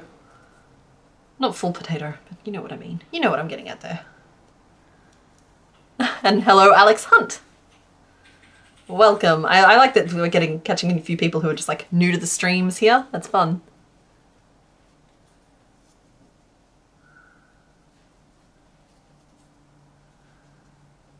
I should do up the little things you need to know and put them in the description so I can just send people there rather than repeating it. But I'm going to do it, like there's 2 people who've just been like, hey, first stream. But I suppose if they've been catching the replays, you guys know how it works a little bit. Let us know if you have any questions. Stump. Yes. Kalani Spaghetti gets my vibe. We're totally doing stump.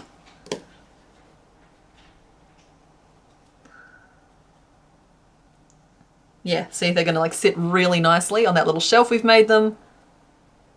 It's going to be good. It's going to be really good. So we'll do 18 single crochet around now to give us some height. And I think we've got, it'll either be after this row or after the row after this row that we do our post stitching to get that first little line, that ridge, which I understand is a black stripe on the sprite, but we're just going to try and build it with some texture instead. I think it looks better that way. Every so often I glance at the chat and there's so clearly a spider conversation going on. And I missed so much of it that I don't know what's going on. And I love that, but I also like, there's not a spider around here, is there?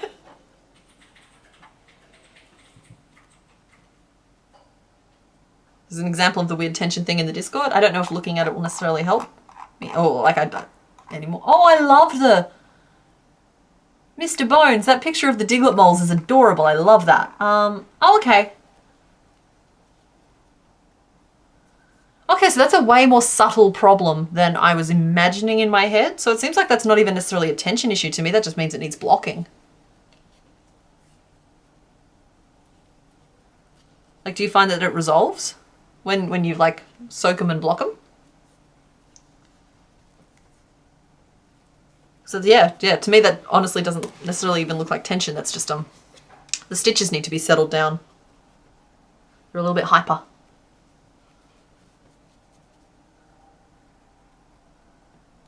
But by all means, there is a wealth of information in the community and in the chat. You guys are probably way more experienced with making squares than I am, because I just tend to embrace the wonky when it happens. Hi.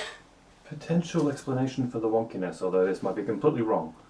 I noticed that on the squares, there seems to be more tension across the middle where the colour changes are happening. That is a thing, yeah. Could it be when the colour changes are happening, they might be missing a stitch? It wouldn't be missing a stitch, but you are potentially adjusting it. Sorry, this is now me talking to Demonique. You are potentially pulling and adding a lot of extra tension when you're doing those colour changes, depending on how they're being done. Also, if you're carrying your yarn under, which I can't tell from the photo, it looks like you might be on the animals, like the sheep in the middle, and not necessarily doing it on the square, but carrying your yarn under also changes the size of your stitches as well. So if you weren't at the start, like if you're not doing it on the rows without the sheep, but you are doing it on the sheep, they would be different sizes. But again, I think blocking might help resolve that a little bit. Demonique, basically what you do is, okay, I'm not an expert at this, but essentially the gist of it is you soak them, you get them wet, and then you like pin them out on, you can get blocking boards, you can use pin on foam, you can use, I've used skewers and cardboard before, and it basically, you let them dry in that position. Some people swear by starches and all kinds of other things, but if you Google it, you will find experts at the craft. Yeah, see, there we go. Someone's on it. They've posted in the Discord for you. Blocking is probably the solution to your problem, because I don't think you've got an issue with tension. I think it looks fine.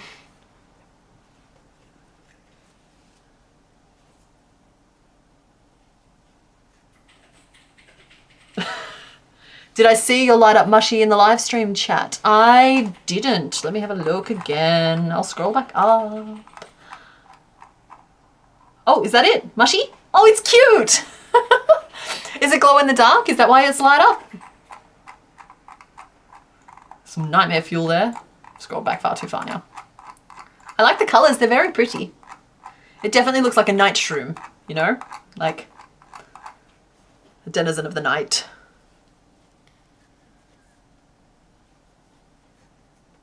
I know what it is, I just really hate doing it. Yeah, fair, I don't do it. Like, I understand that it's meant to be a big component of like making garments. Just, no, I don't think so.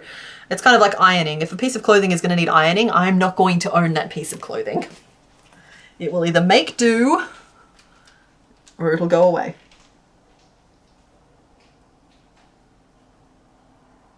I think I did 3 rows then. And now we're gonna do our first little ridgy ridge. And we'll do it as back post single crochet to get our little ridge. So this is instead of those stripes around the body. Then I think we'll probably just work the rest of our increases in lots of 3. It will give us a gentler curve, though we do want him to be a lot fatter than he currently is in this like little nipple form.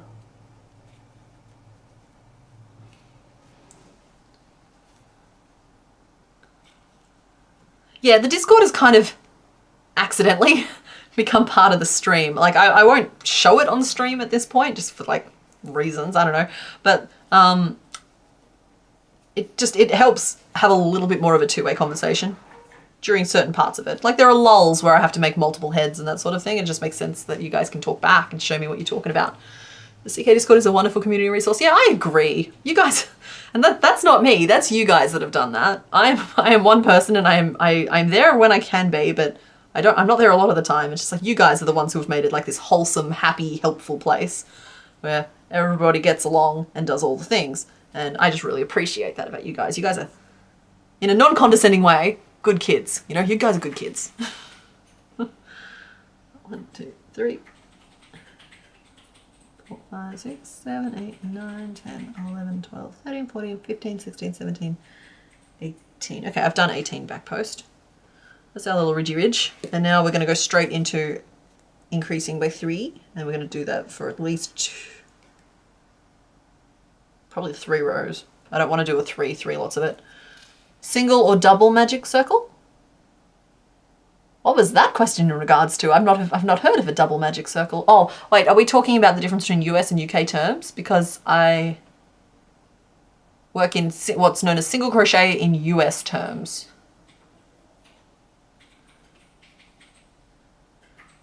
Parents want to go to the beach and invited you? That sounds miserable. Yeah, the beach just sounds like sunburn and like sand rash to me. But I do think it's also can be very peaceful if prepared.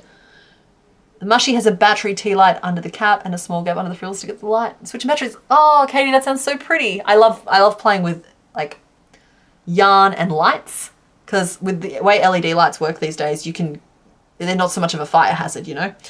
5 single crochet and an increase. Got to write my rows so I can do my rows. I'm going to do 3, increase, and then 3, and that will get us up to 24. I think 30 is probably as far around as we'll go, but we'll do this first. We'll move our bobby pin. I want to be a cat or a sloth. They represent you. Okay.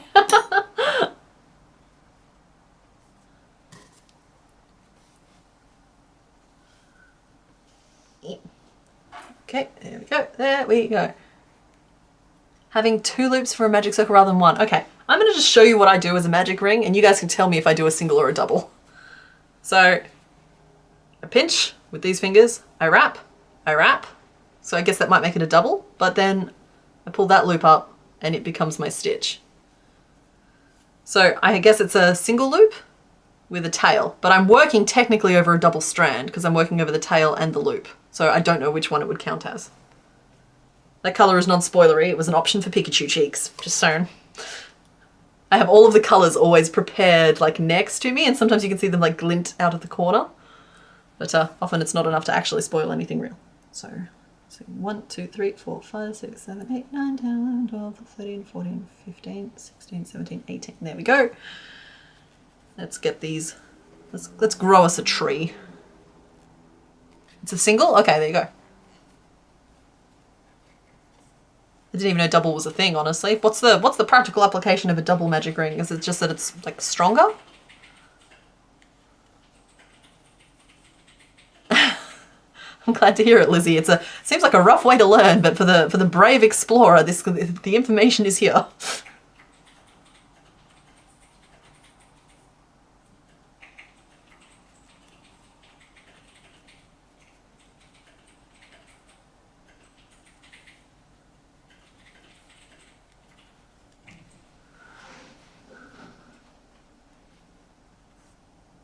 Sorry, I'm just enjoying all the stories going through chat. I know I should be reading them out loud or whatever, but like, you guys love this community, and I love that about you.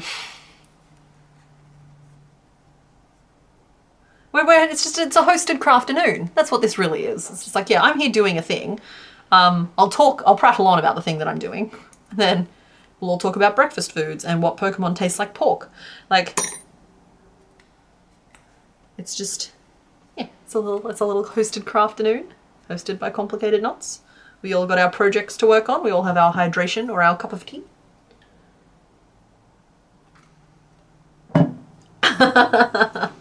Yeah, yarn under is superior. However, I have muscle memory for yarn over, so I have to be so careful about it. I actually get questions sometimes on like in the comments on YouTube where people will be like, sometimes I think you're yarning under and sometimes I think you're yarning over. I'm just like, well, that's because I'm consciously yarning under. But when I'm not paying attention, I yarn over. And that's a problem. It's like, it's impossible to maintain the level of attention it requires when filming those videos to always yarn under. What would this Pokemon taste like? I'm picturing like a very old carrot.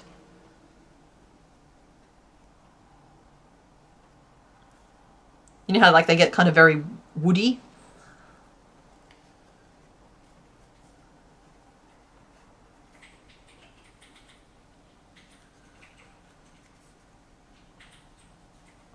Morning to England, Paula. Thank you for joining. Raw potato, you think?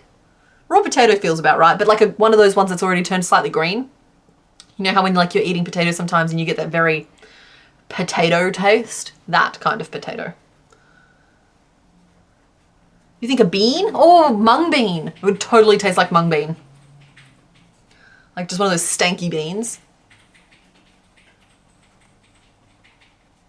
Okay, I've lost track of one of the threads going in chat, but I also want to pledge my allegiance to the insects. I'm a big fan of insects. I'm a big fan of bugs, arachnids. I love them. And not even just the pollinators. I enjoy insects. And you know what? Dung beetles have to be one of the cutest things I've ever seen. I say that having gotten a little too close and personal with way too many of them over the span of my life. I grew up on a farm. And dung beetles are freaking adorable. I think that's about as fat as we want him to be, which is weird because we only got up to 24, but I actually think that's right.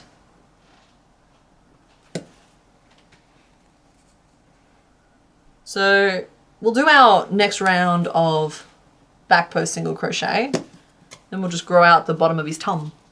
His little tum-tum. You okay, honey? Boxes. I found them. Okay, did we need them? No, it's him just like walking into them. Oh.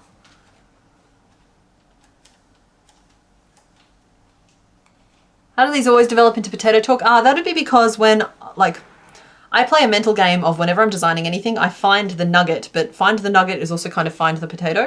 And that is when I'm breaking them down into pieces. Like, this will all make sense, just go with me here. When I'm breaking them down into pieces, you have to find the main body chunk that you're attaching things to. And I always think of them as the potato. Like, you find the potato, and so I very rarely say it because people get bored with the potato talk. But because I'm thinking really loudly about potatoes during this stream, inevitably the word potato is going to be said, and then it tends to just get out of hand from there. So that's why it always comes up. It's because like whenever I make something new, I'm always starting with a potato.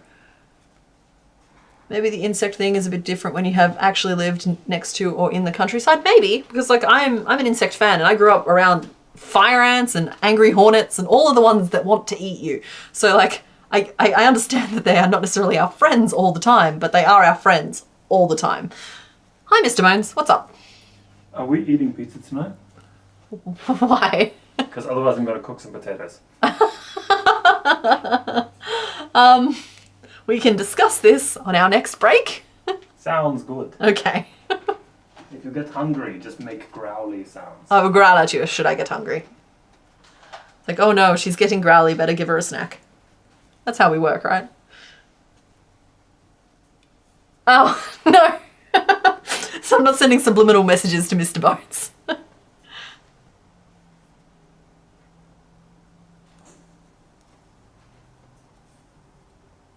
Autistic frog, I like that. Like, you, again, bugs, good in theory, but you want them to be away from you. I think that's a perfectly legitimate standpoint. And it's actually why I prefer my bugs alive rather than dead. Because alive bugs, 9 times out of 10, will try desperately to get as far away from you as possible. Whereas dead bugs, you got to touch them. And for some reason, that's the bit that bothers me. Y'all don't... Oh, is there an update on Mallow Fluff? That was a Highland cow. I got to name it during one of my first streams here.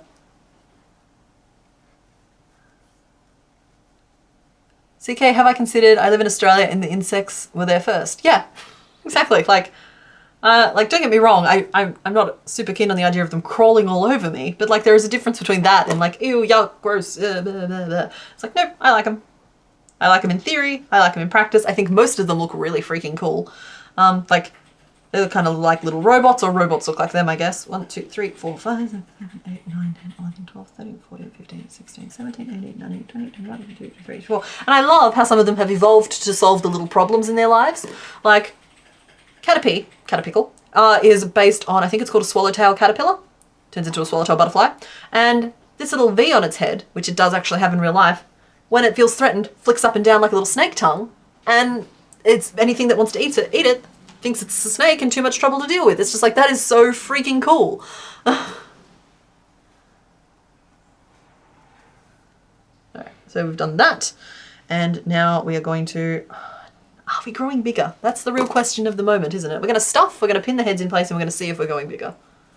Are we talking about earwigs again?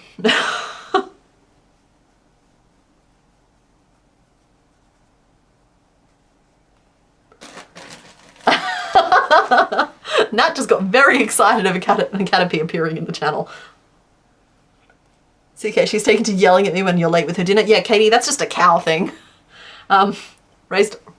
Grew up on a farm. I've fed many calves in my day, so I'm very familiar with like the hickeys you get on the back of your knees, and all of that jazz. And it's like, yeah, they get belligerent. Like once they work out that you're the source of food, they've got demands. They've got their list of demands. Where's my tortoise? Hey everybody, it's the hardest working tortoise. Yeah, no, okay, nobody likes surprise bugs, but nobody likes surprised bears either. Nobody likes surprised any creature. The only thing that might be okay is surprise kitten, but even then there's a level to how surprised you want to be by the kitten, and how surprised the kitten wants to be by you. She's so cute. She's just, I'm glad you enjoy Caterpickle. Caterpickle is has to be like one of the favorites I've done on stream.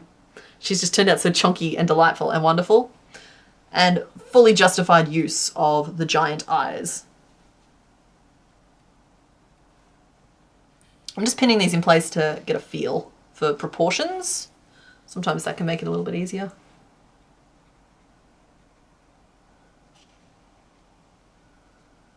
Beetles, man. I love beetles. I love beetles so much. I got the Lego kit that has like a praying mantis, it's like a blue butterfly, and it's got this rhino beetle, and the rhino beetle is amazing.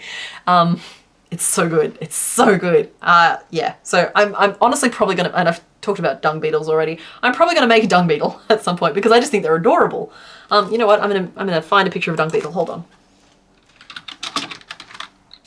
They're so cute. They've got little like head flappies. Where's a picture of an Australian dung beetle? I'm gonna post it to the Discord for anyone interested. I don't want a bunch of pop-ups. Here's one you prepared earlier. Oh, that's my Lego rhino beetle. You can pass that to me. He's my Lego boy. So yeah, this is part of an insect kit. And under the log, there's little grubs made with white croissants, which I think is adorable. There we go. He's got little babies. I'm really nervous to snap this back on now. There we go. So yeah, that's one of my possessions. With or without the dung ball is a very good question. It's going to depend.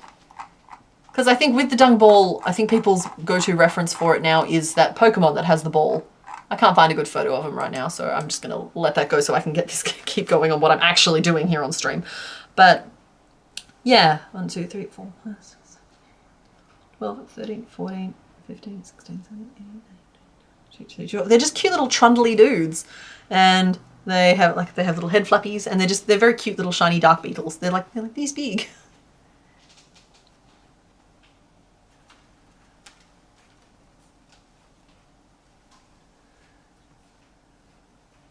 So yeah, I think that this is a good place to I'm gonna add 24 single crochet around.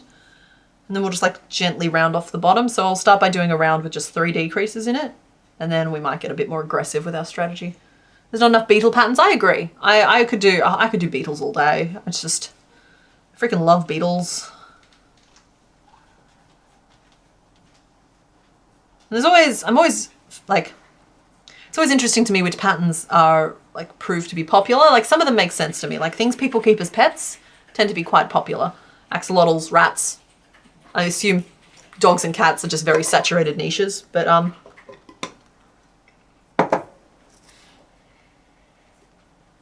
yeah, something like a dung beetle might go crazy, you know? I think people are growing in awareness as to how important bugs, beetles, and insects are. So there's a lot more love for them out there. Like a bumblebee. Bumblebees are so, like, they're such a beloved animal now. Honeybees. There we go.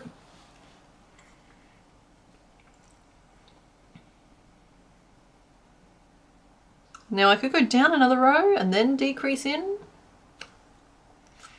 I just don't know. Make an insectopedia. What are we making? Sam, we have made Pikachu.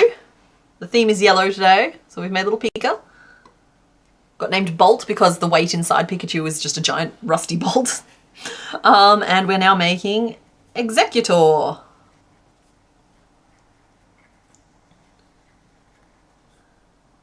I don't think he has a tail. I think that the palm tree one might, but I don't think this one does. I've seen lots of pictures of this guy from behind now. Thank you to the Discord butt pics. Yeah, I don't think this guy has a tail.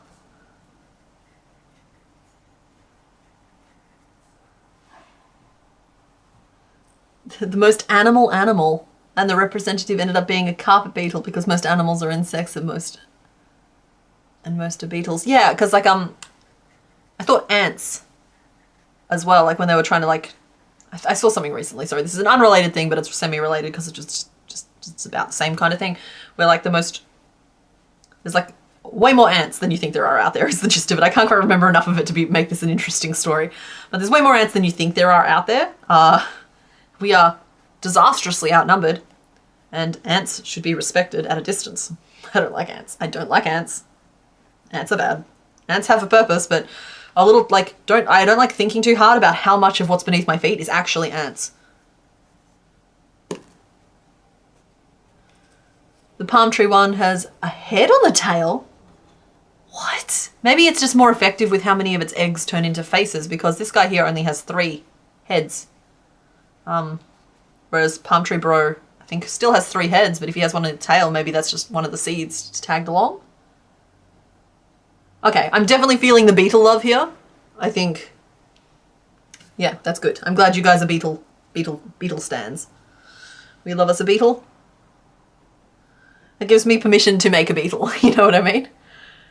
So I'm having a hard time continuing my series at the moment until I get my hard drive back. Hopefully I get my hard drive back. Hopefully I get my uncorrupted, working perfectly, very expensive hard drive back.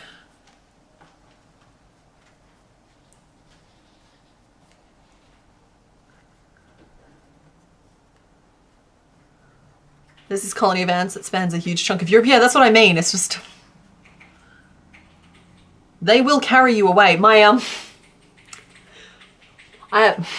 sister is at least as chaotic as I am, and she did the math one day as to how likely it was that the ants where she lived were going to carry off her baby. She did the math about how many it would take, and it's currently being peer reviewed by a couple of professors at a local university.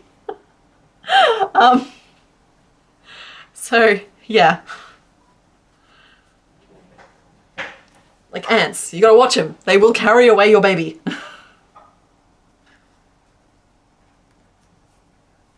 So for anybody trying to keep them outside their house, talcum powder. They will not cross the threshold. It's like salt and fairies. Okay, he's still got a lot of a vacuum in his butt. But we are gonna close off way more aggressively now. I don't even know if I should have done that one as gently as I did. I don't know. Maybe I swapped to base 7. Weirder things have happened at sea. So we'll go single crochet and then decrease 7 times around.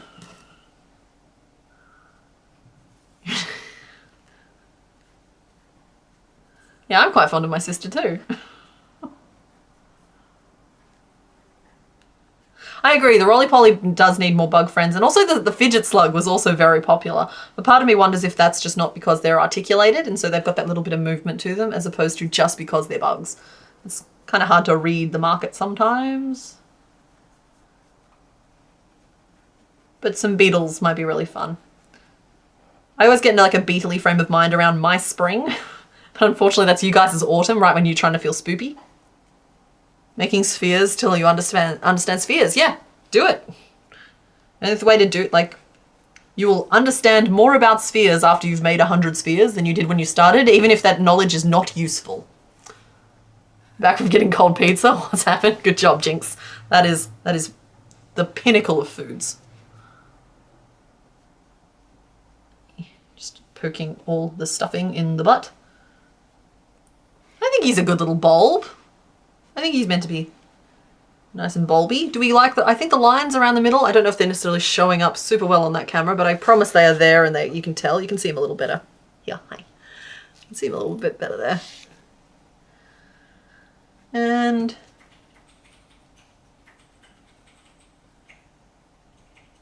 that would mean I'm down to 14 and we're just going to stay with base 7. It's not pretty, but it works.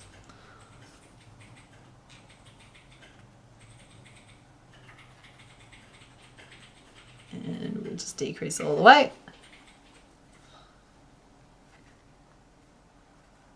Why are we jingling in the chat?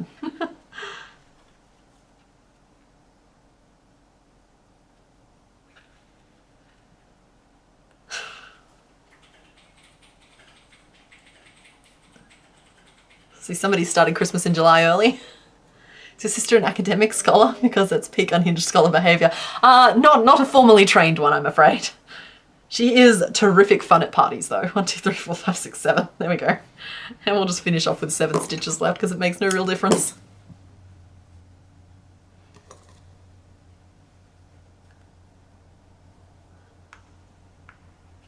You might have an ant invasion in your craft room. They'll eat your yarn. They'll eat it. They'll eat everything. They'll chew their way through it all. Get in there, get on top of it. If you don't want to like throw anything fabric away, you can stick it in the freezer and that'll kill, or you know what I mean? Like it'll kill whatever's on it.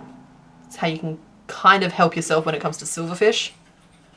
Did I just get completely sidetracked from what I was making and have now decided to make a spider at 2:30 AM? Yes, well, see, you're making good choices. That's good. I'm glad that we're a good influence on you. There we go. There we go. Can we put a bell inside it? Oh, it's too late. I just closed it. I'm sorry.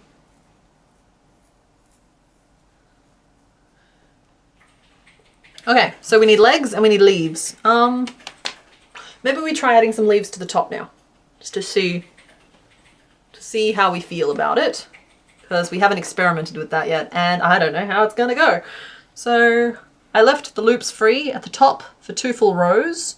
There's 6 and then there should be 9. So I'm going to sketch it out just to give us a visual aid of what we're doing. So 1, 2, 3, 4, 5, 6, and then there's 1, 2, 3, 4, 6, 7, 8, and 9. So that's roughly what we have going for us here. So I'm going to start as close as I can to the start of the magic ring and we'll just work our way around. See how we feel? Yeah, shout out to Skein Spider. You should check her stuff out. It's incredible. She does a lot more wearables, mixed medias, that sort of thing. She's definitely worth checking out. Just, yeah. Hold these. It's dangerous to go alone. Take this. He's mature for his age. Here we go. So starting.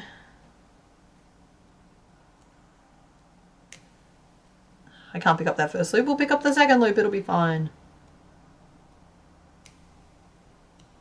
Okay. Now these leaves proportionally look like they are 2 to 3 times the length of the height of the head. So I've got a head here. It will chain a little bit. So 1, 2, 3. 4, 5. So 5 chains is about the size of the head, and so we'll go up to 10.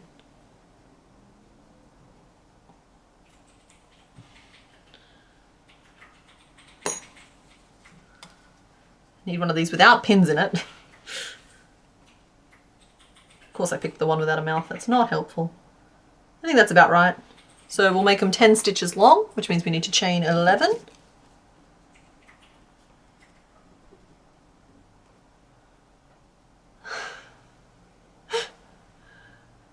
I'm sorry, I saw long jackets, spider legs as Legos. It's like you guys have become completely unhinged and that's so funny.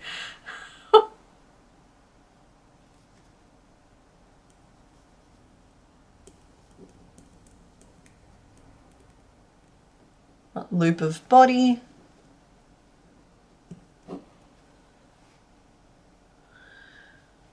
Then we'll chain 11 and turn, and then we'll slip stitch. We might just even slip stitch the whole way down. I was going to do...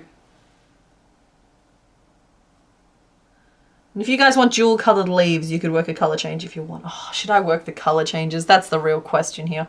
How much of a sucker for pain am I?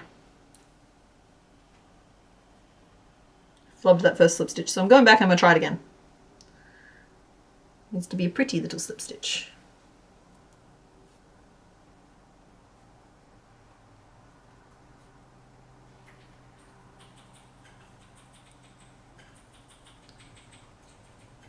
Okay, that's 3. I'll see if I've got a dark green that goes with it. I'll look quickly. Okay, this is the only green I have to offer.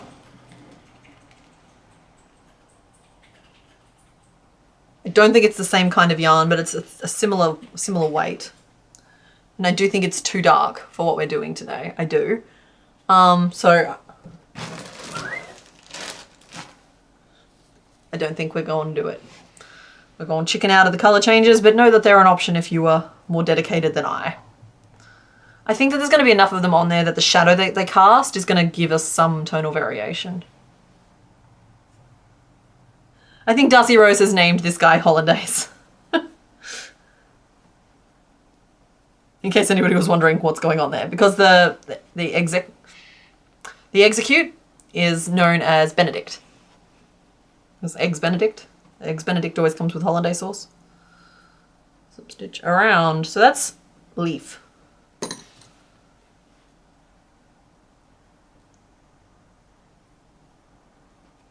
So just maybe it doesn't look too short.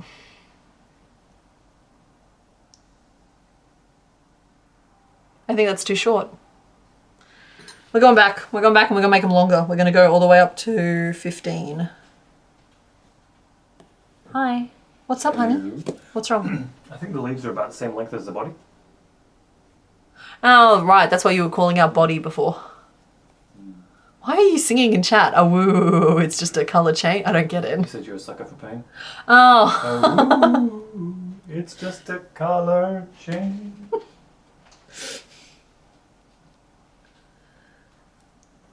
Alrighty. We're going to make these leaves longer. So, yeah. A little longer. 1, 2, 3, 4, 5, 6, 7, 8, 9, 10, 11, 12, 13, 14, 15, and then a turning chain. Making them slightly longer than the body, but that will shrink down a little bit as I stitch it up.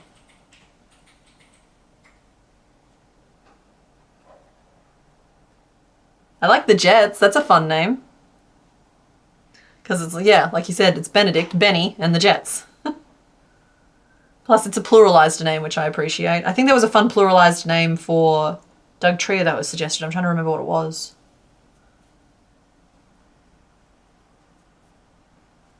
I can't remember what it was. You forgot this was on today? Well, Duchess Cassandra, we are still going. We're only 4 hours in. We average at least 6, so you're going to see at least one more after this. Though, I'm not really on my pace today. I'll admit that. We're a little slower than normal. Do they drink their brains? Do you think people eat their heads like we eat coconuts? I think that's a question for your therapist, not for us.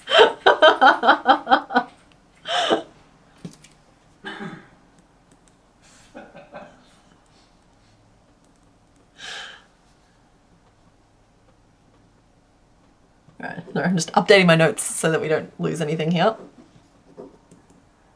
Alright, and I've forgotten how many leaves it's supposed to be. It's meant to be 9, right? You think the heads contain flesh? CK did say that if... Oh, right, you guys are negotiating. You guys are trying to form alliances as to where to vote next. Well, you just call out in the chat if you want to see the colours again. I'm happy to show them again. Oh, I might even be able to... No, it's on another screen. Maybe? Hold on one sec. I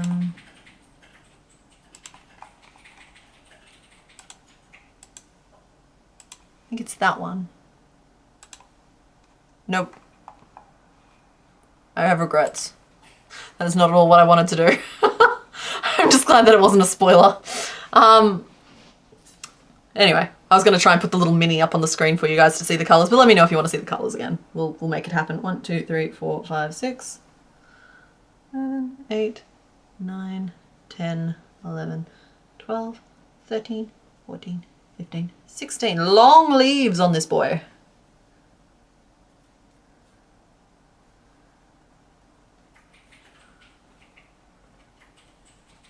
We're going to do this 7 more times, I think, but at least we're attaching them in a loop, so I don't have to worry about sewing them on later. That's good. And we just got to make 2 little donkey legs.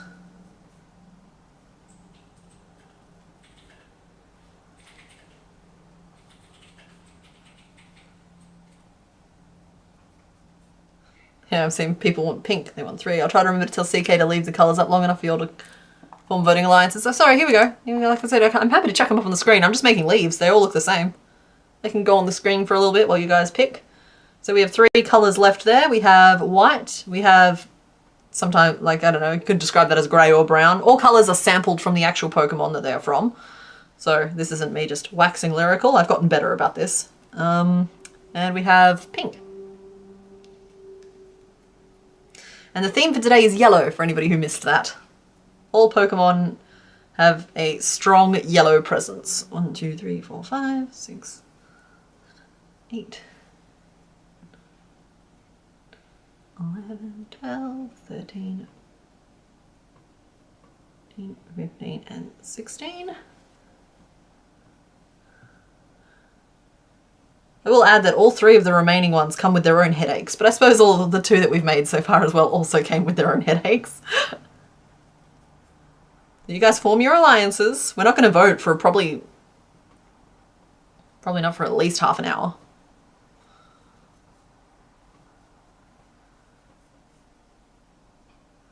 What colours do you consider boring? I don't know if that question was for me, but I can guarantee you that anything brown, grey or white, you guys avoid like the plague and declare it boring. And then you see what's underneath and you're always like, no, we should have done the thing. But it's too late at that point. You've already picked all of the greens and the blues and the purples and the pinks. And the yellows, but I've kind of taken yellow out of the equation today because I've told you that they're all yellow. Glad to hear it, Casey Bear.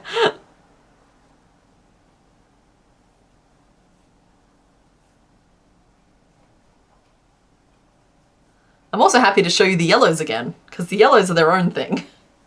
But they're also sampled from the Pokemon, so it'll give you an idea of the yellows we're looking at too.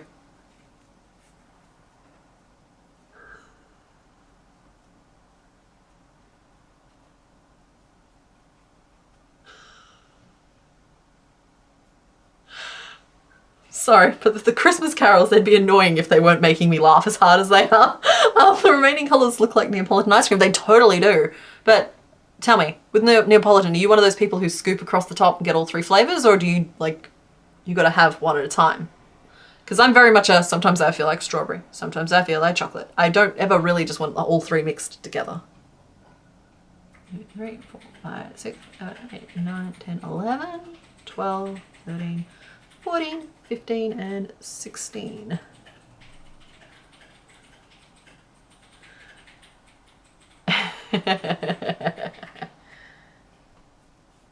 I love watching you guys try to work it out. It's like I've put the information all the way out there. It's there. You have no idea what to pick? That's okay. The choice isn't yet. You have plenty of time to make up your mind. Scoop across the top, all 3 flavors. No, Mr. Bones, I was just saying that you don't scoop across the top to get all 3 flavors. I'm saying that you mine out the strawberry first, because let's face it, if you wanted chocolate ice cream, you would have just bought chocolate ice cream. Everybody's buying Neapolitan because they want strawberry ice cream.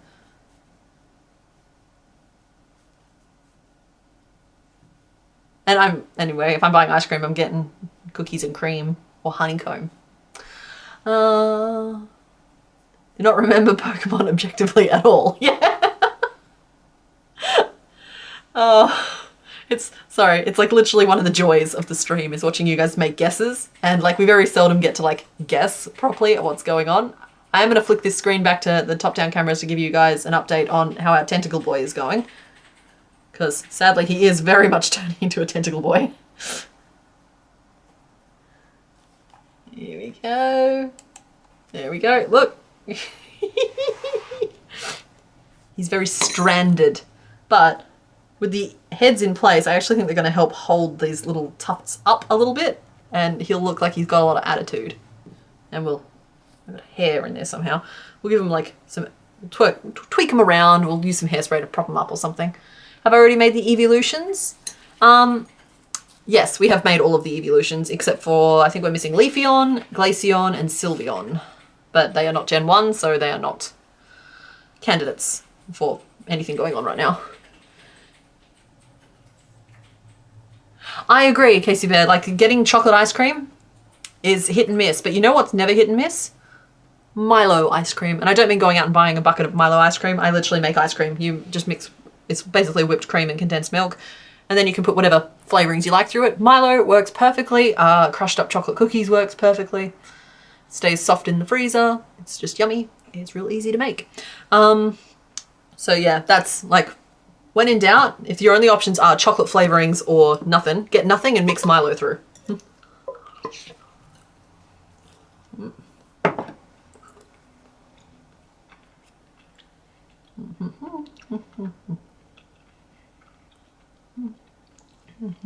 And 16.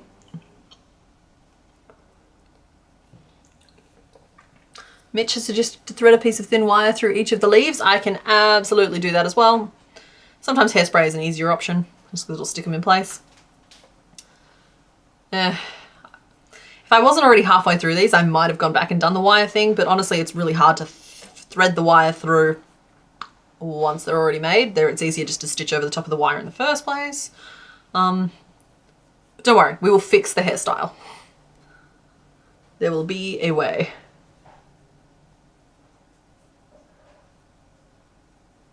What's Milo? Oh, Milo is like, I think I heard Mr. Bones go into the kitchen, so he's potentially getting some, but he doesn't need to. It's like, it might just be an Australian thing. It's like a chocolate malt powder that you make drinks out of, but it's good. It's like enriched with vitamin B and iron. And it's tasty because it's like chocolate-esque, but it's not chocolate, it's Milo. And it's delicious, and you can have it hot like a hot chocolate, or you can have it cold and eat the chocolate powder off the top. Sorry, it never occurred to me that Milo isn't just a thing everywhere. Do you guys have like Ovaltine? It's like Ovaltine, but like a million times better. Or like Nesquik. It's kind of like a Nesquik type of thing, but the granules are like larger and crunchier.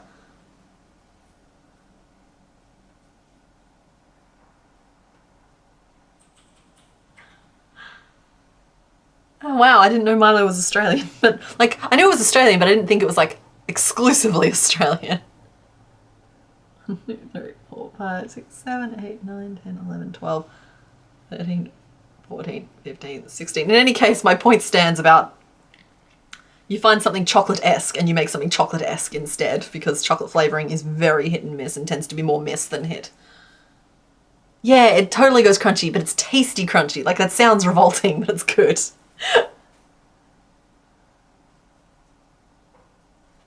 Pink Remus, I'm afraid it can't be Polypa. Polypa is not Gen 1. There is a picture of a tin of Milo in the Discord for anybody who is curious. Which is like Ovaltine, but not like floppy lasagna. Exactly, it's like if Ovaltine was good. In the UK, you've seen Milo in the Caribbean food section of Tesco. Okay, I'm going to level with you. There is at least 2 different words there that I don't have a mental reference for. Are we on the floppy? We're not on the floppy lasagna. We're not late enough in the chat. It's not late enough for that. I'm not stream drunk enough for that. No, sorry, friend. Wait, aren't you the person constantly dodging the Wingle? There's someone in chat who's got a thing against Wingle. For some reason I thought it was you. I'm gonna have to stop and do a leaf count. Not a head count, a leaf count. Horlicks chocolate. It's not quite I know that hot chocolate powder is a thing. This is kind of a different experience because it's slightly more granulated than that. Yo, it's okay that you're tired. You're doing a lot of work right now. Oh no, the Tier Master is the Wingle hater. So we have a Polypa fan and a Wingle hater.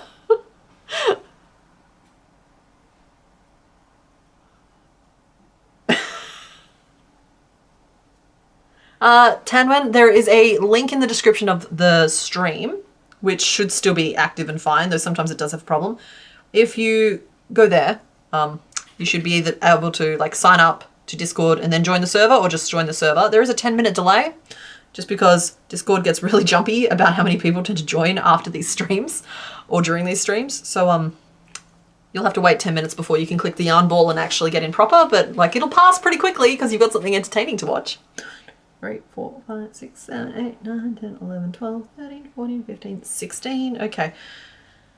Somebody who can see my screen. How many leaves have I done so far? I'll count in a second, but I can't seem to do it while I'm stitching. So if any of you wanted to try and count what's here in front of us, that'd be very helpful. Chunky hot chocolate. Yeah, it's chunky chocolate malt powder. Like I said, you mix it with cold milk and then you get to eat the crunchy, delicious stuff off the top and then have chocolate milk. Or you put it on rice bubbles and you end up with Cocoa Pops. Or you can make it hot and it's basically like a hot chocolate drink. But I do think I don't know if it's just the marketing or if it is actually just better for you. But it also has iron and vitamin B and it's got some enriched stuff in it. They do a lot of sports people branding to drink it. 6? 5-ish? 6? Oh, thank you everybody. Okay, so so is this the 7th that I'm doing now? Because I understand that I'm moving it around a lot. I'm not trolling you guys. I'll stop and count at the end of this. It's just I was curious as to how far I've gone. I'm working on the 7th. Okay, cool. So I've only got 2 more to go. Let's count these spaghetti strands. 1, 2, 3, 4, 5, 6, 7. Thank you everybody. You are correct.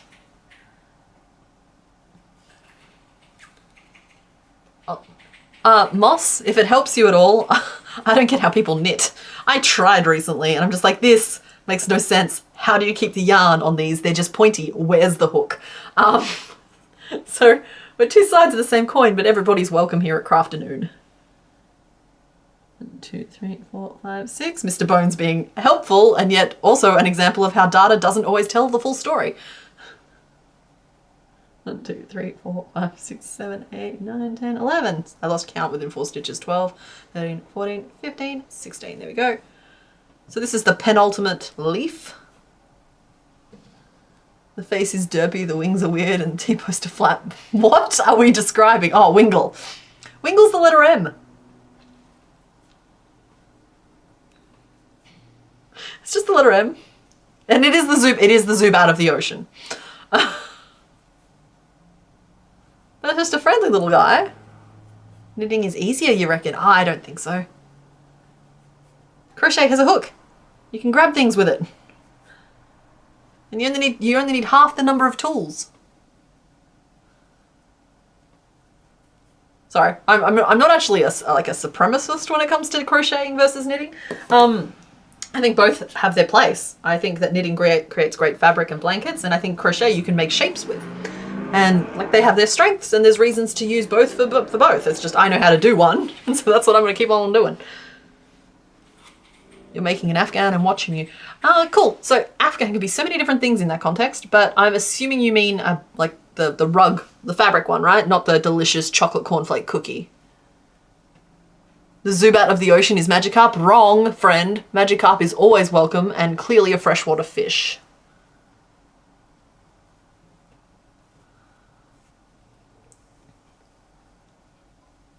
Oh, thank you very much. I assume you're talking about this one. You refuse to knit. Good. But who doesn't love Magikarp? Exactly. Magikarp is a bro. He's just out there doing his best. Imagine, okay, imagine being Magikarp, right? Literally the only move you know is Splash. Just imagine the absolute guts it takes to still go into battle knowing that all you can do is flip your tail at someone in the sassiest way that you can and just like hope they laugh so hard that you don't die. Like, Magikarp is the best of all of us. 5, 6, 7, 8, 9, 10, 11, 12, 13, 14, 15, 16. He is held together by sheer audacity.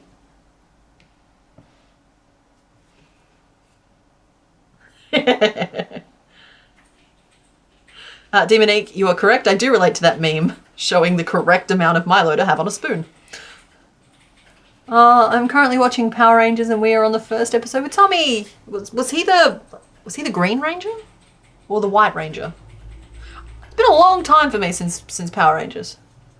They learn tackle at level 10. That is true, but like still the audacity, because like they have to get to level 10.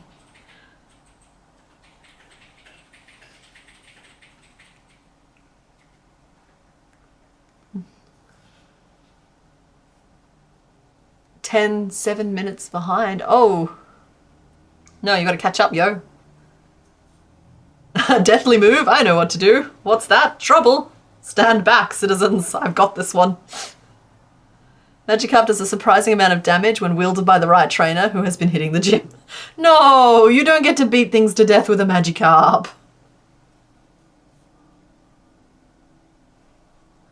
Green Ranger first, then become... Yeah, I'll see, cool. How's that for memory? I can't have been older than like 6 or 7 the last time I encountered Power Rangers.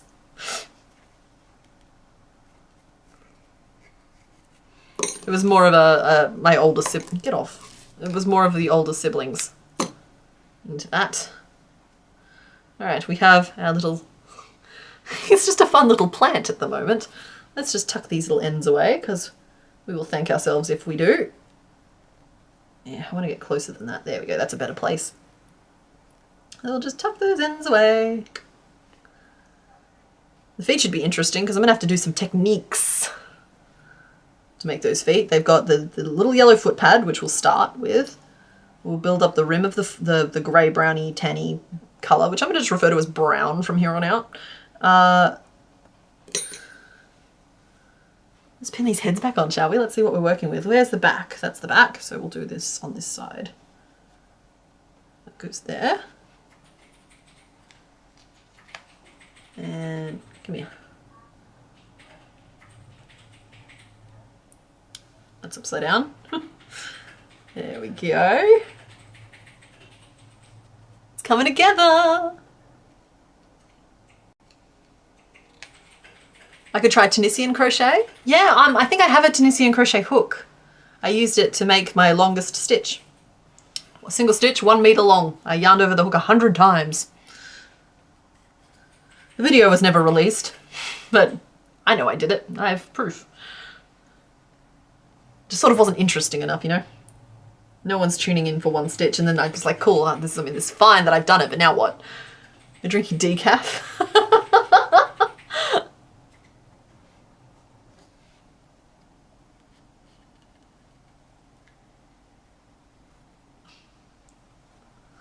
Okay, there we go. And then we'll just like, we'll take you to a stylist, mate. Okay, I promise. So that's what we currently look like. We just need some little sitting legs now. So pop that there. Finish off, times 9 legs. We're going to start in our yellow. I don't know if I'll accomplish the exact like little oblong type of shape we got going. Tickle, tickle, tickle. I don't know if we're going to accomplish that exact perfect shape, but we're going to do our best. Because we don't want them getting too big, and so just a magic ring of 6 might be the limit for them. Magikarp's doing his best. It's like I'm loving the love for Magikarp. Like I haven't put him in a pick yet, because I want to make sure that I want to do Magikarp so well. I want him to be perfect. I want him to be a perfect Magikarp, just the way like Caterpie is kind of somehow magically a perfect Caterpie. Like, it's not necessarily about what it ends up looking like, it's the spirit that it embodies, and I don't feel like, I gotta be ready. On the day we do Magikarp, I have to be ready, all cylinders firing. Yeah. Yeah. Hi. Hello. Hypothetically, Yep. when you make Machoke, right? Could you make Magikarp to scale and over his shoulder? No. No, but like they're best buddies, you know? That's not best buddies. Like separately, they're not that strong. But Best buddies don't beat people with their best buddies. No, but the best buddy is down for it, you know? He's like separately we are just Pokemon, but together we are a team. Like picture like angry eyebrows on the Machoke? Magikarp. Magikarp? Yeah, Magikarp with angry eyebrows, like yes, use me, kill them, fight, win. I don't like it. I will convince you later. You can try. We'll write a story. There's Mr. Bones with a strong pitch, but I don't think it's going to happen. You should do chores. Nah. Oh, yeah, no, put on headphones. Just check us on the TV. That works. We will talk our way through this. Magikarp has global relatableness. I agree. They're on Temu. I missed whatever that is. Magikarp is a completely worthless Pokemon. Fans are, excuse me? Magikarp is all of us. Just the same way Mimikyu is some of us. I don't want to call all of us Mimikyu, but like I relate to Mimikyu. Tunisian is too much like knit. Oh, okay. That's fine. Like it's still something I'd give a go. Like my big issue with knit is I couldn't work out how to get the stitches to do the thing because like there was no hook on the end of the needle. What am I supposed to do with that?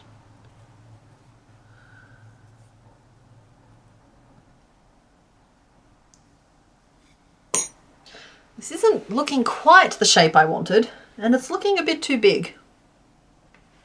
So I think we're going back to the Magic Ring of 6 plan. Sorry guys, I tried.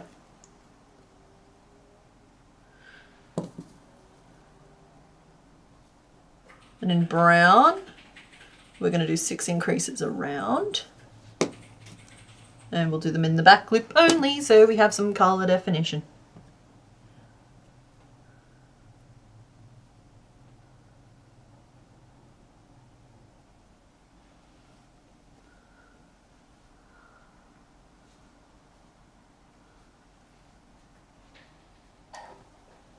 And then at some point we have to add in the white so that we can make the claws. But hi, again. I was just going to suggest take a quick check at your stream health.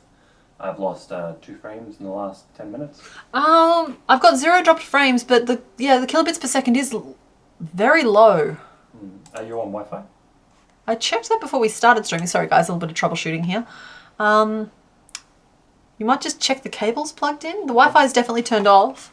Yeah. I'll check the modem, see if it's hot. But my bitrate is low for what it is. Shut your computer down because your computer's currently on with stream as well. Oh, I should turn that off. Just put it to sleep. So guys, are you guys experiencing any problems with the stream? I've still got, it still says it's excellent for me, but the bitrate is about half of what I would expect it to be. Mr. Bones will get banned. No. Mr. Bones is the banner. Knitting needles do the nice clicky clacky? Okay. I can see the appeal in something that clickety clicks.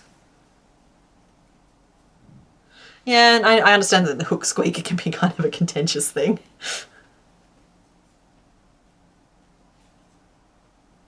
Yay, someone won Yarn Chicken! You exist to give us all hope.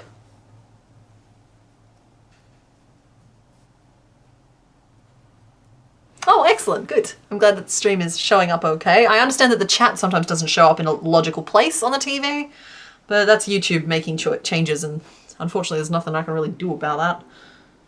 We are small potatoes here, friend. Oh, Night Autistic Frog, thanks for hanging out with your little watermelon icon. That's good. It's good that you guys are not having any problems. We've only ever had one stream get taken down by technical issues, and we brought it back up again in a different stream. That was the Paras stream. But yeah, now it's made us a little bit twitchy every time we see something going slightly odd.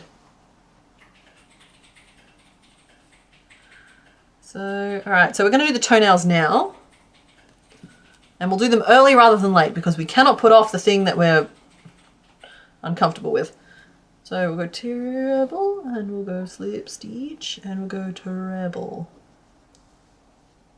And that should get the job done in white. So 1 single crochet to join our white on. I think this is the first appearance of white in this stream. So that's, yeah, that's a late player.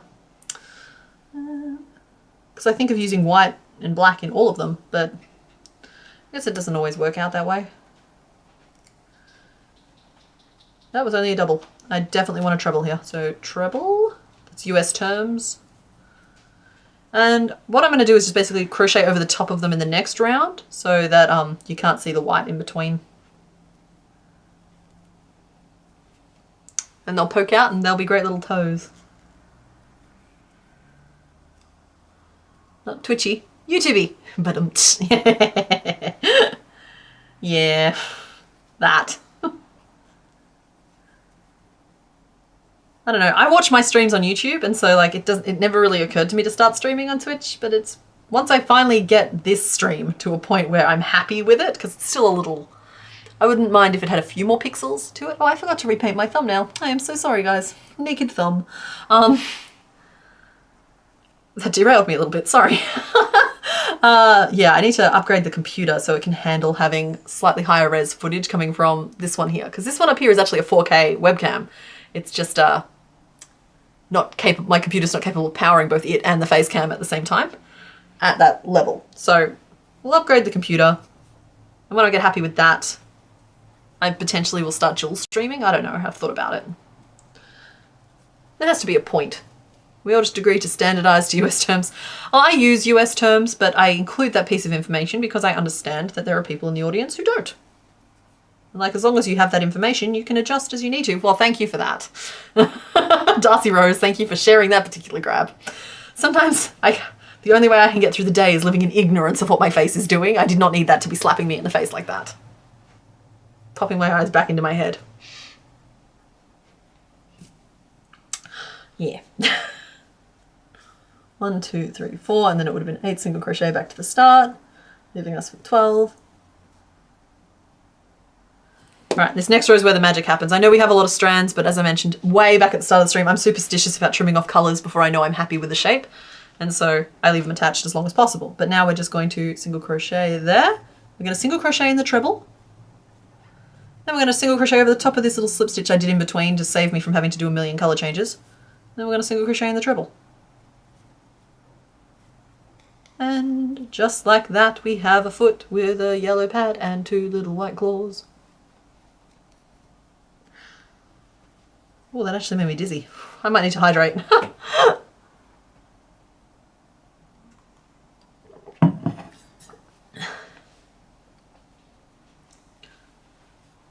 I'm from the UK, but learned with US terms. UK terms make no sense. Actually, I believe it's to do with... One labels them based on how many times you yarn over during the process, and one of them labels on how many times you like pull through, is the best I can figure. At least when it comes to like the doubles and trebles and that sort of thing. But yeah, honestly, at a certain point, you just kind of have to like pick one, commit to it, and make sure that you've communicated which one you're using if you are putting a pattern out. How tired am I after a live stream? It depends. Sometimes I'm very up. And that's why I have to cut them off at a certain point so I can wind down over the course of a couple of hours. Whereas like the one time I finished at like 10, I was just up for the rest of the evening. Sometimes, like a lot of the time, my throat has just completely run out of the ability to talk, which is always really funny.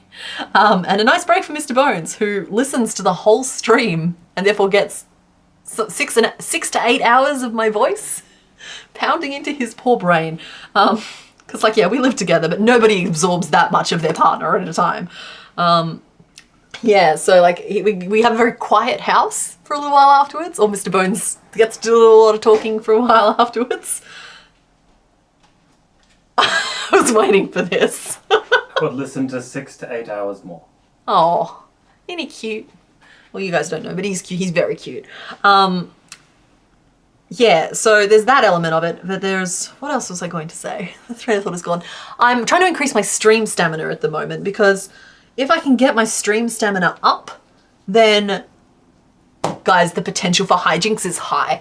Like a 24-hour challenge, but on stream. All time zones covered. Nobody has to be disappointed. Though some of you mad people I know would try and stay awake for the whole time, which would be a problem, but that's not really my job to look after that part of it, in a way. And then there's, you know, just stuff like that. It's just like, it opens up doors for me to do more online if I can just get my stamina up. So last week we managed to do, I think it was just a sneeze short of 8 hours. And honestly, we just go until after a certain point, I try and do at least 3 per stream. Last week we got to 4, or 3.5 really. And we just go until my brain flatlines. And I start getting this like passive face as I forget that I'm supposed to be talking to you guys and filling the room with noise. And instead I'm just sitting here crocheting. And that tends to be a signal that it's probably time to wrap things up. But yeah, it's you like the hijinks? Yeah, exactly. You could do it easy. If you're talking about streaming, yeah, you should try it. Absolutely. It's a lot of fun and it's been very good for me because it's the first time in a really long time that I felt properly connected to you guys as an audience. Whereas like when I put out videos, it's very much I throw something out into the abyss and like you don't get a lot back from that process, but that, I mean, that is what I do for a living now.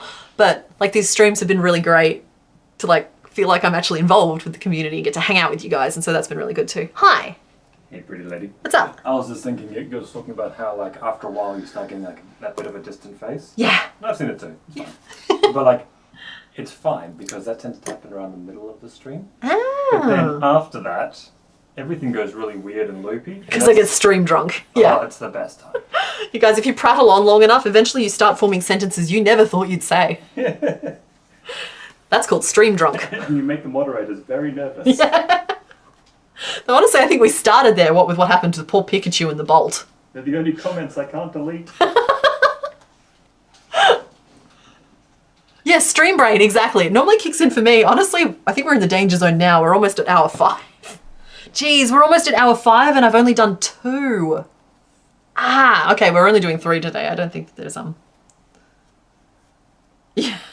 1, 2, 3, 4, 5, 6, 7, 8, 9. Yeah, I understand that there's like, and I've just seen Zenaris von Schlottenstein. That is a name. Let me know how I did on my pronunciation there on Discord. Not that I'm reading Discord when I should be reading chat, but I saw on Discord someone said that to be honest, they don't mind if I don't talk all the time regarding stream durability, and like, I get that, but like, sometimes it's nice to just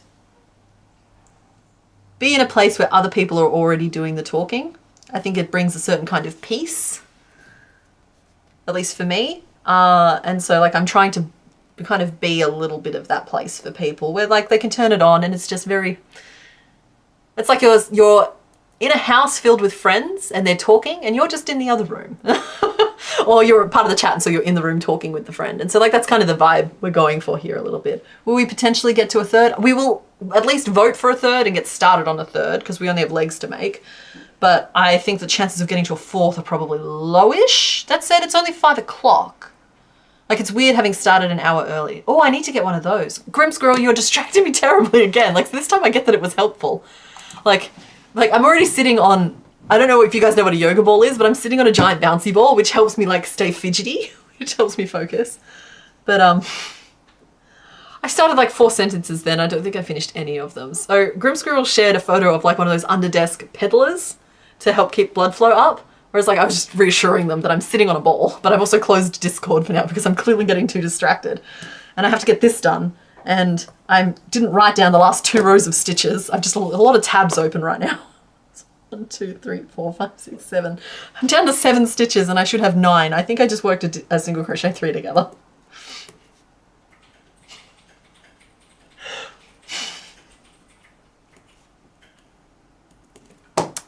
We're back and we're fine. No, don't apologize, Grim Squirrel. I think it's great. It's just, I know the problem is that like, if I'm on Discord, it provides a 2-way conversation, which is a good thing, but it also means that I get very distracted and it discourages people from chatting in the chat. Sunday self-care is a nice way to think about it. You like talking into the void? I don't know if I would necessarily define it that way. It's weird when I come back from breaks and I have to get used to starting to talk again, but while I'm actually talking, I'm not super paying attention to what I'm saying half the time, but I don't feel like I'm talking to myself in a room. I don't know if that makes sense. Yeah, I'm just letting my stream of consciousness fly out of my mouth, and you guys seem to find it at least sort of entertaining, so where's the harm? Everybody has intermittent attention spans, it is what it is, yeah. Hydrate or dihydrate, everybody. Seraphis, the procrastinating space pirate. That is a name. It's a great name, but it's a name. Oh, I can add to the pulsating maggot story. Hi maggot, if you're here again. So like 2 streams ago, I remember talking about this, or maybe it was even last week, where on like my first stream, someone with the name Pulsating Maggot commented, and I don't even really remember what was said. It's just like I got a real kick out of the name, and it's been living rent free in my mind ever since. That person turned up on the Discord, and they were like all excited to have been mentioned on the stream. So hi, Pulsating Maggot. Like, it's just nice to have that circle back around and realize that person was part of the community and not just somebody doing like a little drive-by in the stream land.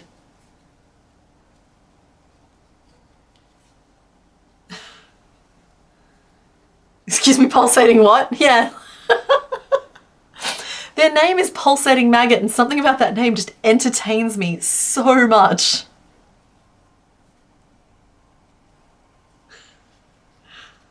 Interactive talk with responses that aren't heard. Yeah, it gets a little bit like that, and it can be a little tricky to keep an eye on what I'm doing here and on chat, which is why it's really great that Mr. Bones is so willing to like come on this ride with me a little bit, because like he's there moderating the chat, which is helping a little bit, and if I miss questions, he's really good at flagging them. But we're okay at the moment. Like I'm doing okay at the size we are, because like there's normally about 200 of you. Like I don't really watch that number. But at about 200 with the number of people who are chatting, I feel like I get to see most of what's said, even if I can't respond to all of it. Hi. I'm just enjoying you talking nicely about me. Oh, you're so big and so handsome and funny. I'm funny and so smart too. Oh, yeah. Guys, if you're not gassing up your partners daily, what are you even doing?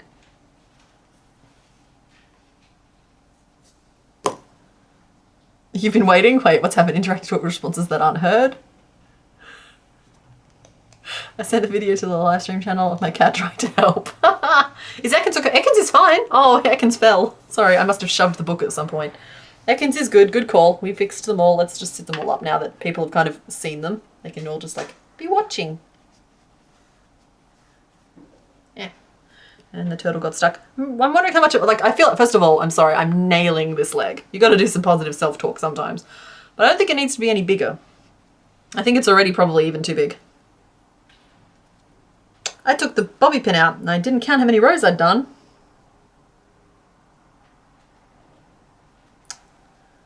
1, 2, 3, 4, 8, 9. 1, 2, 3, 4, 5, 6, 7, 8, 9. Okay. I think it was 3 rows of 7. Nat, I'm sorry, your enthusiasm for the Caterpie is infectious. I'm very much enjoying it. What's really funny is that last week we also named the Metapod, because it turns out Metapod had managed to slip through the rankings without actually getting a name. And it was named Megapod, which I'm sorry, you have to say it in all caps. So I apologize if that was loud, but that is the name. Like, look at that. How nailed is that leg? There has never been a more accurate executor leg ever. I gotta say, one of the perks of this series is that I am getting to do the Pokemon that don't see a lot of love from the crafting community necessarily. Like, I get that some of them are niche interests, but I feel like every designer who doesn't even necessarily like Pokemon has tried to make a Pikachu at some point, just for like trends or whatever, you know, like it's a popular little dude. Everybody's tried to make a Pikachu, but like I'm the one who got to sit here and I've made Rhyperior and I've made Carnivine and I've made all of the ones that you wouldn't think anybody would ever, ever, ever, ever want to make. And they always turn out the best ones. They're always the best ones. The Carnivine effect is great. My Rhyperior is one of my favorites to this day. Even Golem, who I made, I can't remember if it was last week or the week before. Things get fuzzy after a while. They're like, the weeks blur together.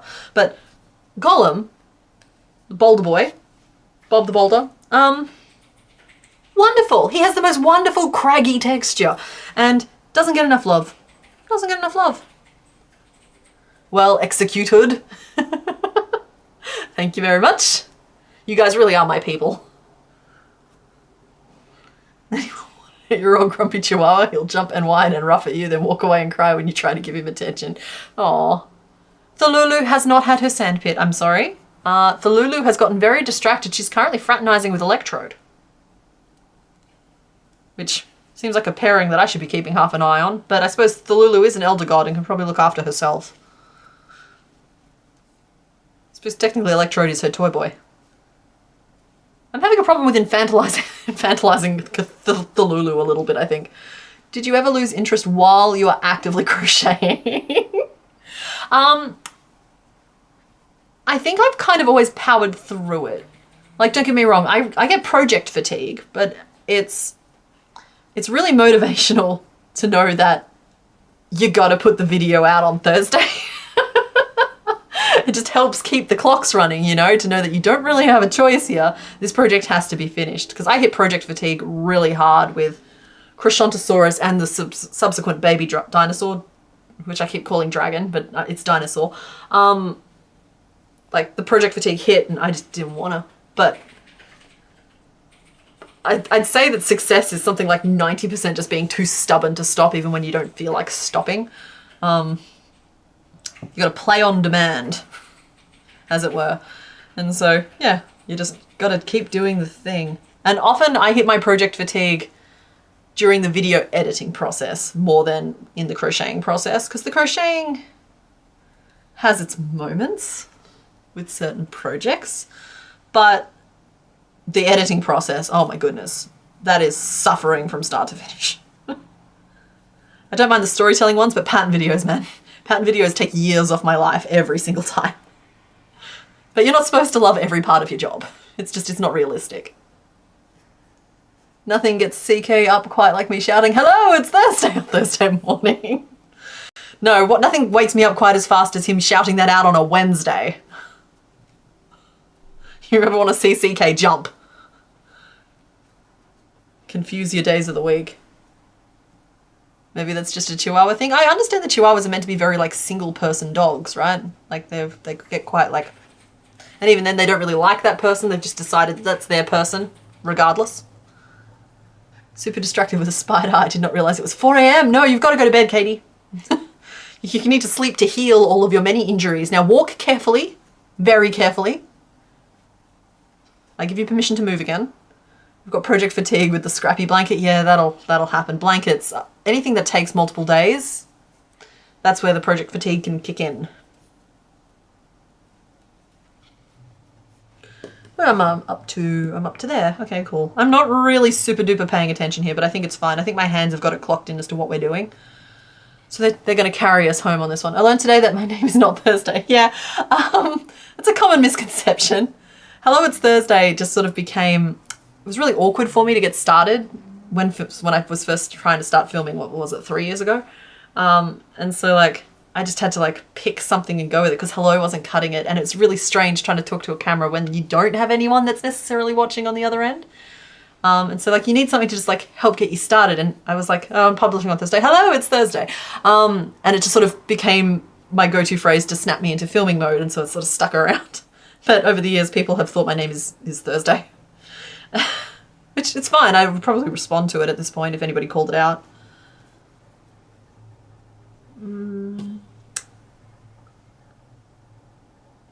There. Okay, cool. We are doing great. This is coming out really nicely. We are just doing the second leg and then there'll be a vote. Oh, we're going to be voting for his name very, very soon. So guys, finalize your nominations for the name poll. We'll get that going.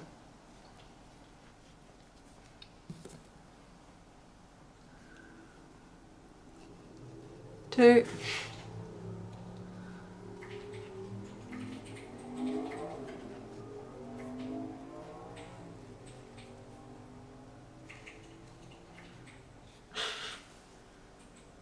You like the crocheting but not the sewing? Yeah. I don't mind the sewing personally, but I understand that it's like they're two different hobbies, you know, and it's asking a lot for you to enjoy both of them.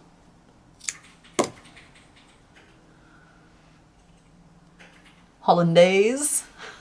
Put the lime in the coconuts is too many characters, I'm afraid. As much as I enjoy the spirit of it. I love eggplant. Guys, I gotta tell you, like, just like with Bolt, I'm allowed to have a favorite, but you do not have to agree with me. No pressure in the vote. But I'm telling you now, eggplant is going to be one of the options. Because we had Benedict, Eggs Benedict, and the eggplant. Eggplant. It's just funny. It's funny. It's great. 1, 2, 3, 4, 5, 6, 7, 8, 9. And I also want to just add that I also always feel like I enjoy embroidery until I start doing it. Like at the moment, I'm trying to distract myself because I'm once again feeling the urge to make something covered in tiny little details. And I think part of it is just that I enjoy things that are hyper rich on tiny little details. And this yarn is often super thick and doesn't quite scratch that itch for me. But I'm not brave enough to do anything smaller. So currently I'm like eyeing off some canvases at Kmart. I'm just like, I could get some little canvases, make some crochet flowers and make like these big, beautiful like wall pieces. But we're not. Or we could not do that, and we could keep our sanity and keep everything moving forward. Name list, aubergine, hollandaise, stump, the jets. Mr. Bones, you have to add eggplant to that list. You do.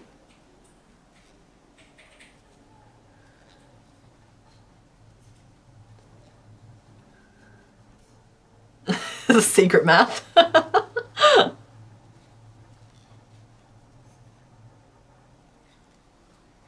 Nope, eggplant is a name all on its own.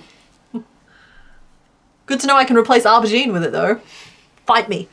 I enjoy the results of the embroidery, but not the process. Yeah, it's like when I did, I think it was called Crewel, C-R-E-W-E-L, the technique of embroidering onto crochet, if I recall correctly, on that bumblebee. Like, don't get me wrong, I loved the result.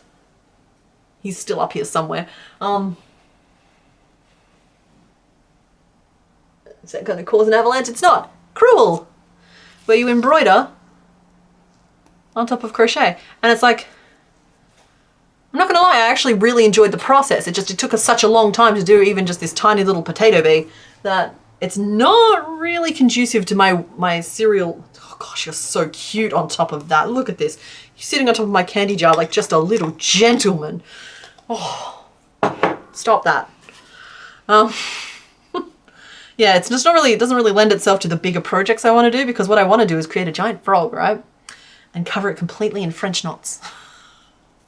And I know that sounds like the feverish dream of a madman, but it dwells within my darkest thoughts. What's it called? Are we talking about the bee? Secret tunnel! We could not do that. I could try punch needle or latch hook instead of embroidery. That's true. I've been eyeing off the kits just to get the latch hook needle, honestly, because it'd be cool to make some more fluffy things. Why are people trying to replace eggplant? Eggplant is fine. The ultimate Gen 1 cross stitch. Wow. Adeline, that is, I've seen that thing, and first of all, like, brave, but second of all, like, oh, it's going to be so good when it's done. Speaking of so good when it's done, how's that for a segue? Just pinning on this final leg, and guys, he looks amazing. Like, I get that he's a little scraggly at the moment, but we'll sort that out in editing. We'll sew some little faces on in editing, but he is perfectly on model. He is incredible. Incredible. Incredible. Incredible. Incredible. So let's name this little wackadoo. Let me pull up my poll here. So first option is, of course, eggplant.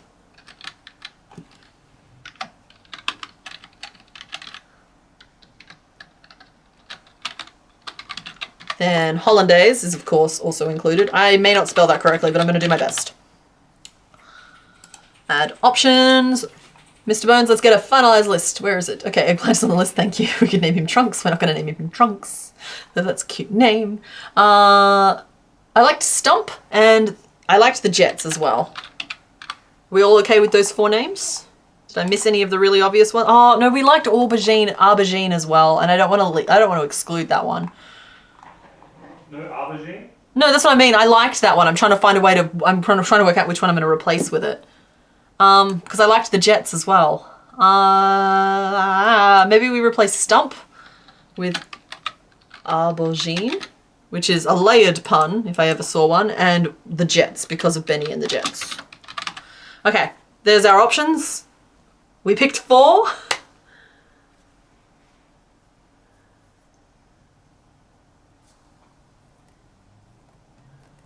Topic for conversation, does anyone else hate the direction crocheters are taking with making small patterns that are basically balls with eyes just because they don't take much time to make?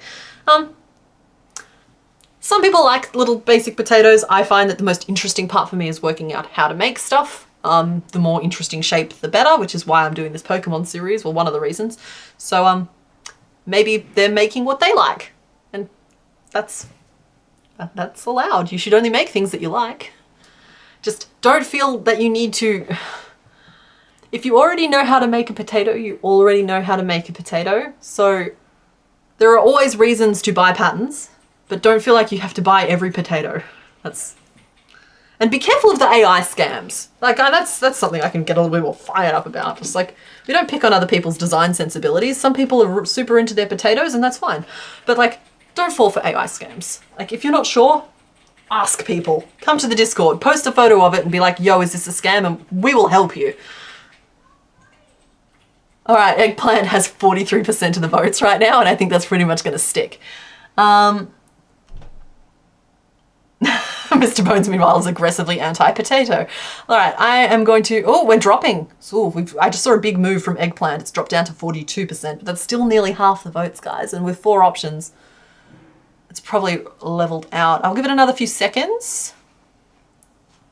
And we're closing it just because I want to get to the next vote in case anyone's trying to like stay awake long enough to be part of the next poll. Let me wrap this up to untangle this. Eggplant won with 44% of the votes, followed by a 2-way tie between Hollandaise and Aubergine. Like, both very excellent names. And the Jets sadly came last because at 11% because I don't think people really, like, if that happened in the same stream, it would have been funnier because, like, this was Eggs Benedict, so Benny and the Jets. So, like, there was a funness to that. Darcy Rose, you have my official permission to call him by his middle name, Hollandaise. He's Egg Hollandaise Plant. Yeah, I agree that there's definitely time and place for egg, ball, and potato creatures. I think they're very popular as keychains and at market stalls and that sort of thing. Anything that actually gives you, like, that you can make fast enough that there is a profit margin there for you if you're thinking about it that way is absolutely worth doing. Plus, a lot of them are really cute. It's just, they're also, that like, they're not what I personally, I don't make potatoes a lot of the time because I am more interested in more interesting shapes, to me. If the potato's an interesting shape to you, there's nothing wrong with it. Let's go to our choices screen. We have nothing but Jenny26390. The 1% that's missing is probably just rounding. They round to whole numbers in the YouTube, the summary thing. Okay, let's start this vote. So anyone who has just arrived, the theme today is yellow. All our Pokemon today are yellow. I will be cutting to a break again as soon as I start this vote, so let's get it going. And you can all vote. I know that you were trying to form alliances earlier. Let's see if any of them pay off. This will probably be the last one for today. I'll just warn you about that now. Let's start this poll. Okay, that poll is ticked through. I'm going to go on a little 5-minute break, but I'll see what you guys voted for when I get back.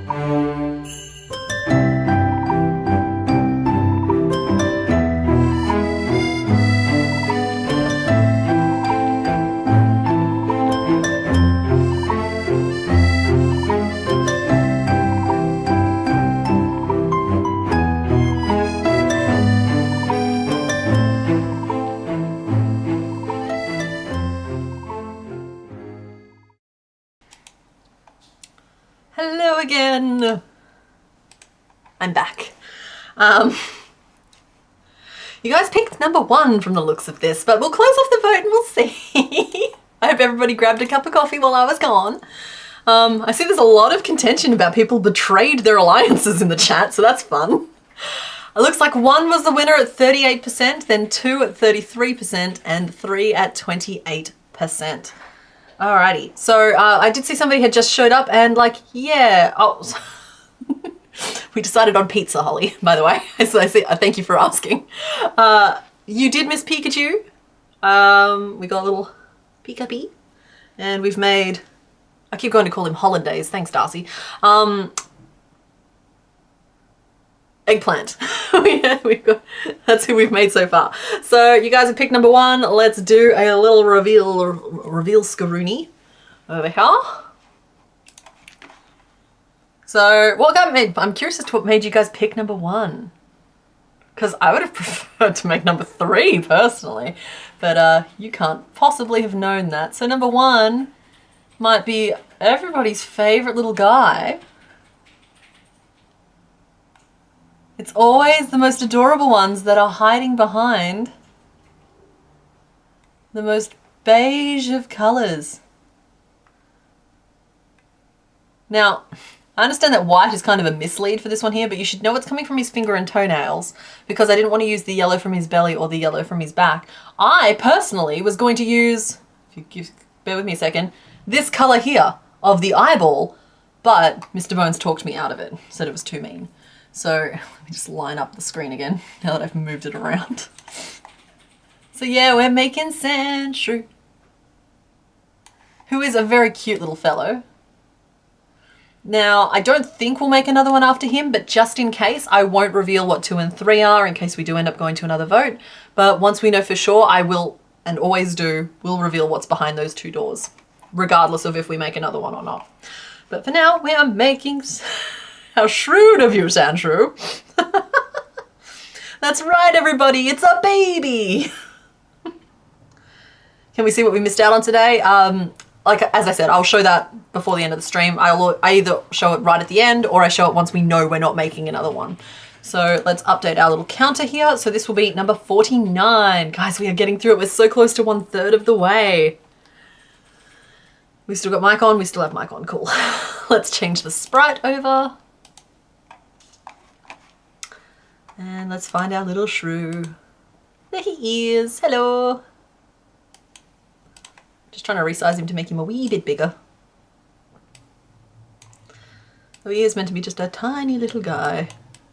Can you guys see it when I move him around the screen like that? I'm just curious. Because I could have a lot of fun with that. But I don't know if you can see it until I actually... Yes, okay. I'm sorry, I'll stop doing that.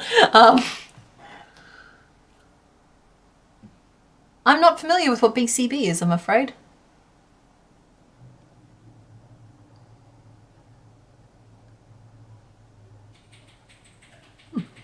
Anyway, let's draw us a little Sandshrew. I'll open the Discord again, I'll dare. Oh, wow. So yeah, sorry for anybody who was wondering, we did make Pikachu earlier. That's a better look than you would have gotten before. You've seen the plant. But there's our little Pika-Pee. So I'll be doing the sewing on him later. Let us draw a little Sandshrew. So he's got pointy face, this fellow.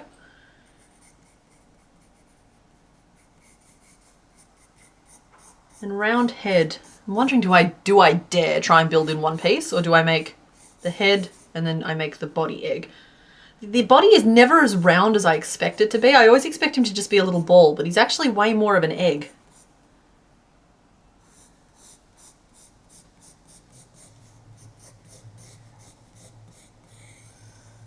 And then he's got that brick pattern all over him, which has to be... Oh, excuse me! It has to be embroidered. It must. We'll be using safety eyes on this guy, which I think is our... Nope, second one today. We used them on Pikachu as well, but safety eyes. I don't know, did we do color changes here as well? I don't know if I thought this one through properly when I put him in the listings. Triangle ears, which will be a separate piece.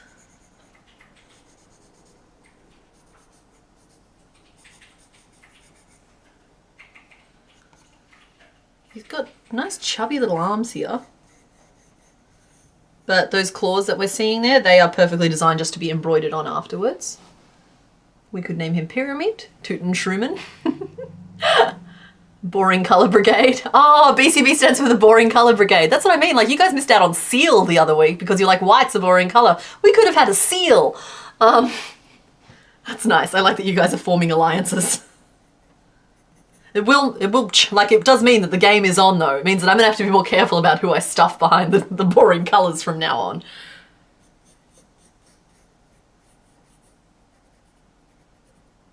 That explains the message I saw earlier about, yes, but what do we consider boring colours? Like you guys are laying out the treaties. Got these big shovelly feet. Chunky little nugget thighs. And he does have a tail. The brick pattern all over is what's going to be really annoying, but you guys I don't think will see any of that because it'll all happen off stream. That's a headache just for me.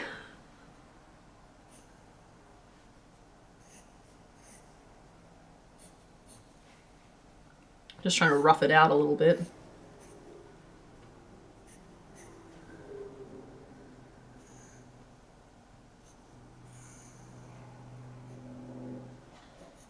Okay.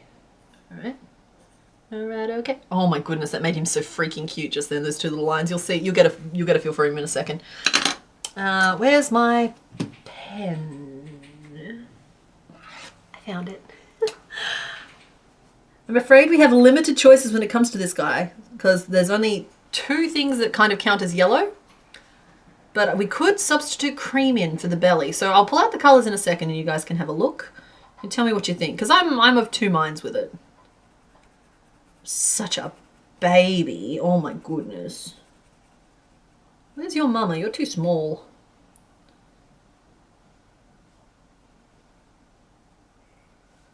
My pen is going nowhere near where I feel like I'm trying to put it right now, but we're working on it. We are working on it.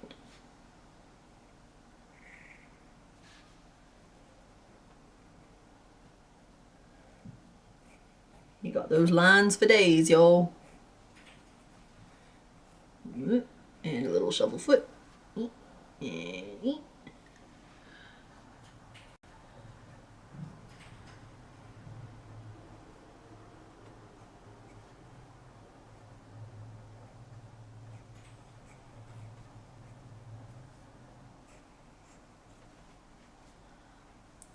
you've got little body stripes.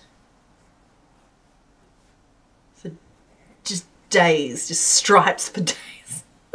They just don't end. They never end. They're never ending stripes. So that's our little baby. That's our little baby dude. Okay,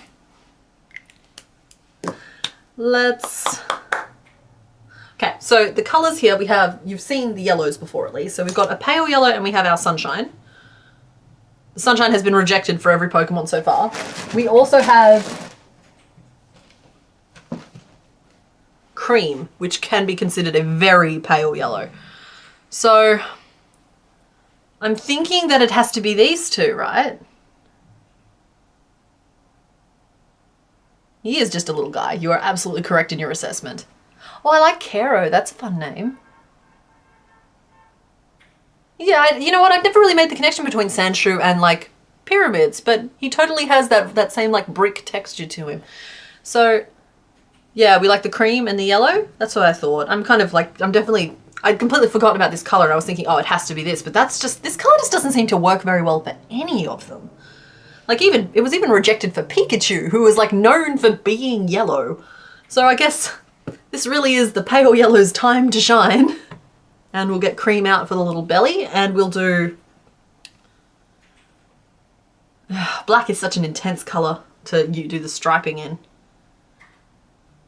That's not really going to work either. I know this isn't for on camera, but I just want to check it out. Maybe I'll do his stripes in like the fawn color that we used for the trunk last time. It's just a little softer. You'll still be able to see the lines, but they won't be as like harsh and bricky, which I think would steal focus completely if we tried to do those. Thank you for the butt pics, Mr. Bones. We tried to do those. Aw, Sandshrew, get out of the mud. Yeah, so I think we'll use something like that. Like, that's the vibe. Oh, you reckon dark brown? I don't know if you're in what bit you just heard me say is all. So I have a darker brown here. So this is like this is latte. Or I have a darker brown again. So what are we thinking? Papyrus. We're still naming him. We do need a navy for just a little bit under the eyes. I don't know if I've got one of those started, but I'll snip some of that off one of them. Oh no, there's not quite. I know I have the perfect color for that, so I'm not so worried about finding that one there. I'm more worried about like the details. Softer color than black for the lines, cool. So we're on the same page regarding that, so I'll just work out which line color works better when we get to that point. Maybe the darker brown, the soft brown, yeah. I tried the sunshine for the stripes, but I didn't think it would read properly. I did have it on screen for a second. Okay, we liked the latte color. Yeah, I was kind of leaning for either latte or fawn for the lines, because like this one he's kind of sandy, but this one he kind of gives the impression a little bit more. But again, we'll cross that bridge when we get to it. For now, we have our main two colors. And I got to do a little bit of shape breakdown, but I've just realized I haven't drawn his little fingy nails. There you are, darling. So, as I mentioned, the question here is how many pieces do I break this guy down into? Because the urge to make his head and body and even maybe his tail all in one piece is strong, but that is a lot of shaping to be doing at 5:30 in the evening. But it would look somewhat like this. I'm leaning very heavily on the Discord reference images here.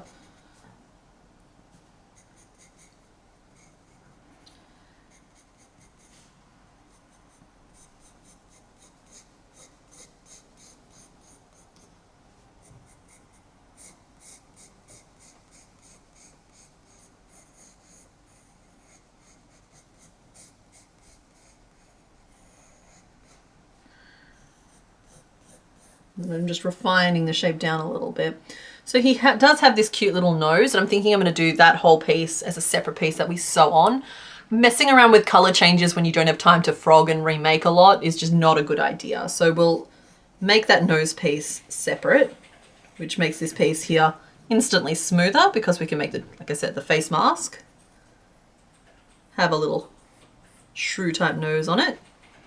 And it's hard to tell if the eyes clip in through the face mask or into the head. So I might be making some of these pieces a little bit out of order. I'm really liking the Egypt theme for the name, guys, actually. I think that's I like it. I like it a lot. Just in case you wanted my 2 cents, I like it. We'll do a separate disc for the belly. This little yellow belly. The back legs can all be made in one piece. Chonky little round thigh, flippery little foot. We may work color changes for the toenails. Maybe. Then we sketch on the lines afterwards. The legs are nice and easy. They've just got the 2 lines across and then the occasional brick. The arms are, again, just nice little like roundy tubes that I will be embroidering little white triangles onto, like I've done with a few of the others now, because it works better at that scale than other options do. Ears, we're going to make them 3-dimensional. They're going to be little triangle shapes. I will embroider on the inner triangle color, which is cream, same as the belly and the face. So that'll work nicely. We'll just embroider that on, but in the meantime, we'll just make a little triangular pyramid. I think I'm funny. Yeah, but those are the pieces that we need. So there's a few to get through, but I don't think it's going to be too bad once we nail this shape, because this is not the world's easiest shape. I think we'll probably start, it's going to sound really weird, but we're going to start like in the center of the forehead and try and work up this way. Because by working that at that angle, we have we're going to have a way easier time of shaping it, because we can easily decrease along this edge and then flare back out. Whereas like if we tried to approach it flat, it's way harder to get back out all the way over here in a nice smooth way. Whereas this way, at this angle, it's nice. It's good. It's good, yeah. And if we're real lucky, the warp of it will move that magic ring around a little bit, so it's not really obnoxious. And if it is really obnoxious, I'll create another little face band, cover it over and hide the whole thing. So we got some plans. We got some plans. We got some contingency plans. We've got plans on plans. And turn the page. Sand shrew. All right, gonna start with a magic ring of 6. You guys know the rules by now. We start with a magic ring of 6, and we're gonna build this body piece all in this yellow. Head, body, one piece, tail separate, also an option. We'll work it out when we get there. Or teal. Eyes clip into yellow with elongation and embroidery moving into cream.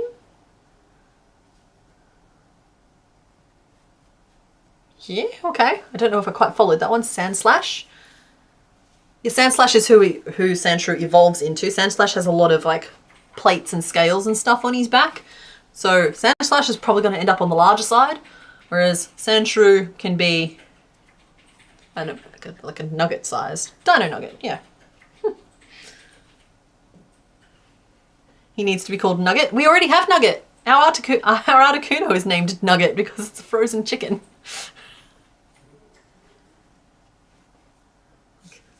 I gotta reread these names before every stream just so I make sure that there's no double ups, because some names work for multiples. Like Nugget is one that could crop up again and again. Metapod him? We are not metapodding him. Becky, you're a bad influence. That said, I think Sandslash is an excellent candidate for metapodding. Metapodding is just when, for those of you not in the know, metapodding is what happens when a Pokemon that has no reason to be made giant is accidentally made giant because, I don't know, I lose track of what I'm doing and before I know it I'm holding a Metapod that's this big. So the Metapod for this series is enormous. There's no reason for it to be enormous, it just is.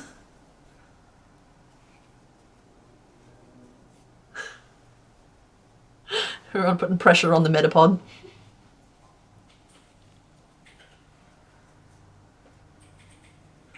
What's funny is that Metapod has become a meta joke. And I love that. I love that that's just sort of evolved, haha, over time. We're going to call him Atreides. That's intense. It's intense for a little shrew. 2, 3, 4, 5, 6, 7, 8, 9, 10, 11, 12. We could just call him Paul.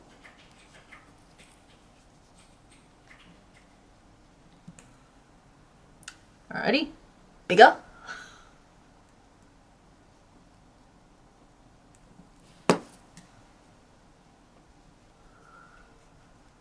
Golly, can you imagine if I was trying to create this guy so that the black lines or the dark lines of the bricks were like worked in the row as we went, as like inset? Oh my god. If I was doing him bigger, I would be trying to do that and just like follow the lines of the bricks around, but I love myself too much to do that to me, and I love you guys too much to do it to you. Becky, you're asking very nicely. But I am immune to your little heart emojis. We're not metapodding him on purpose. I mean, he's a shrew. You catch him to tame him. Why not call him William? Yeah, that's funny. The taming of the shrew. Well, we could call him Shakes, and we could call Sandslash Spear. 2, 3. Am I ringing?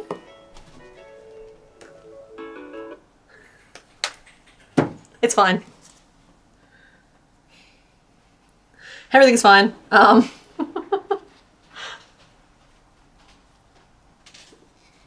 me to take your phone? Yeah. It's fine. Who was it? It was an alarm. Ah.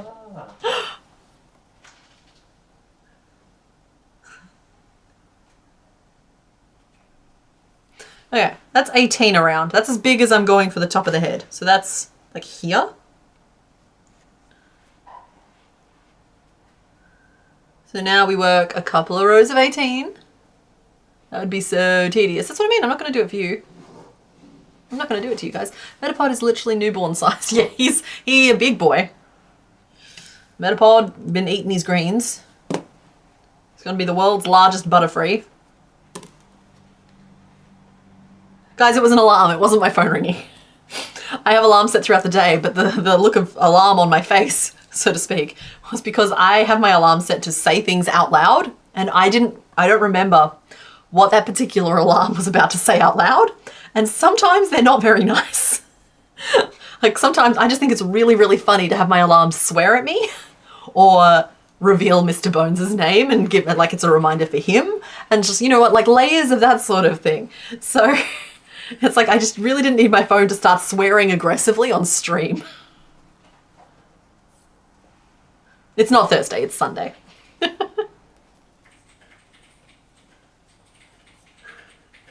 No, Becky, first of all, I love the bit. I love the joke. I don't feel bullied by it at all. So you can carry on as you please. Drew the Shrew.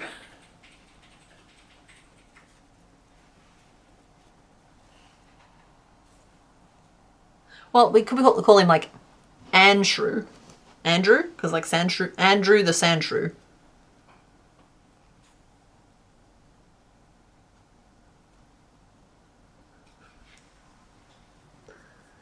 Well, Mr. Bones, that's correct. It's just it doesn't say Mr. Bones. or it says, yeah, like wake up, you da da da da da da da da da da da da. I also have one that's just shower, shower, shower, shower, shower, shower, shower. You know what I mean? You get the point. No, I don't record the things I say. I type them in, and whatever you put in the little box, it says out loud. It says it in the little robot voice. It is helpful, but it turns out you can tune it out just as effectively as you can any other kind of alarm.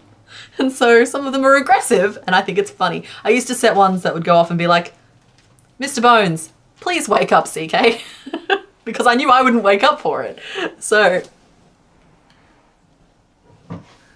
Yeah, Darcy Rose, exactly. Like it's some sort of inbuilt Samsung feature, and it lets you get aggressive with yourself when it comes to your reminders and alarms.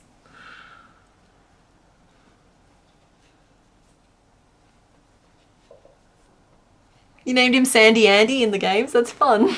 That's what I mean. It's a little robot voice. It's like the automated Alexa voice. Like, you have 3 minutes to go. Like it's that kind of tone. Well, that's my best impression of the tone anyway. And yeah, you can make it say whatever you like. It reads it all out. It doesn't stop, it swears.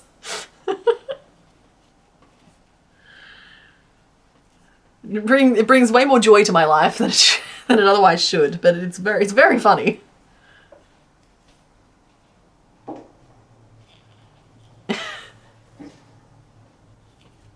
You used to write mean messages to yourself to remind you to feed the neighbour's cat when they went on holiday. If you don't feed the cat will die. Oh, I like Brickle. Brickle's an amazing name for him. Sorry, sometimes I call you Darcy. It's like I shorten things and shorten things and shorten things. But at a certain point, I'm very aware that I'm not using people's requested names. You now have 20 minutes to reach minimum safe distance. Papy russet potato. Door closing. Door closing. Yeah, it's you know what it is. I've copied the Transperth voice.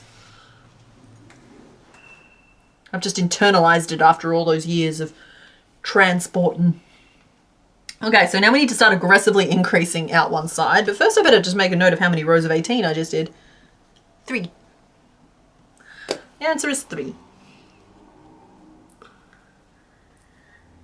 I really like the name Brickle. I think it's adorable. I liked the Egypt themes one, but you guys had to like decide on if you want it to be Cairo or Giza. Giza?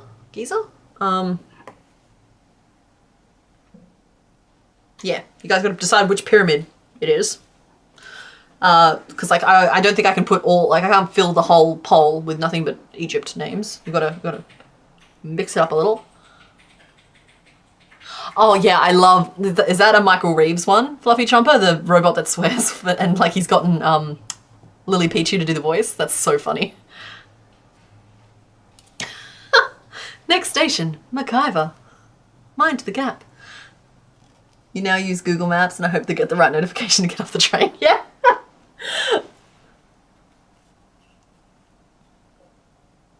All right, how do I want to do this?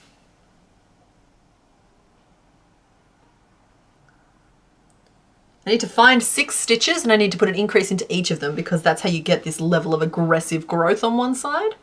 But for some reason I'm having a hard time taking 18 stitches and finding 6 when I shouldn't, because it's just 6 single crochet, 6 increases and 6 single crochet.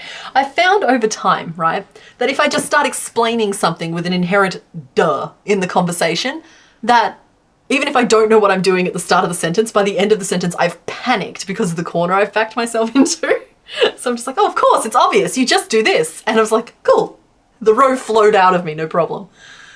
Will I be finishing Sandshrew today? I'm going to do my very best. It's 5:30 now. We've only been going for 5 hours, 43 minutes. And like last week, we made it to 8. So there's a pretty good chance we'll finish Sandshrew. I don't know if we'll do another one afterwards, though. It's like these guys took a little bit longer just because they had a lot of pieces, which seems to be the deciding factor. 1, 2, 3, 4, 5. Also, I'm very chatty today. Very chatty. Like at a certain point, I need to stop and get pizza for Mr. Bones because he's been very good all day. Sand chonk, sonk.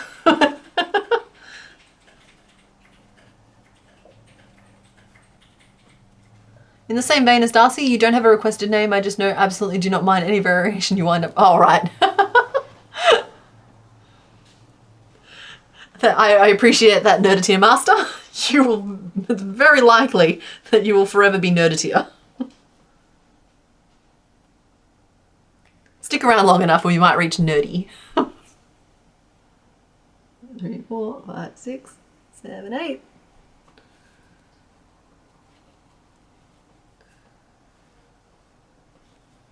You can go decorate your cheesecake and then come back. Yeah, hopefully. And also cheesecake. I mean, priorities here, man.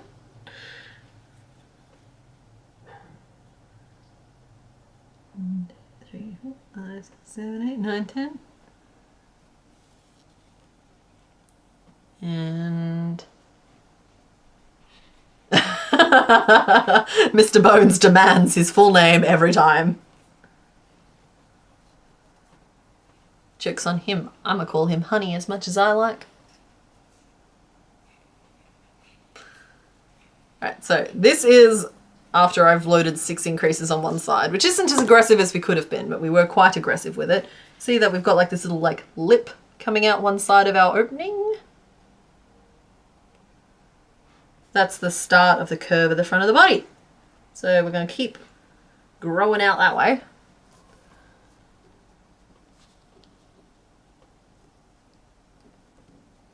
And keeping things fairly stable along the back. We don't want to get too big. This next row is already going to be 30 stitches around, but it's deceptive because it's at an angle. That doesn't mean it's the same size as it would be if it was 30 stitches around this way, because it's at this much of a slope.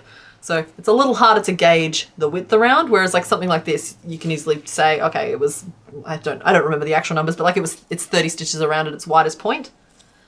This one here is going to have rows that are wider than 30 stitches, but it may not even be 30 stitches around at its widest point. So we'll keep an eye on that. One day you'll figure out how to make crochet tubes correctly, somehow wind up working it from the inside. Sigil Sealed, I wish I could help you. I don't know what's happening there. Maybe because I don't understand the problem necessarily. You've just set an alarm for you to set off to the bus stop so you can get to your niece's birthday party on time later today. That's a good idea. I find otherwise I get kind of distracted. 1, 2, 3, 4, 5, 6. Otherwise your whole day just becomes about waiting for the time to go. I'm very bad about that. If I have a plan in the afternoon, I get very little done in the morning. He's a poop. Exactly.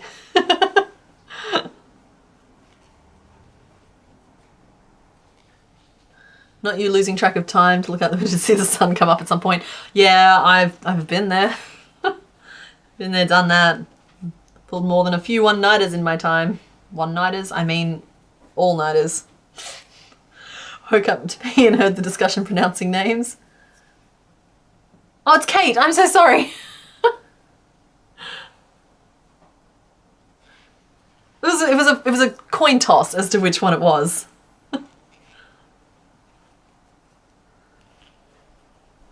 Yeah, y'all, if I say your name wrong, correct me, please. Politely, but yeah. Oh, Casey Bear here might have a possible more information for sigil sealed. Are you left-handed crocheter? You're right-handed. We don't know then. When you're crocheting, are you crocheting on the side closest to you, or are you crocheting on the side like away from you?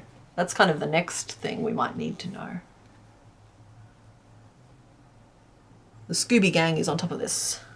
Not being able to do anything because of an appointment later, such a I don't know about neurospiciness. I have suspicions, but I'm undiagnosed. Yeah, it's like I can't do anything later. I can't do anything now. I've got something on later. It's like a real cognitive dissonance thing. You got to kind of like really like force yourself to do the things if you have things that you need to do, and don't even talk to me about scheduling more than one thing in a day. Oh my God. Cannot handle the stress of that.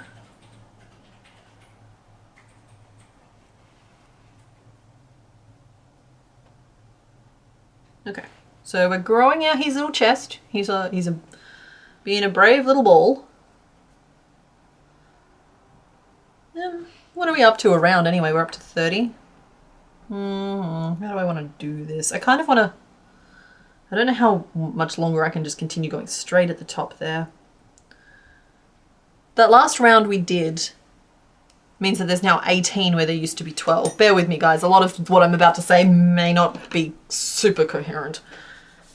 It's like the way this row currently works. We have 3, 4, 5, 6, 7, 8, 9, 10, 11, 12. 1, 2, 3, 4, 5, 6.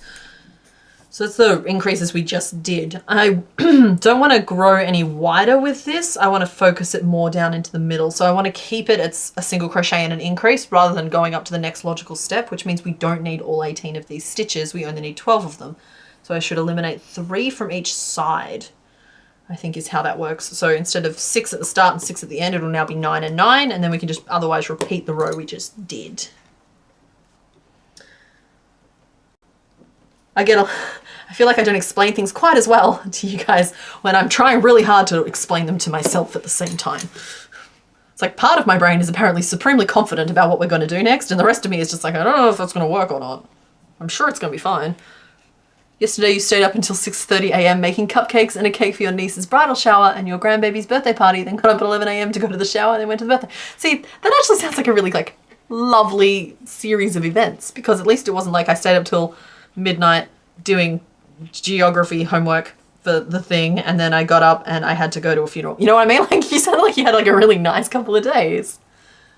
The road to El Dorado when oh, he reminds me of Bebo. Totally, the little armadillo. That was Bebo, right? That's his name. From Road to El Dorado. I think that's the name. 3, 4, 5, 6, 7. Though if you watch that movie carefully, you can pretty much convince yourself that the armadillo is secretly a supernatural being. Just saying. Like, if you watch that in the lens of the armadillo is controlling the events, I'm telling you, there is water in that glass.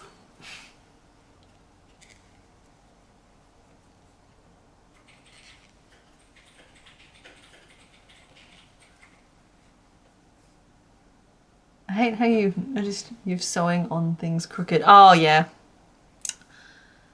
That's like why I've started telling people, warning people, make sure that you are like 110% happy. I know that's hard because it's more than 100%, but make sure you are like as happy as you can possibly be when you're pinning things on, because as you sew them on, they're going to shift slightly. They are, and you're going to be less happy with it. And so like if you start out super freaking jazzed to be here, there's a better chance of you actually liking what you're making after you finish sewing things on. 2, 3, 4, 5, 6, 7, 8, 9, 10, 11, 12. But, yeah, sorry, I've said it before and I'll just repeat it again now. It's sewing and crocheting are 2 different hobbies. It's like, unfortunately, to make amigurumi, you need to do both. But that doesn't mean that you have to necessarily love both. It just means that they both are kind of necessary to do the hobby, the one activity. But that doesn't mean that they're both your hobby. That's why you can put off sewing as long as you like. It's not your hobby. Crochet is.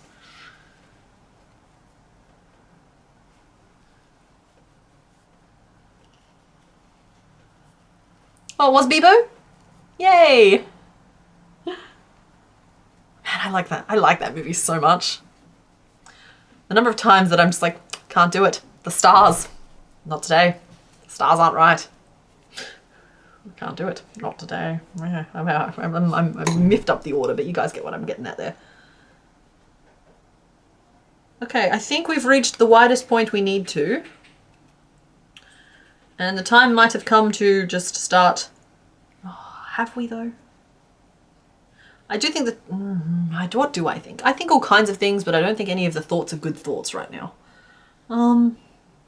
If I keep growing it a little bit more, I think I need to be brave for one more row.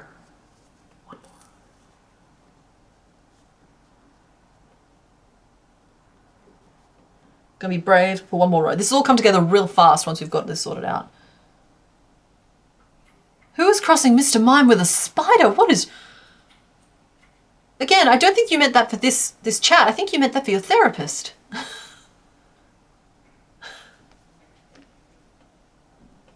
Yeah, see, our round is now at 42 stitches around, but he's going to end up significantly smaller than any Pokemon we actually made at 42 stitches around. That said, at this point, he's just going to turn up whatever size he turns out. Becky might win the fight after all.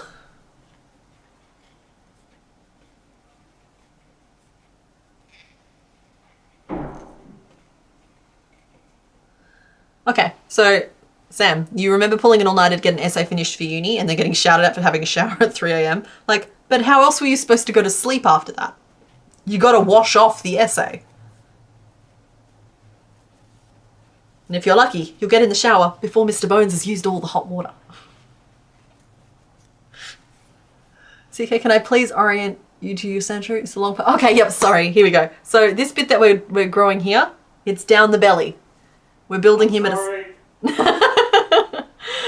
Yeah, so this bit here is going to form his little tum, and this bit here is the top of the head, and this is going to be down the back. So we're at an angle, and we're working... I know it's a strange shape, and I get that it's even weirder if you weren't aware of this, but hopefully that helps get your line up.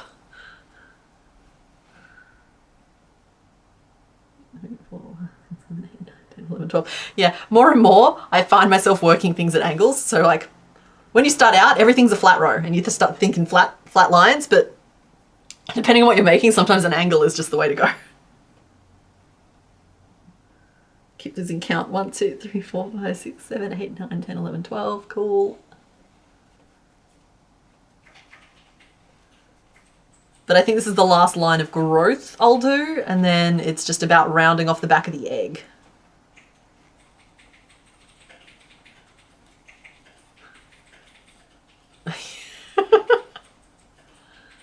Emily's sleep drunk because who could sleep with images like that running wild in your head?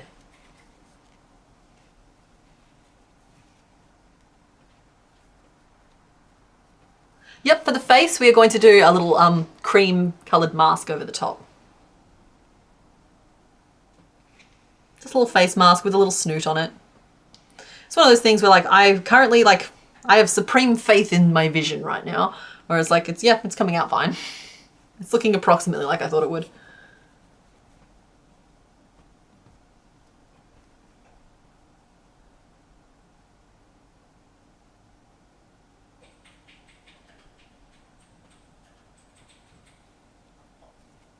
Look, guys, I had a cold shower last night. I'm allowed to be a little bit salty about it. That's all I'm saying. Mr. Bones is very considerate and we've never had that problem before.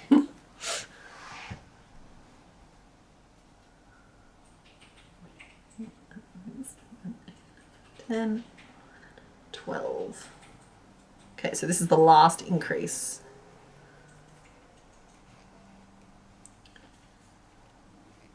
I don't know. We'll see. We'll see. The rows are very long right now. It's not a fan of the very long rows. I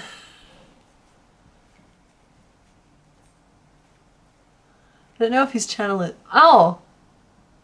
Yeah, no, I've watched a lot of Jazza. Like, it's Jazza now. It used to be Drawing with Jazza. Holly, I started watching him years ago when I had the flu. And I had the flu for like a month. And this is before the panorama.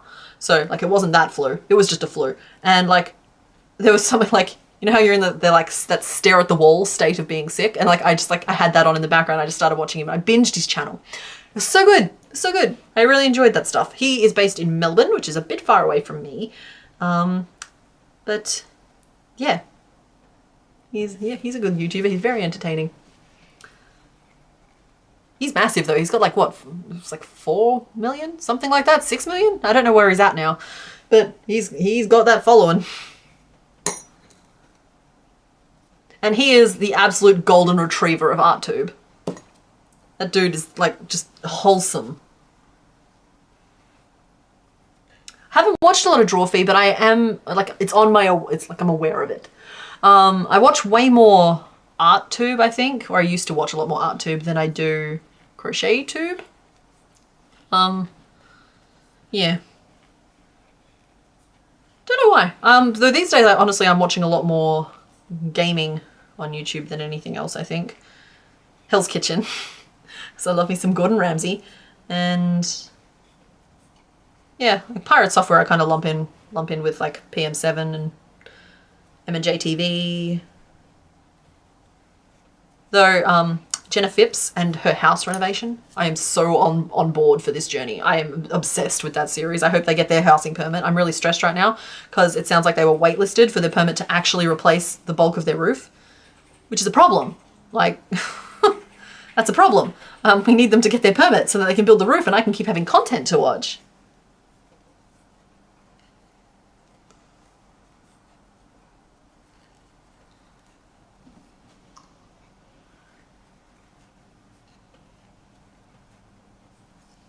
Drawing with Waffles. Oh, she seems like such a sweetheart. Such a sweetheart. I also watch basically anything Evan and Caitlin put out. Long form, short form, gaming, crafting, all of that jazz. Watch a little bit of Nerd Forge here and there. A little bit of KPR Creates.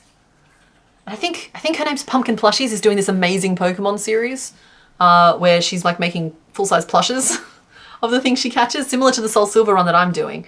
I should look her up. I don't like, you know how YouTube doesn't let everything appear in your subscriber feed and it drives you nuts? Well, me. I should look that up and see if there's another episode of that. Subjectively? Okay. Or are you saying that something is subjectively good?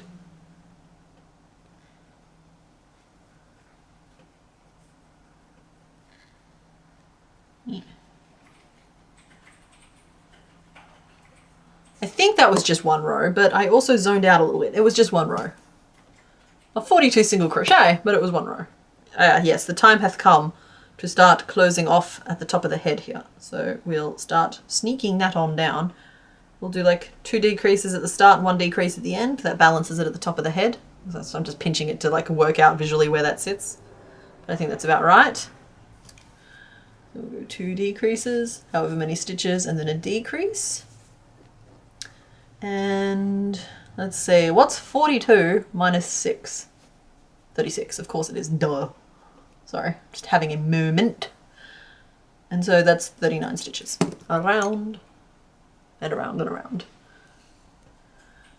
Yeah, I'm super keen on when they get that roof fixed up. I'm here for it. Like,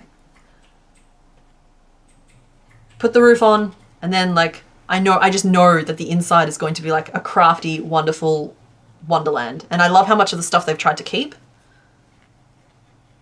Really excited for all of that. I'm not looking in the Discord chat. I've opened up one of the reference images and I'm immune to all of the nightmares that you guys are trying to give me.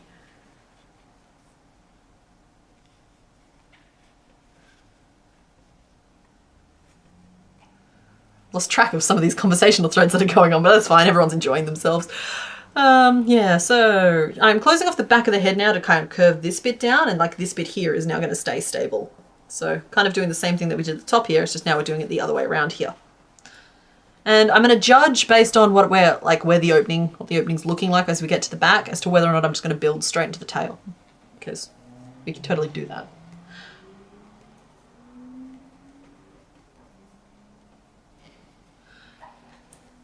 I will say I'm having a harder and harder time to find stuff that I'm interested in on YouTube, but I don't think it's because the YouTubers I watch have become less interesting. I think it's just because like I have such a short attention span for these sorts of things and I need new things. So Jenna Phipps is my current one where it's like if it comes up I'll click on it.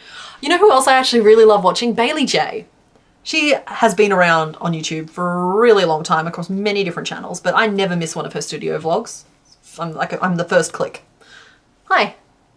Mr. Mime and Pincer is... You want me to look? Oh, it's something else. You're banned. Not just from the room, from the stream. You're done. Guys, I'm in the market for a mod.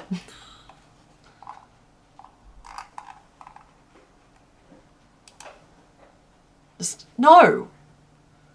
How do I make it go away? I'm not engaging with this. I'm not rewarding the content. I'm opening up Sandshrew again. Sweet little Sandshrew. Oh yeah, Sophia Nygaard. I just watched her. She's on the Vegas Strip again. She's eating at the restaurants again. That stuff's good. I also like more and more. I'm just like leaning more towards podcasts and that sort of thing.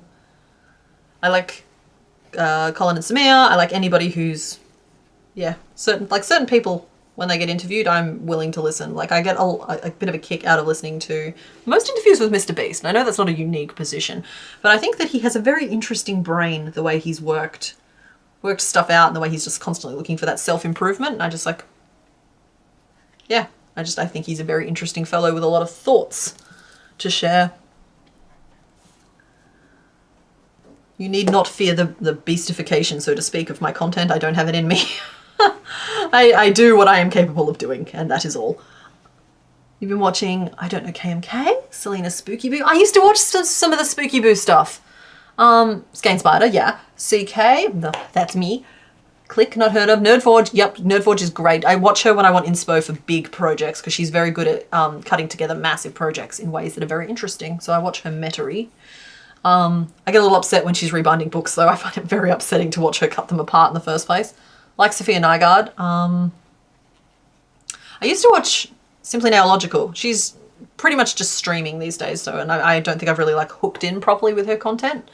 I'm still a customer, and I watched all of her YouTube back in the day. Karen Puzzles, if you guys watch Karen Puzzles, her stuff's kind of delightful if you're into jigsaw puzzles, but even if you're not, she has a way of filming jigsaw puzzles in a way that somehow makes them interesting, and that's always been very inspiring to me. Cat Icarus, okay. Honestly, anyone doing Stardew Valley content as well is kind of up my alley. I'll watch any tournaments and anything else going on in that kind of sphere. Call Me Chris. Oh, wait, why is that? That's familiar. She's the blonde, right, with the tiny hands? Oh, who else? Charlotte Dobre. Dobre? I think she's funny. I'm also just like, I read things on Reddit. So it's one of those things where like, I know that Charlotte Dobre reads things from Reddit, reacts to things and stuff like that, but I try to avoid too many that are just reading from Reddit because I read on Reddit. And so a lot of the stuff I've already heard before. Yeah, see, Karen Puzzles, I love her long form tournament type coverage. She's very, very good. You can tell she's completely like obsessed with the subject she's talking about, because when somebody is obsessed enough with the subject they're talking about, they can make it interesting. Even when it's like, I love jigsaw puzzles, I'll spend hours doing them, but they're not something that I would have ever thought I'd watch in long form, and here I am. Hi, honey. Darcy Rose Harris on Dungeons and Daddies. We can just call her Darcy. Oh, she watches Dungeons and Daddies? I love Dungeons. About to start season 2. Okay, I love Dungeons and Daddies. I binged the whole first season. So freaking funny. I had a really hard time getting a toehold in season 2, but I've heard if you stick it out, it's good. And season 3 is excellent, which I think they've only just started. So I'm about to start season 2 as well. We can be Dungeons and Daddies buddies. Hermitcraft. I don't know if I know Hermitcraft. Is Hermitcraft the one, the Wilderness dude? Gab Smolder's run of Stardew Valley is amazing. Okay. Yeah, I know Gab Smolder's because that's the partner of, what's his face? Jacksepticeye. That's my link with her. So like that's how I know of her.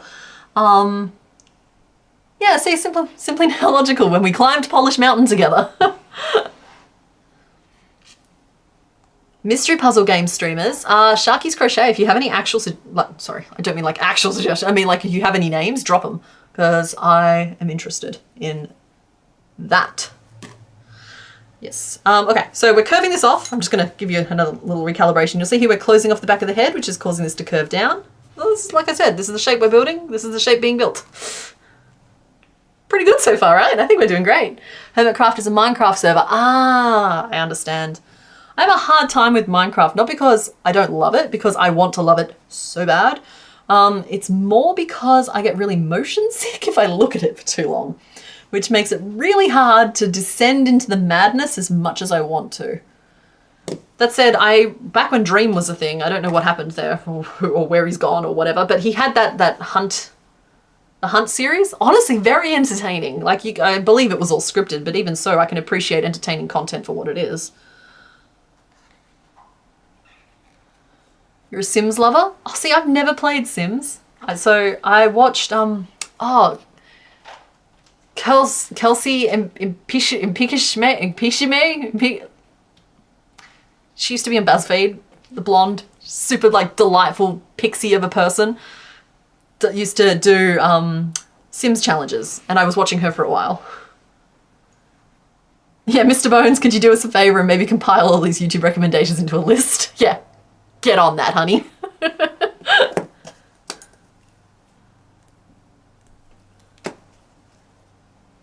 Yeah, I've heard that there's a setting in there that you can turn it off, but it's funny because like I don't get motion sick except for when I'm looking at Minecraft.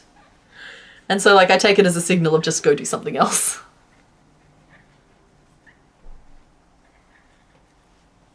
Okay, well I maybe I'll look into Hermitcraft then, because at one point, yeah, I don't know, it's one of those things. I have to be careful of games that I know will absorb too much of my time, because so much of my time is already spoken for. So I have to be very careful with the rest of it. Trying to lace these Archer bracelets, but couldn't remember how to lace up shoes. Sims, nearly every comedic Let's Play, yeah. Oh wow, yeah, no, I know that Sims is like a thing, so there's a lot of that. I love watching people shiny hunting as well. That's why I love PM7. PM7's such, like, yeah. He's good.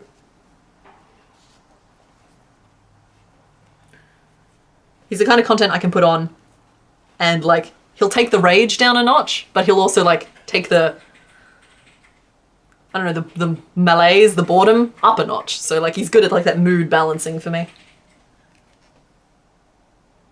Luke the Notable, 100 Days. Yeah, okay, cool. Anybody who's ever started one of those formats is absolutely worth paying attention to, because those are the ideas. Oh, actually, you know what? Recently I watched this documentary on YouTube.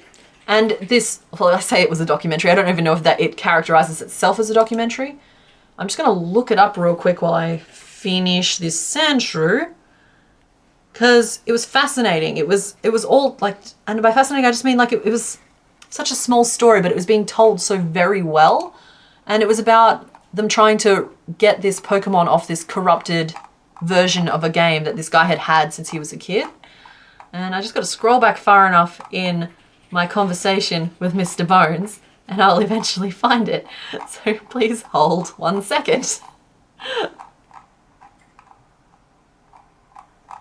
Because we send each other memes a lot, even though we spend all day every day next to one another. Okay, there's the computer settings. That's a ball. Sorry guys, I will be, oh there it is. It was by Nick Robinson. Can we rescue a deleted Pokemon 15 years after its death?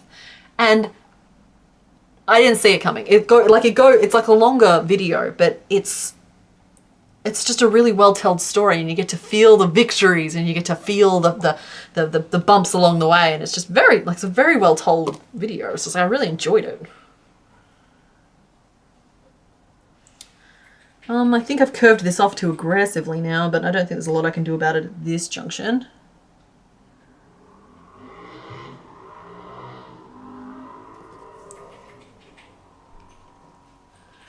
We are down to 33 stitches in our round, and I think I'm just going to have to continue on. Like it's the correct shape according to like the sprite and the profile pic. It's just I always wanted him to be rounder.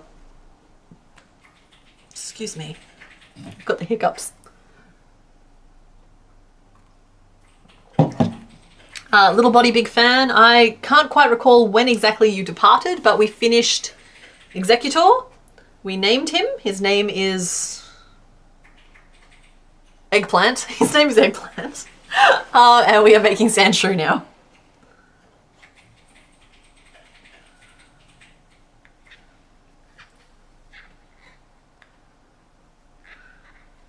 Yeah, things are just ticking along. Oh yeah, North of the Border. Yes, I've seen some North of the Border with these tiny nerdy things.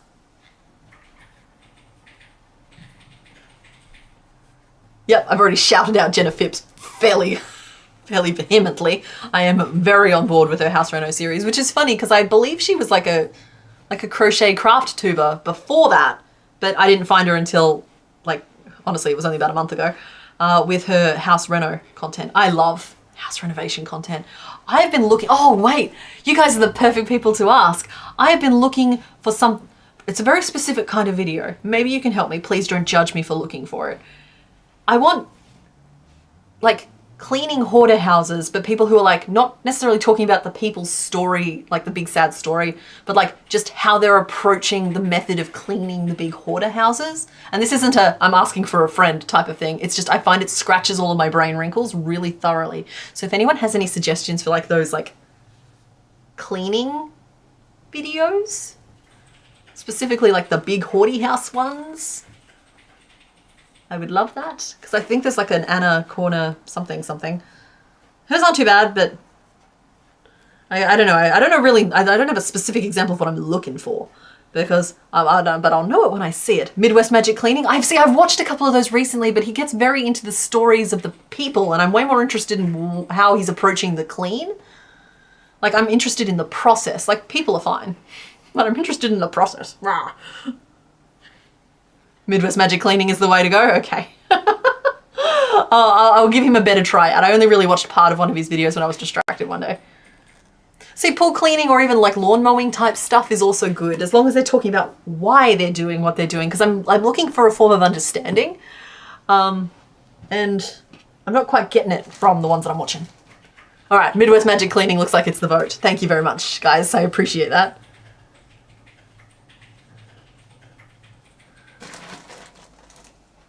The show is called Hoarders. Yeah, but I like it when they get cleaned up. If you search for UK cleaning shows, quite a few there. Okay. Like, to be clear here, I'm not trying to feast on the pain and shame of others. I'm fascinated at the concept of an insurmountable job and how you break it down into tasks, and then at the end you get to see a clean house, and that's a soothing balm for my poor brain that never feels like it's doing enough chores. Kid raised in the 90s, what can I say? Click one topic at a time and Jammy Dodger, a good meme reader channel. Okay, cool.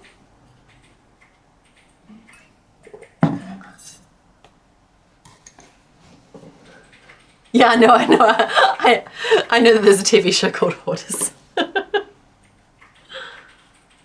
right, I'm going to go a little bit freeform here, and I'm going to give him slightly more of a butt than I think the potato was meant to have, because I want him to be just a little bit chunkier and cuter. We're at 33 around at the moment, I believe. 1, 2, 3, 4, 5, 6, 7, 8, 9, 10, 11, 12, 13, 14, 15, 14, 15, 26, 27. We're only at 27, so I don't know what happened. How many rows did I do on autopilot if I'm at row 27? 2, 3, 4, 5, 6, 7, 8, 9, 10, 13, 14, 15. 1, 2, 3, 4, 5, 6, 7, 8, 9, 12, 13, 14. And I've done one more after that, but that's like I've done 2 more after that. It makes no sense that I'm down to 27 stitches.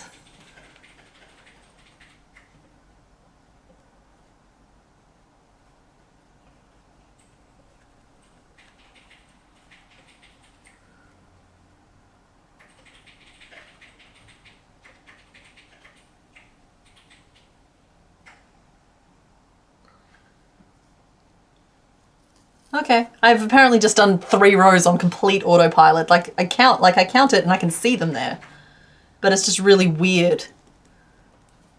It's kind of like waking up in a different house than when you went to sleep. It's like, what just happened? Where did I go just now?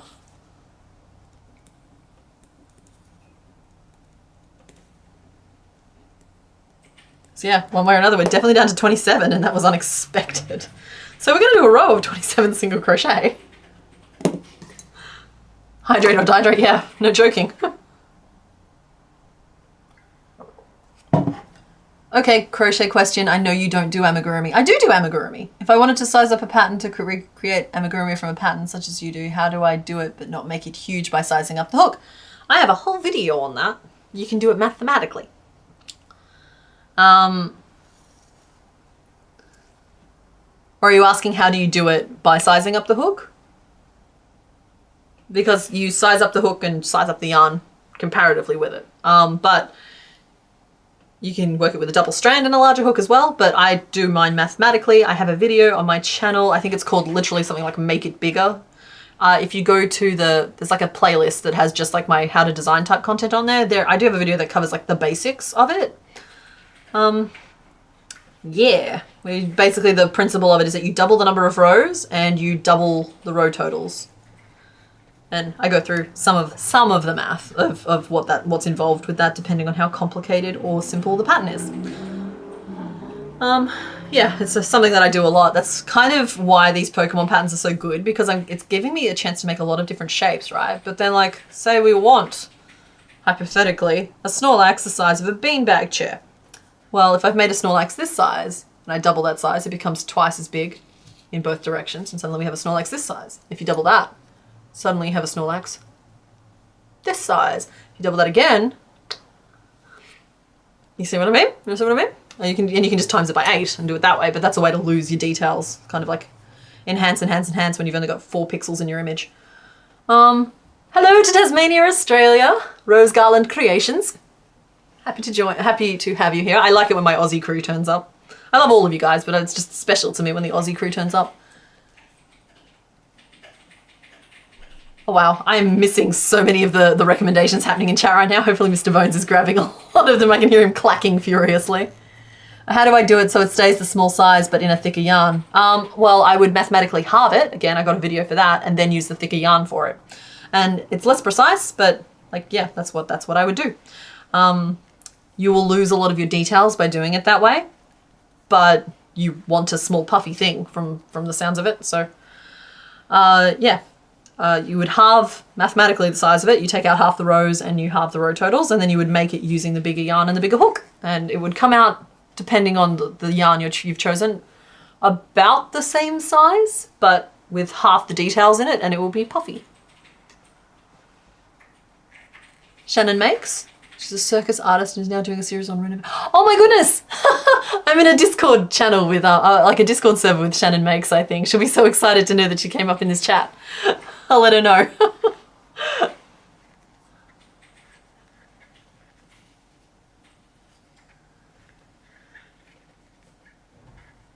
Oh, sorry, Demonique. Like, hello to New South Wales as well. It's just the people who announce themselves as Australian. I'm going to get excited. I am doing it again. I'm doing rows without a stitch marker and without paying proper attention. You guys are just sitting there and letting me. Where is my adults? Where is my overseers? Mini Bones straight chillin'. Where is he? Oh my goodness. He's had a long day. Hi, Danny. For soothing resin crafts, there's also Thalassophobia. Okay.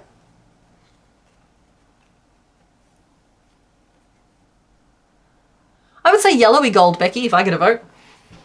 I feel like when I close my eyes and think of Sancho, I think yellow. Which is how he ended up in today's vote, really. That and the fact that he's physically yellow. Okay. I'm giving him a little bit of a dump truck, but that's okay. So I went around once, and now we're going down we're going down again. We're doing it again.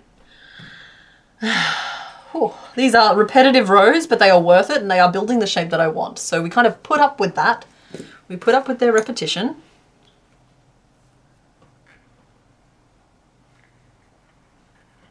One and two.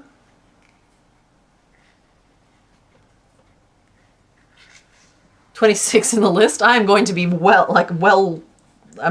got a lot of homework to do, don't I? I'm going to be what am I trying to say here?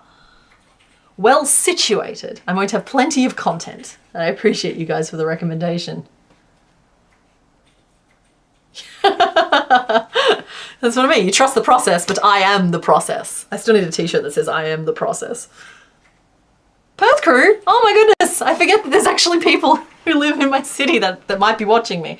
Because like statistically that's not likely. But then I find it odd that anybody's watching me sometimes if I think about it too much. Is the video on here, Discord or Patreon? I'm on all three. It's on YouTube. I can't remember what it's called, but I know that the image is Spookitty, like the ghost cat, looming over a tiny Spookitty. And I vividly remember doing the math for it while I was in a very cold room in the middle of the country. Yeah, when your body starts hurting, you have to stop the activity you are doing. No adults, just chaos. Alright, and we'll decrease. No adulting until 9. No, I get it. I just don't, like, I get that you've been ranting about trans birth, and so I know, like, on one level I would have known. But it's also hard to, like, connect the dots sometimes. There's a lot going on this end of the camera. You watch it to go to sleep? Is it me? Do you watch me to go to sleep? Oh, Thalassa. All right. They're only to music, so I have to watch and it's so not great. Yeah, okay. That makes sense. I should do a poll on where you guys are from, but yeah, it's cool. I like that. Like, I found that if I stream for 6 to 8 hours, I get a good cross section of all of like the major points.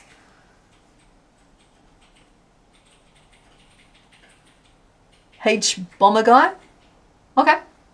The sun is up. Well, that's good. That's where we want the sun to be. Look how fat he's getting. He's got a little belly. And just as I was hoping, the curve of the rose has meant that magic ring is going to be neatly covered by a little face mask piece. And these rows are going to help me so much when it comes time to actually do the embroidery of the bricks. This patch at the back is going to be annoying, but we'll only ever be taking photos from the front. And so, ha. South Dakota? We don't have any Dakotas over here. Ooh. Hi, Shannon. I am good. I hope you are as well. We're definitely in different states of awareness.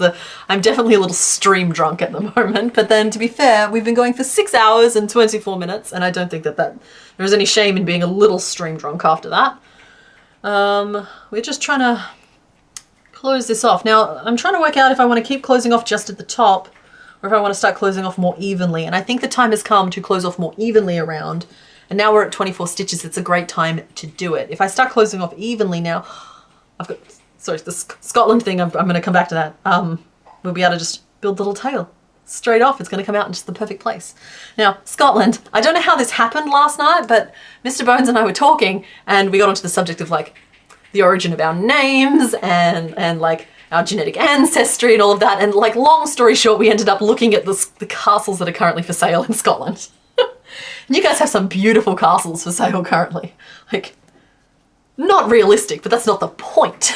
The point is that there are castles that you can just go buy in Scotland. And that makes me really happy.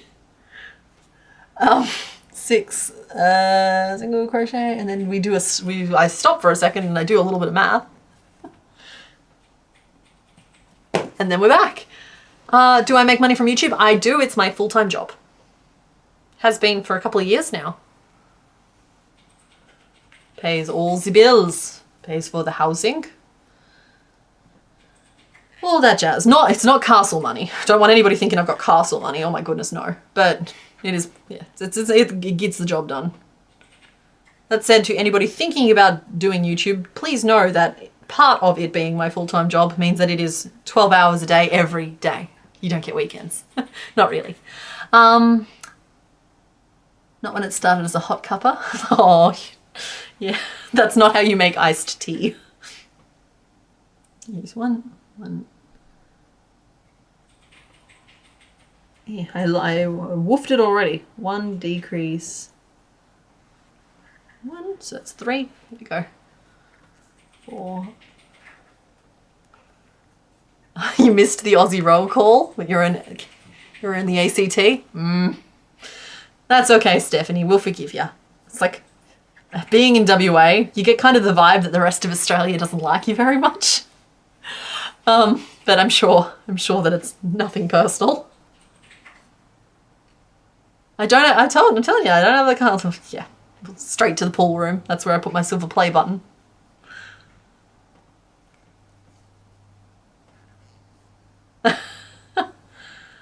Just don't do the thing where people microwave the cup of tea. It's not the same. It's not the same. Make a new cup of tea. It's leaves. It's a little bit of leaves and some hot water. Just make another one.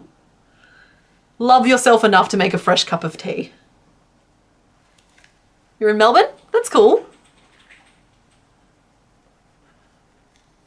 We have some great ruins that people want to restore to their grandeur, and they aren't much to buy, but the cost of the renovation is extortionate. Yeah, some of the castle, well, one of the estates, I really should call it, that we saw last night, that we combed through, was like £25 million. But some of them, like I saw one or two there, that cost less than the average 3-bedroom home here in Perth right now. So, like, just saying, castles in Scotland, or a not nice place in the suburbs here in Perth. Like, hi. You asked for a list. There are 59 entries in the list. Mr. Bones has been making that list for you guys.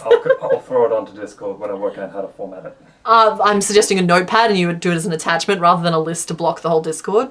Oh no, just took it in live stream. Be fine. I don't want it in live stream. I want it as an attachment. Oh no, I'm just going to make one giant wall of text of 59. And No. people just work their way out. No. Please no. I beg you no. It'd just be one post, it'd be fine. Please no. Please. Asking nicely. Being very cute.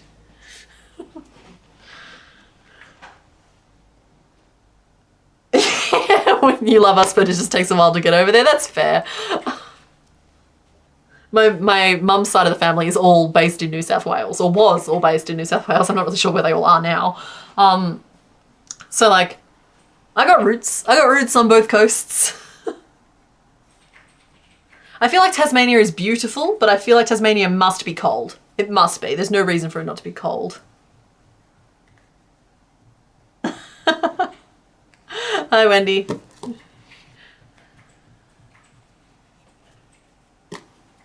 Alright. Everyone's comparing regions. Alright, nobody docks themselves, okay? We don't endanger our security even in a friendly place online.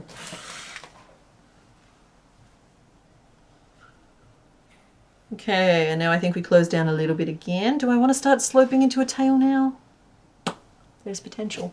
We're down to 18, are we? I better check. It's like the numbers have not been theoretically where they should be today. 1, 2, 3, 4, 5, 6, 7, 8, 9, 10, 11, 12, 13, 14, 15, 16, 17, 18. It is. Cool. So we will start sloping into the tail. So yeah, we're going to do 3, decrease 5. We're going to do 3 decreases all the way down to the tip of the tail at this point. It's gonna be great. I didn't snap the eyes on, but I think I'm going to do it through the face mask. I think I've made that call already. I'll just have them right on the edge of the face mask so that they like overlap a little bit. And that should work. Maybe I shouldn't do that. The self-doubt is kicking in. Wow, there's so many more Aussies here than I thought there were. That's really cool. You just look like a little dugong right now. Little dugong potato.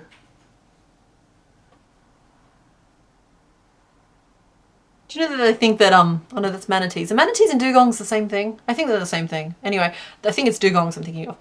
Dugongs apparently are, they think that they're completely incapable of feeling aggression because they have no natural predators.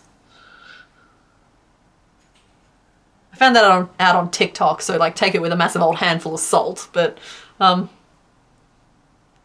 you're just a little patootie, aren't you? I'm worried these eyes are too small for the scale you're at, but we'll look that out. Hello to Canada. Hello, Canada. Just realised you're 4 hours away from being awake for 24 hours. Well, Jinx, 24 hours isn't too bad, but you should maybe start thinking some sleepy thoughts. Maybe we turn the rest of the lights in the house off and sit in some nice darkness. We change our screens over to red filters instead of blue light filters, so that we're not overstimulating our brains, all that jazz. Oh, wait, I don't want to start doing it that way. I want to put 3 decreases at the bottom. That'd be way better. Ah, it'll curve the tail up. Sorry. 1, 2, 3, 4, 5. This is wrong. This is wrong. Decrease, and then we're going to do 5 single crochet at the end. That's 5, 6, 7, 8, 9, 10, 11, which means it's 7 single crochet to start with. And that'll still get us down to 15, but all the decreases will be at the bottom, which will curve up into the tail. How to cook that? Oh, I've been enjoying, what's his name? He's a food producer. He's Joshua something. I like his content. He's very like, he just says things. I like it when people just say things what they mean. 1, 2, 3, 4. You're just becoming a mum again. I can't help it, okay? I've got to channel all this mum energy that's built up in my body somewhere. 1, 2, 3, 4, 5, 6, 7.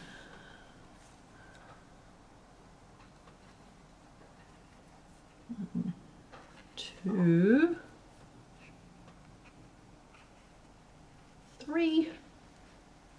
List is on Discord. Yeah, okay, so Mr. Bones apparently posted the list on Discord, but be warned, apparently it's like 60 names long.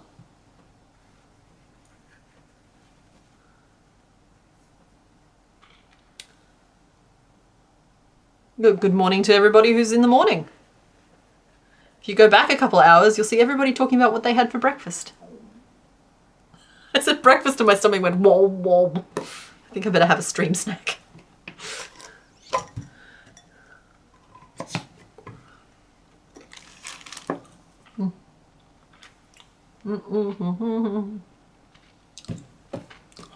Hi, Nicole. Yeah, it's the fun thing about these streams. Sometimes I go long enough that I catch the people going to bed and when they wake up and eat breakfast. Australia is the night shift. We man the internet while all others may sleep.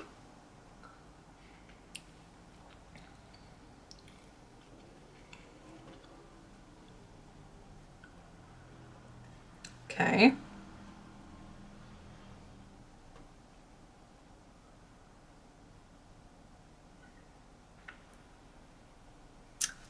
I think I want to put increases at the top and just help this tail curve a little bit. So it's not quite the easy decrease into nothing. I know you guys, some of you guys were pitching that we make the body and tail separately, but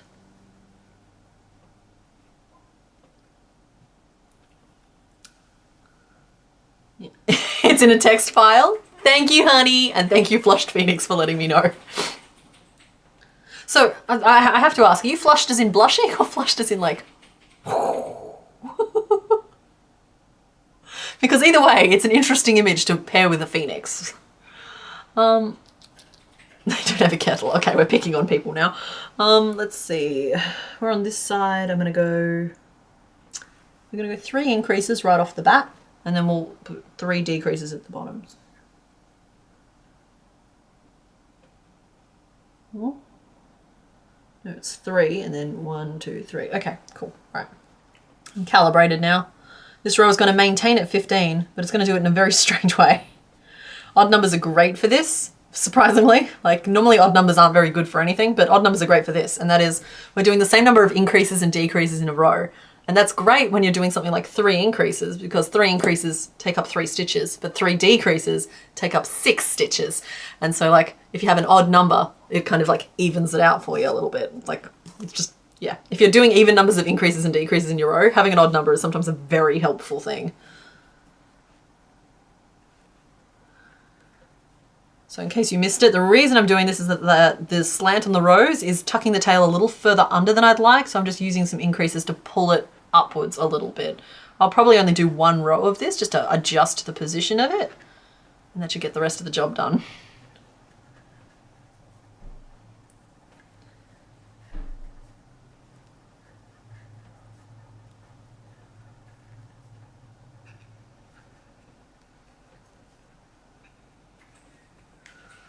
So there's my 3 decreases. And 3 single crochet.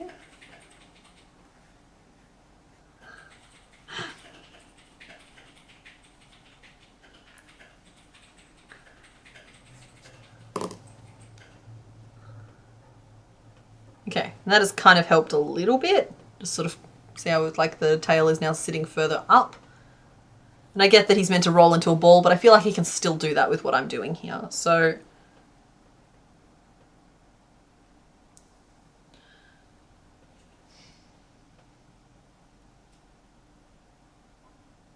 I'm going to do a round of 15 single crochet and just use it to gauge what direction I'm actually pointing, because it's getting a little hard to tell. 1, 2,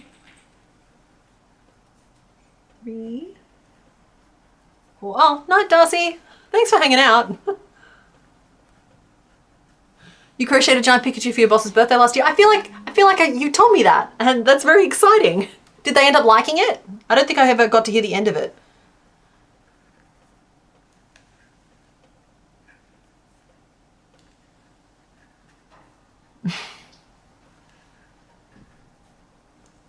Ready, here we go.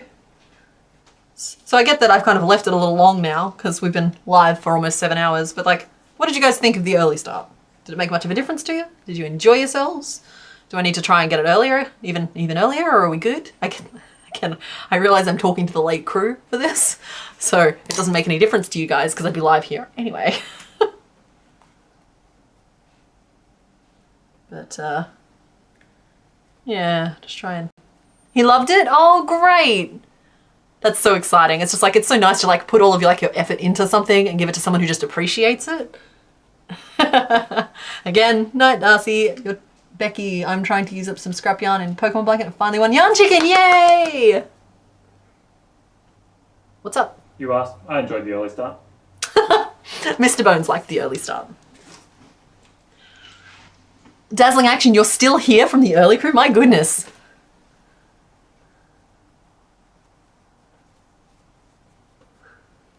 Later crew, please. You want me to go later? Oof. Well, like I said, we're building up our stream stamina. I only started an hour earlier than normal, so I started at noon today. Yeah, which is why it's only just 6:30 and we've been live for about 6 hours and 40 minutes. You've made Oddish Gloom and Vile Flame. Oh, yay! Snot Puppy. The names you people make me say. Snot Puppy, that sounds adorable. Are you a member on the Discord and can you share a picture, please? I would love to see them in puffy yarn.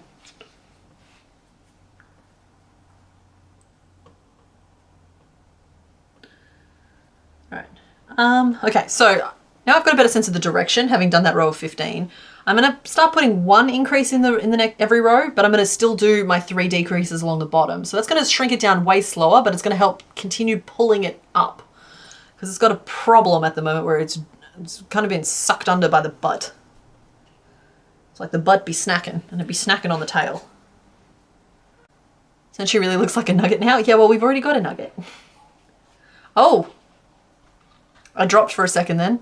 Yeah, you dropped on my end. Yeah, I saw it. It said it's reconnected now. My bitrate just fell. It must be everybody just getting home from work or something. Oh no, it's Sunday. That doesn't make any sense. Our internet connection is just not pulling its load today.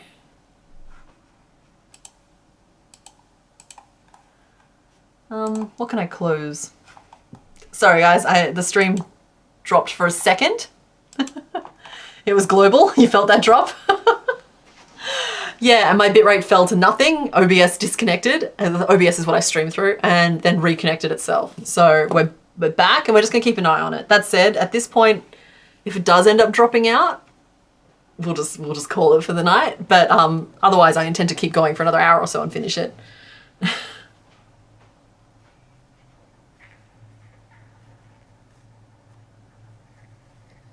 100 tabs open. Where's the music coming from? Yeah, that's my brain, and it's always boss music.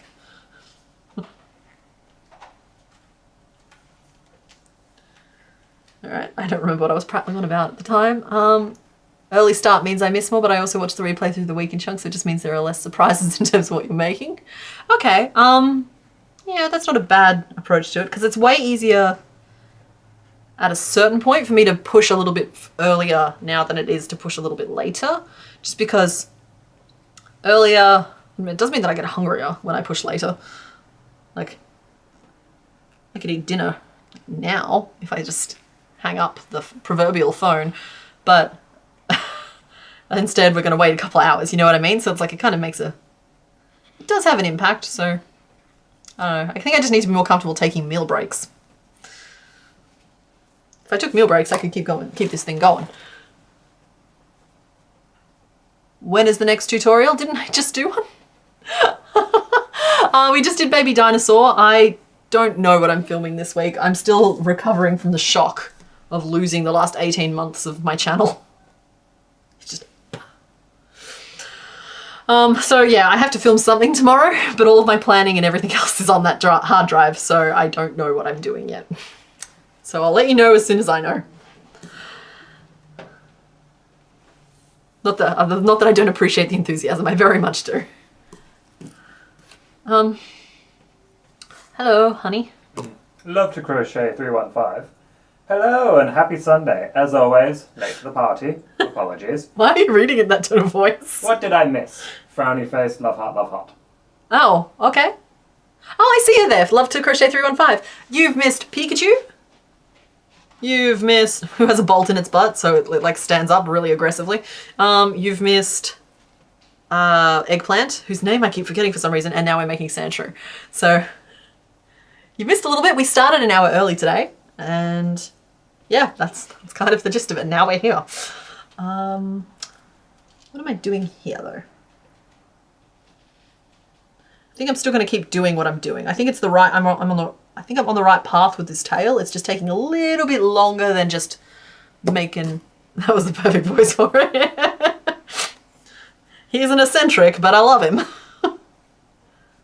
Oh no, you're sorry? Unfortunately, I can't make myself wake up at 5 or 6 a.m. on a Sunday. You should never.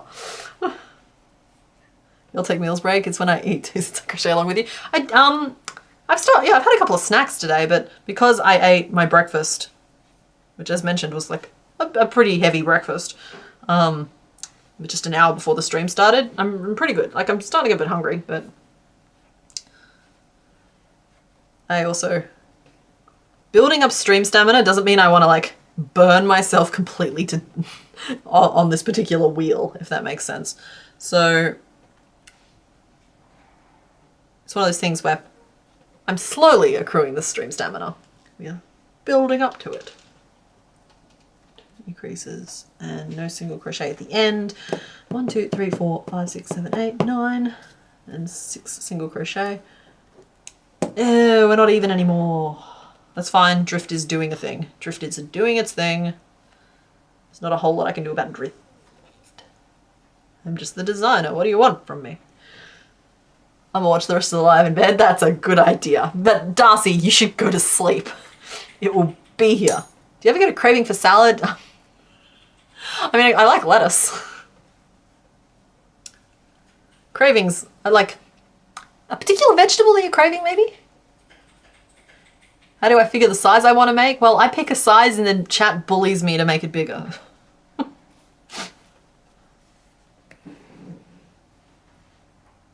From a certain angle. Yeah, okay, Grim Squirrel, you're not wrong. However, I'm going to need you to keep those thoughts to yourself. No, I'm joking. It's fine. It's one of those things where like everything's made up of balls and tubes, right? Including the bits you're talking about. It's just once he's all assembled, he'll look a little less like balls and tubes. Are crochet cardigans and stuff actually good at keeping oneself warm when outside? I always figured all those holes it wouldn't be the case. Nerdatia, I have several in different densities. This one here I'm literally wearing because it's a little chilly today, but not actively cold today. So like you can, like this is better at letting the breeze through. It gets a little bit more of a draft and it like clearly like droops over my shoulder and whatnot. Whereas I have other crochet sweaters. Sorry, just adjusting myself here. I have other crochet sweaters that are way more dense and they're way, way warmer. Like the one I made during that sew video, I literally put that on over the top of other jumpers and it keeps me so toasty warm. It's so good. German potato salad Waldorf. Last year you started... Yeah, see, that's not a salad the way I think of a salad. Like German potato salad is different. That's you're craving fats and oils and salts possibly. What are we down to here? 1, 2, 3, 4, 5, 6, 7, 8, 9, 10, 11, 12. We're down to 12 stitches, which is as it should be. Is it? I don't know if it is as it should be. 4, 5, 6. No. All is not as it should be.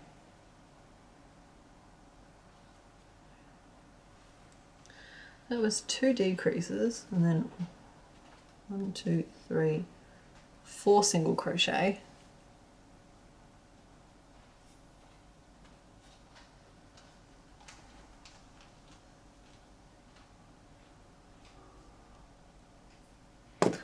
I've lost 2 stitches somewhere. 1, 2, 3, 4. Like this row was 4 increase and then 4. That's fine. I've got a little math calculator thing that will help me find where those stitches went. It's just weird that they're gone. Oh, there they are. Haha. I worked it out. I worked out where they went. It's all fine. Everything's fine. Because I think we're at a better angle for the tail now. So I kind of just want to like close off. And I'm doing that in the most painful way possible, which is I want to decrease by 1 stitch per round, but I want to change where it is. So I'm doing an increase and 2 decreases per round, which is just a really slow way to do anything. It's literally 1 step forward, 2 steps back.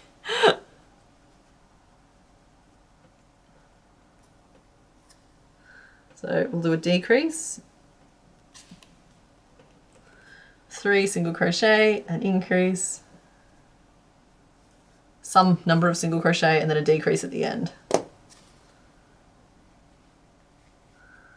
decrease.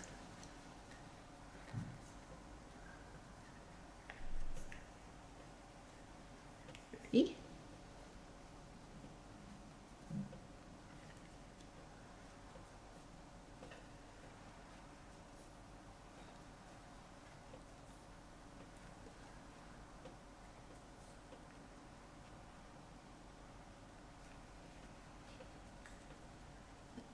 Go.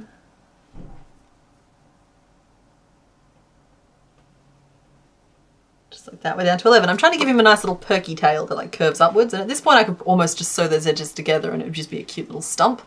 But we're gonna sew this through. How you doing, honey? Just I'll get a sign of life from Mr. Bones in a second. You just really enjoy the environment? Aw, that's so nice.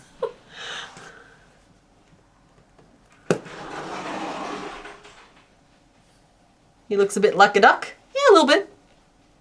As I said, we'll fix that. We'll get it. Don't you worry about that. Okay, he's good. Mr. Bones is all good. However? 30 minutes before the end of the stream. Do you want me to bring the phone in? And you can get, it would be practice because you know, you need to get comfortable with eating in like a stream environment. And it'd be good for your stream stamina too. What Mr. Bones means is that he is really hungry and would really like me to order dinner about now. Don't forget to show what the other 2 were before the stream ends. Yes, I won't forget In case that. I'm downstairs waiting for a pizza when that happens.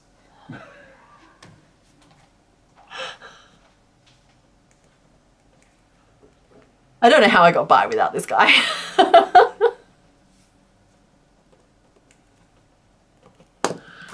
He's the best. Yeah, it's kind of a little bit peepish.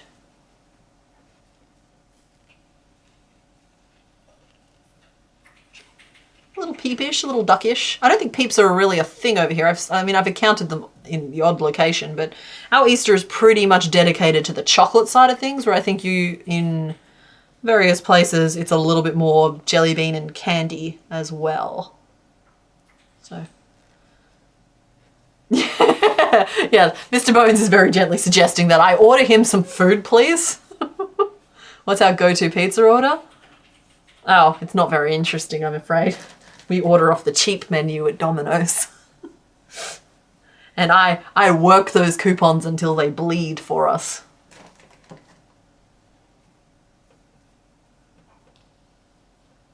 Oh, okay. I'm a huge fan of pineapple on pizza, so I don't start stuff. Huge fan of pineapple on pizza. I like some basic like ham or bacon or like pepperoni in the mix there, so I'm normally like a pepperoni girl. Or they do have this one though that is very tasty. It's Usually comes on like a creme fraiche base. I don't want to do an advertisement for Domino's, but they put like this oregano oil on it, and that oregano oil takes that cheese pizza to the next level. There's a spider on your ceiling. Skybird, that's exactly where you want the spiders to be. First of all, you can see it. It's got nothing to hide behind, and it's all the way up there where it's not going to interact with you at all. Like, it's in a completely different house. So yeah, the roof is the best possible location for a spider to be. 2, 3, 4, 5, 6, 7, because you're still benefiting from all of its good little, like, eat all of the nasty bugsness without having to deal with any of the holy, oh no, there's a spider there-ness. Yeah, pineapple belongs on pizza.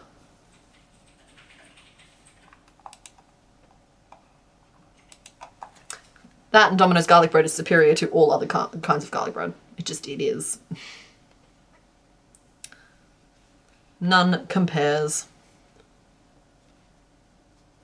But we've got to stop talking about this because we're shortening the clock Mr. Bones has before he starts getting hangry. So I'm gonna focus real well on making this little sand shrew. 2, 3, 4, 5. I'm hangry and someone's singing in chat. I managed to not ban them. I believe I'm doing well. Yo, you're aggravating a hungry Mr. Bones. It's not a good idea. Darcy, first of all, you're meant to be asleep. Second of all, I have to know the story how Domino's garlic bread is how you and Mitch met. That's, how does that work? You can't leave us hanging like that. Also, did you know that if you buy the garlic bread and you just chuck it in the freezer, that you can reheat it and it tastes exactly as good when it's been reheated? That's, sometimes you can get like good coupons that give you a free garlic bread, and that's what we do with the free garlic bread. Yeah, he's literally pointing at his stomach, guys. I might actually have to take a break just to go organize our dinner a little bit. Like, the ordering of takeout is very much my domain. Plus, he's worked all day today for me, and I owe him dinner more than a little. So, this isn't me signing off. I'm coming back, but I am just going to chuck us to a break, and I will go order us some dinner, and then we'll come back. So, like, that is our little body nugget, and I think it's pretty close. I think it's pretty good compared to the Sprite there. You'll write it out in the live stream chat. Good. Okay, well, I'll have to read it when I get back, Darcy, but I want you to be asleep when I get back, Missy.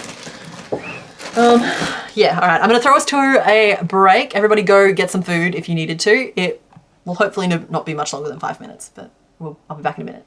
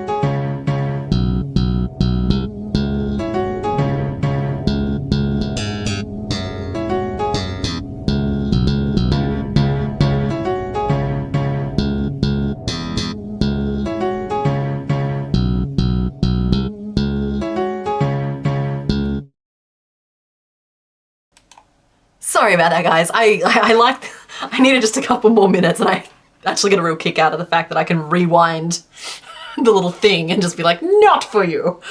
But I'm sorry if that annoyed anybody. I just needed to deal with that because like I had to find the coupons.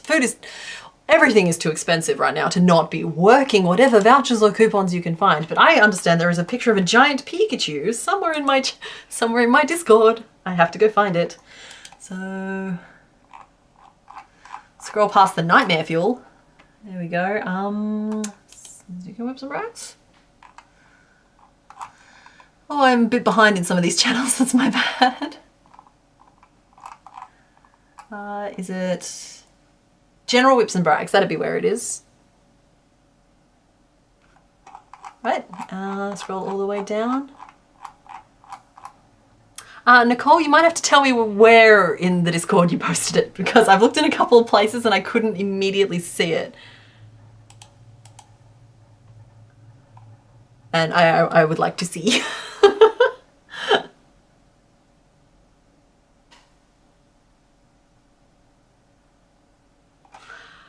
Anyway, yeah, no, I'm not calling it. I didn't call anyone. It's just we have roles that work for us here, and I order the food, and my bee is lying there belly up, dead, and Mr. Bones fetches the food. It's a good little system for us. Did I see your Valpum? I did not. Which channels are there's all this stuff happening? It's in the YouTube chat. Right, okay. Oh my goodness, tiny piggy. Sorry, not getting distracted. Wow, that giant Pikachu is incredible. Okay, guys, it's in the YouTube chat on Discord if you wanted to see as well. It's like the size of a pillow. Oh, thanks, Fairy, for tagging me to summon me. I swear I looked in like 3 other places. Yeah, what chat did you post the vial plume in, Snot Puppy?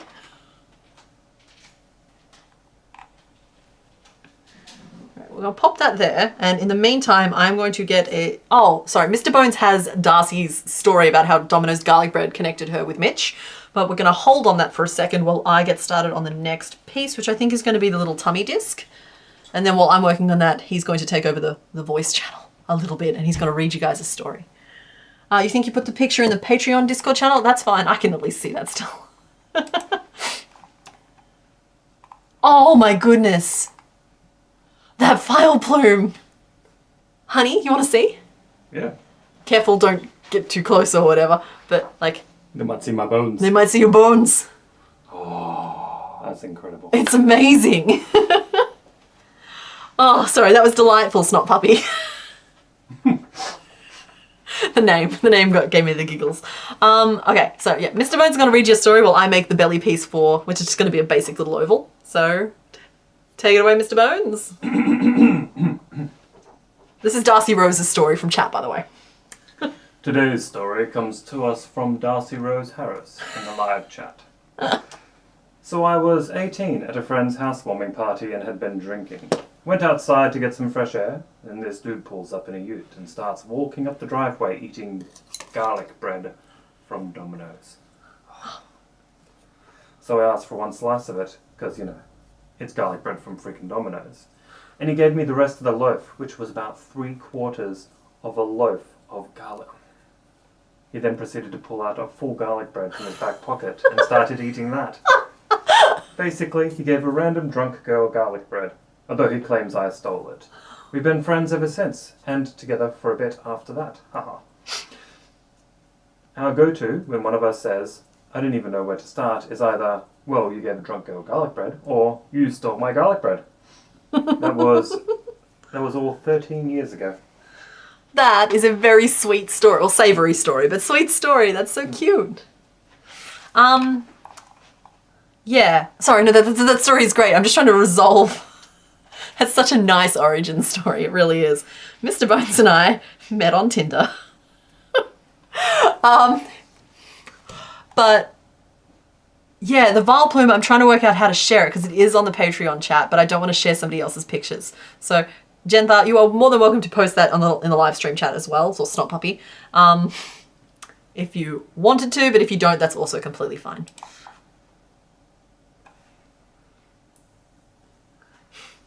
Mr. Bones has a deep booming voice that he uses to great effect in various forms.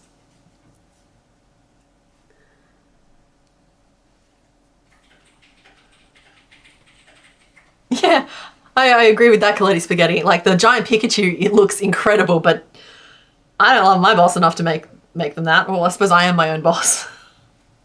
So I do love my boss enough to make myself that. But I'm going to make myself do it as a piece of performing art.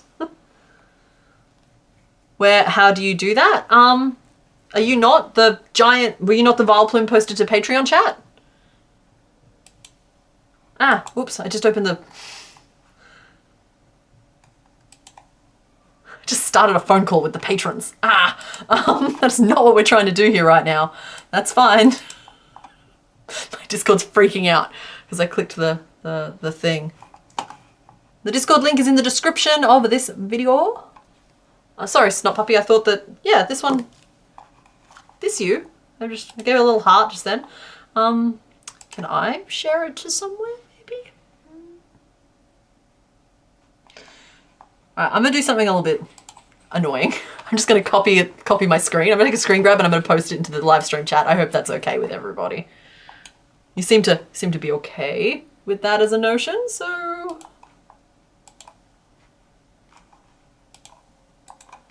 Paste.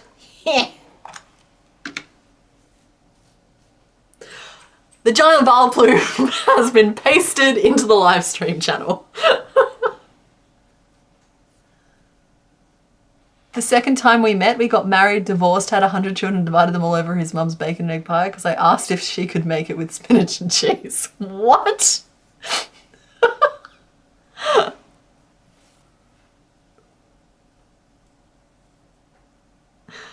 Crib Squirrel, that also sounds like a sweet and savoury story. 1, 2, 3, 4, 8, 9, 10, 11, 12. No, I think a big part of my love story with Mr. Bones is that I kept turning up to his place with pizza. So I guess we kind of have a bit of a domino story too. It's just like when you show up with food, that's the way to do it.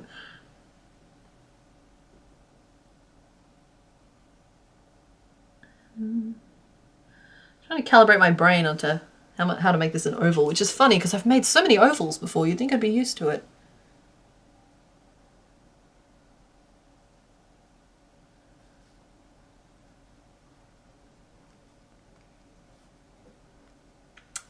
There we go. That'll get the job done. Yeah, see, the Vileplume is gorgeous. It is stunning. The giant Pikachu is, of course, also stunning. It's just the two things happened at the same time. Yeah, that plushie yarn makes me want to remake, like, stop what I'm doing and just remake all of the Pokemon in plushie yarn. Because then we could all have giant Pikachus.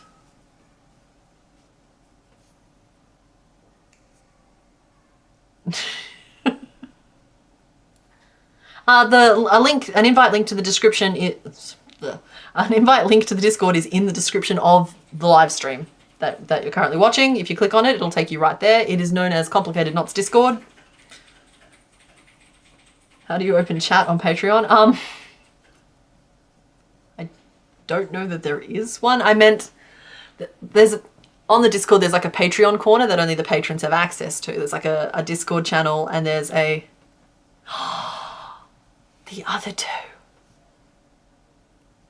The other two are in the chat, are in the channel now. Sorry, yeah, but there's like a little Patreon wing where they get some spoilers and whatnot. And one of them's a voice channel room, and I accidentally opened the voice channel room, and so my Discord tried to connect to the microphone that I'm currently talking to you guys on, which would have caused problems if it had have gone through. And I didn't want people joining on the Discord either, because I want you guys here, where you can be wrangled.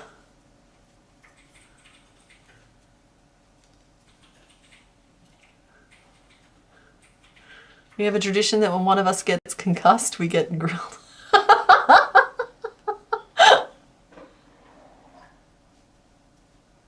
Honey, check the pizza.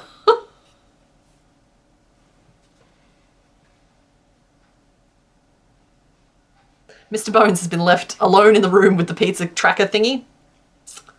Not a strong suit. He's good at many things, but keeping track of the pizza is not a good one. Is not one. I'm good at things that are here and now. You're very good at many things. Just not remembering pizza. Picking up our dinner is not necessarily one of them. That's because it's not here and now. But it will be if you track it on the pizza tracker. You're on Patreon and Discord, but I don't know where to find Patreon and Discord. DoxyMum Forever, you might... If you know how to send a message on Discord, try and tag Mr. Bones. Let Mr. Bones know. He's the one in charge of all that. He'll help you all, because sometimes there's a problem with the connection not connecting you up right, and then you don't have access to all the channels, because there's a lot of channels. All sorts of different wings and stuff. I should have totally set a little phone reminder. Check the pizza, Mr. Bones. You met in year 11, he dated your friend for a few weeks, and then you were on and off until 20, and now you have 3 kids. I'm pretty sure that there's like some events missing.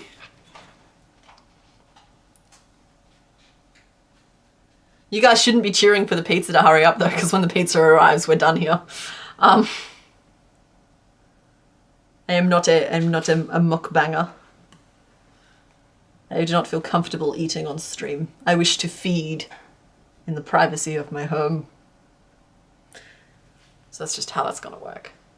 You got an ad, oh no! Oh, the puffy Charizard.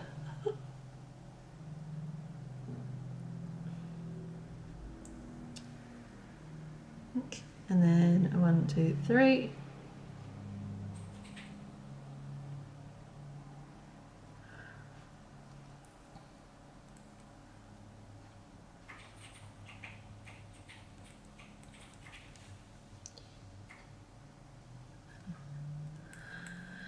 Ovals take a lot more admin work than other things.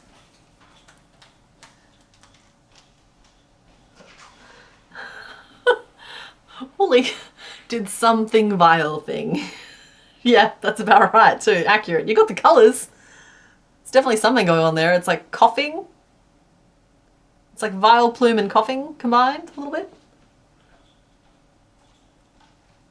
This is a marathon. Did not expect the live to still be going. Yeah, that's fine. We're at 7 hours and 14 minutes. I'm trying to make it a little bit longer every time because we're building up our streaming stamina. And last week we made it to nearly 8 hours. But this week the pizza's going to get here and I'm going to go. So like we've tipped 7 hours, and so like I'm pretty happy with that. But it means that you're going to miss more than you see, I think, of Sandshrew.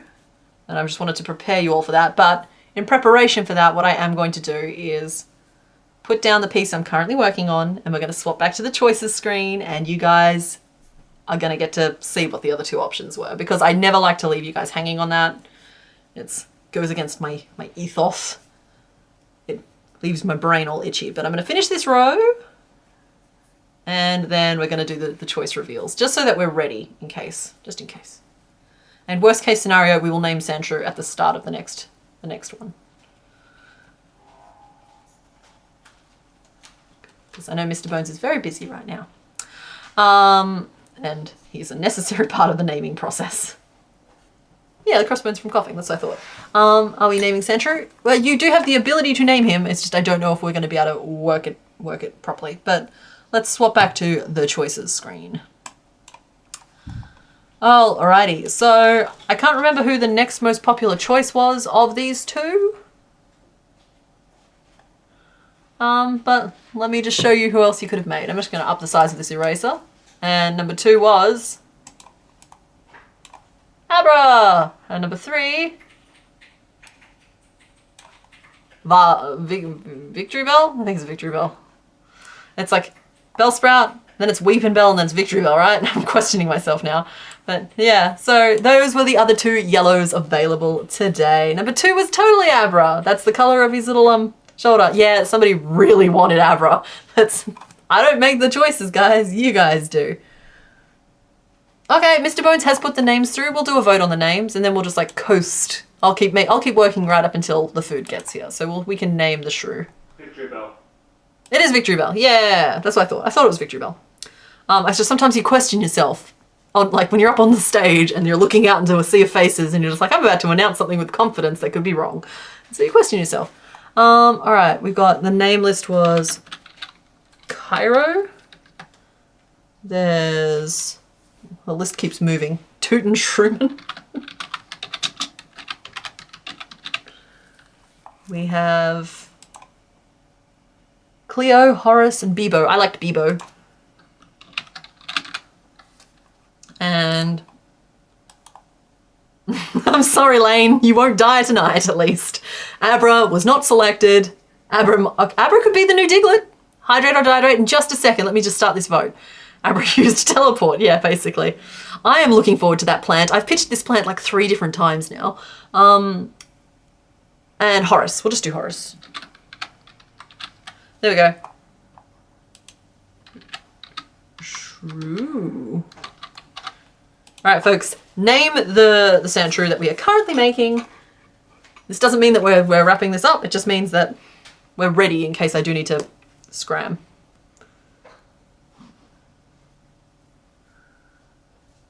Okay. I think it needs to be another size bigger still here. Looks like we like Cairo. That's fun. It's because of the pyramids, right?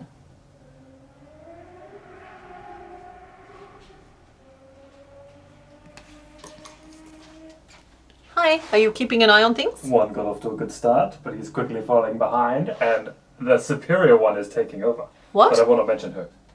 I can see Cairo. It's at 35%. No, I wasn't going to mention her, but I don't want to influence future votes. It's just that Toot and Shroomin is clearly superior. I think they can see who's voted for, like, what the votes are at, honey. Order is being made. I've been keeping an eye. I'm hungry, sorry. That's why I've started getting a little bit twitchy about it. Garlic bread. Yeah. Hello, silent speaker. Oh, yeah, Victory Bell. Honestly, that whole range will look so delightful in big puffy yarn.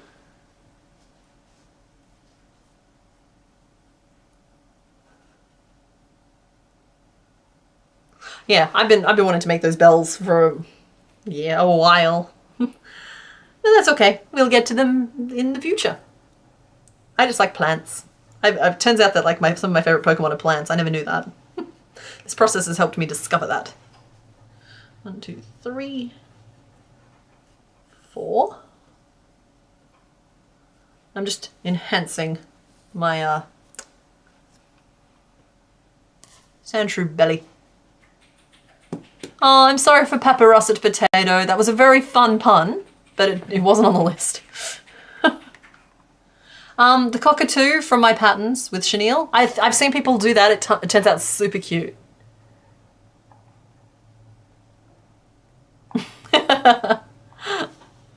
Yeah, we got a little Pikachu done. Oh, you can't see it. I've got the wrong camera on, but there we got a little Pika. Pika-bee. Your Bellsprout Lamb was unexpected MVP? Yeah. Alright, I'm going to just leave that vote running. Like, you guys can add votes to it as you go.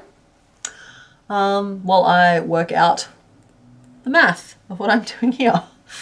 Single crochet increase, 2 single crochet increase, 2 single crochet increase, and then that will be 3 repeats of single crochet and increase and a single crochet, and it should still finish with a single crochet. So 1, 2, 3, 4, 5, 6, 7, 8, 9, 10, 12, 13, 14, 15, 16, 17, 18, 19, 20, 21.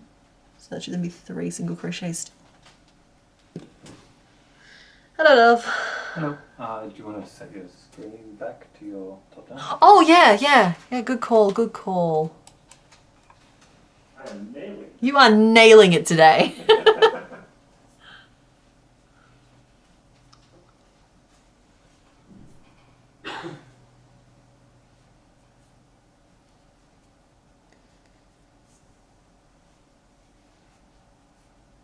You have a regular one, but you need him bigger. Yeah, I understand the urge. The urge to grow bigger. Casey Bear, Mr. Bones is just hopefully on top of things, but we do appreciate it.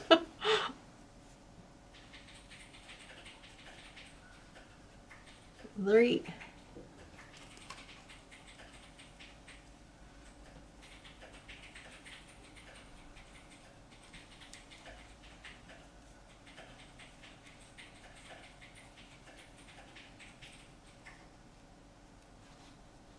Hide sneakily in chat from Mum. Darcy! Thank you, Daisy Bat. Missy, you better at least be in bed.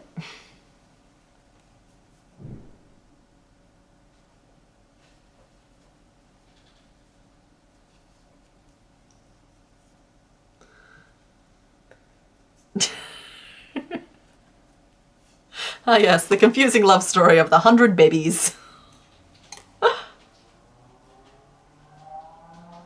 Casey Bear, I swear, if you ordering pizza delays our getting here because our driver has to make 2 stops, oh, you and me gonna have a conversation. So fight me, Chin. I think that's big enough. I think that's a nice... Can I have a really stupid request? What's the request? Could you end the poll so I can see the chat on my phone? Yes. All right, we're ending the poll. It looks like Cairo won, which is a great little name for a sand shrew. So I'm surprised that no one was like Shrootin' Carmen. Because I saw Toot and Shroomin, but I thought Shrootin' Carmen might be more the option. There we go. So we got belly. So that go there. We're going to pin as we go so that you guys can actually see how far we get. Ah, Giza for Sand Slash. I understand.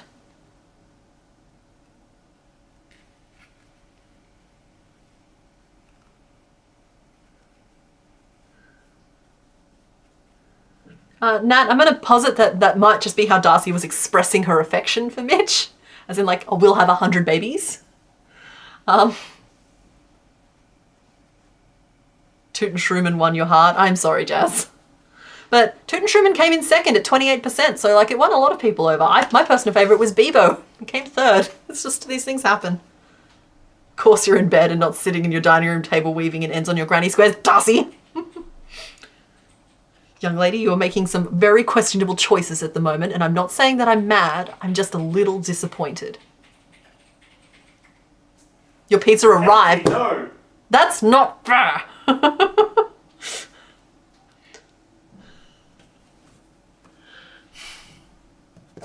I'm hungry, okay?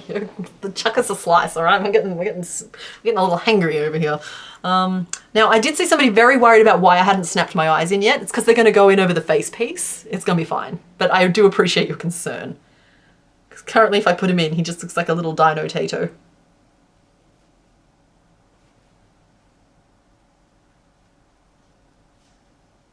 Is it just me, or his eyes kind of on the front of his head like a predator's? Oh god. Do any of you guys watch Meg's Mashables? How she's been doing the Muppets as ambush predators? The crocodile Elmo and the sharky monster. They gave you the wrong drink and it all seems small. No! That's the worst! Mr. Bones won't let that happen to us.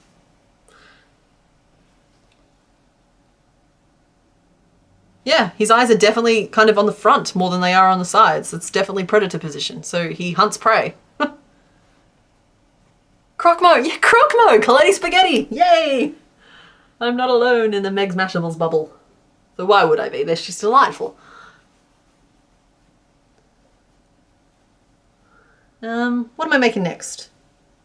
Ears? We can do some little triangle ears. Some little pyramids. Pyramids. Did I already tell that joke? I don't remember. Oh well, it's fine. That's fine. You guys think I'm funny. Therefore my jokes are still funny. Hope that softens the blow. I should have worn my mushroom sweater. Everybody thinks it's pizza mushrooms. They're just regular mushrooms, but they're evocative of pizza imagery. Yeah, the Shooky monster! Ever seen the extinct goats with the front-facing eyes? Can't say I have. Oh. I could totally see him hunting bell sprouts. Yeah? Honestly, he looks like he crunches through a bowl full of trapinches, like bar snacks. If I reset the page, does it scrub or does it just get the time better? You can just refresh the page.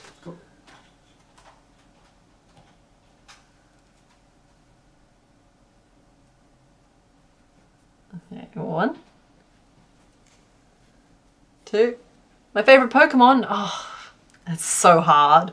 I have to go with Gyarados just as a matter of putting a label on one, but it tends to be whichever one I've made most recently, and currently Caterpie's pretty high on that list because look at him. And also, guys, we named him Caterpickle. How am I supposed to resist something that we named Caterpickle?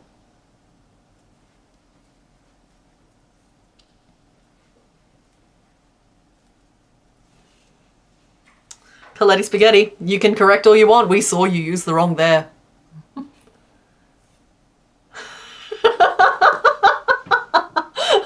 Oops, we accidentally hit the gnat buzzer.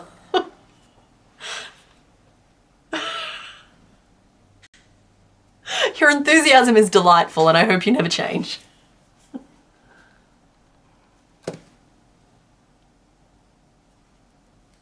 What's my favorite animal? Oh, there's a few different ones. Like I got asked this question a couple of streams ago and I completely mental blanked. But I'm very fond of owls. I am quite fond of elephants. And I like pretty much any mythical creature you can name. I'm very much a dragon person. You know how some people are like horse girls? I'm very much a dragon person.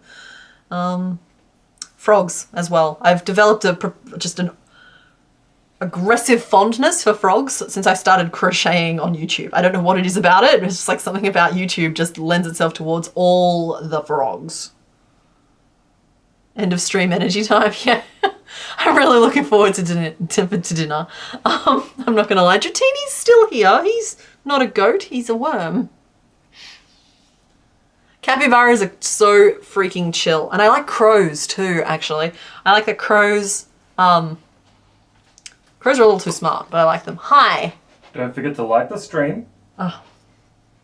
Guys, it really helps if you like the stream, if you wouldn't mind. And anyone watching the replay, do feel free to leave comments underneath. I read them all. I do. Oh, I read a lot of them. And I even respond here and there if I feel like it lends itself to it. But the comments and the likes kind of really help me out, you know?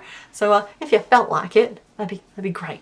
Thanks. Like, I feel like after I've streamed for 7.5 hours, I'm allowed to do a little pitch. And so that's my little pitch, and now it goes away again. Red pandas. Crows are fab. I agree. I like how smart they are, and I like how communal they are. And I've made these pointy ears too pointy. Yeah, way too pointy. They're going back. We're going to depoint them a little. Use a golden colour and make a dino nuggie. Imagine going around and finding cute little catapies. Nat, I'm gonna need you to calm down. All right, I'm hoping this like helps you process something, and then I'm gonna take the Caterpickle away. Okay? Well, because I'm worried for your health a little bit. Well, that's because you're spending too much time staring at the TV instead of at the cat. No! Okay, that's fine. All right, I'm sorry. I won't take the Caterpickle away. They got little blue feets? Who do? Booby birds? Oh yeah, totally. Big flappy ones. A crow took your barn kitten. Yeah, crows, yeah. There is a reason why ducks have dozens of babies and you don't see dozens of adult ducks. And the answer to that is crows. Yeah. The circle of copyright strikes. Still don't have access to your recliner or electric blankets because the dogs are on there. Darcy, you shouldn't need either of those things because, say it with me now, you're supposed to be in bed. How many Pokemon have been completed in this live stream? This is only our third. We did take our time today. There was a lot of pieces and a lot more shaping went on, I think, than our usual nuggets. We managed to do 4 last stream, but yeah, this is only our third today. And I believe it'll be wrapping up pretty... Thank you, Ali, for finishing my thought. Good, okay. I'm glad that you're breathing again, Nat. The Caterpickle can stay. So yeah, 3. I've waffled along a lot there. I think Sandshrew is our 49th of the 151, unless I didn't update that. It's either 49th or 50th. Yeah, 1, 2, 3, 4, 5, 6. 6, 7, 8, 9. Okay, good. We're up to 9. Now we're going to increase again.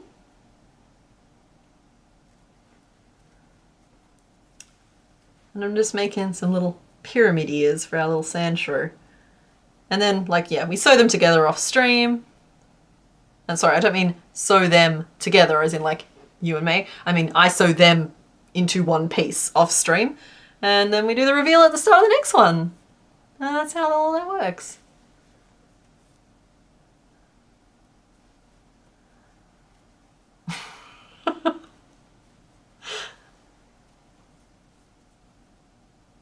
That's fine.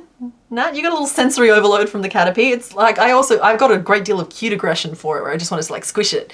Like he evokes strong emotions and there is nothing wrong with that. Yes, Caterpickle goes like pee, pee.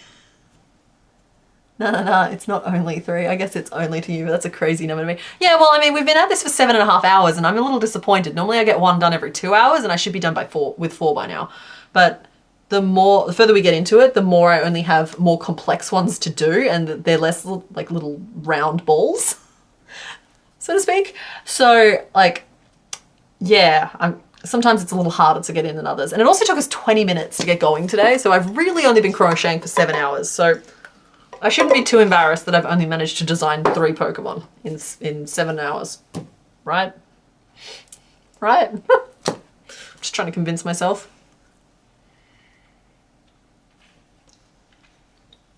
I don't currently have a bird, but I've lived in a household that had peach-faced lovebirds for a while. Claps like a seal.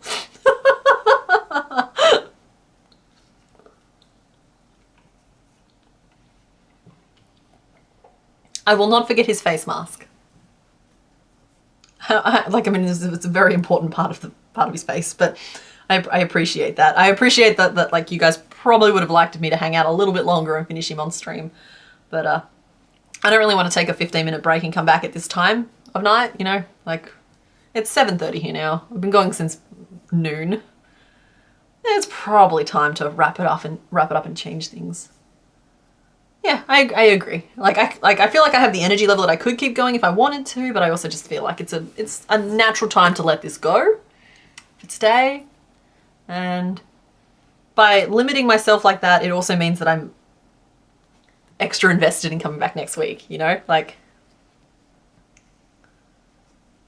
Mr.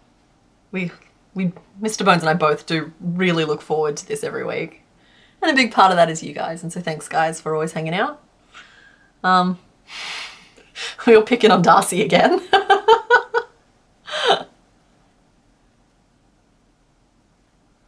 Yeah, so I think that's like the little triangle ear. I think that's a good size for it. And I understand his face is still very derpy like this. He's got Rwabafay effect, but he'll have his little snoot and it'll fix things, and I will work out how to fix the eyes as well.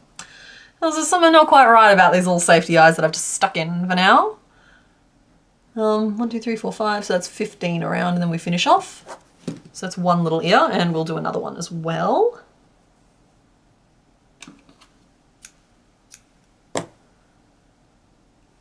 Then we only have little hands and little feet.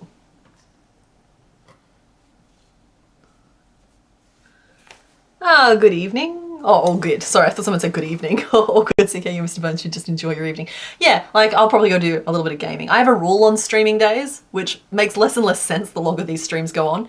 And that rule on streaming days is I'm not allowed to work other than like the stream setup and the streaming. I'm not allowed to then thrash myself back to work and do editing or any of that stuff. I have to chill out for the rest of the day. And I don't think you understand what a bizarre situation that is for me to only work 8 hours. I'm a little bit of a workaholic. It's just how I'm wired. But I also just love the work, and so it's really hard to stop sometimes. But I'm going to go play a game for a bit, and then maybe I'll sit in a comfy chair with a cozy blanket and think about what I'm possibly going to film tomorrow, because the project I want to do is way too big. All the projects that I want to do are always way too big. Yeah.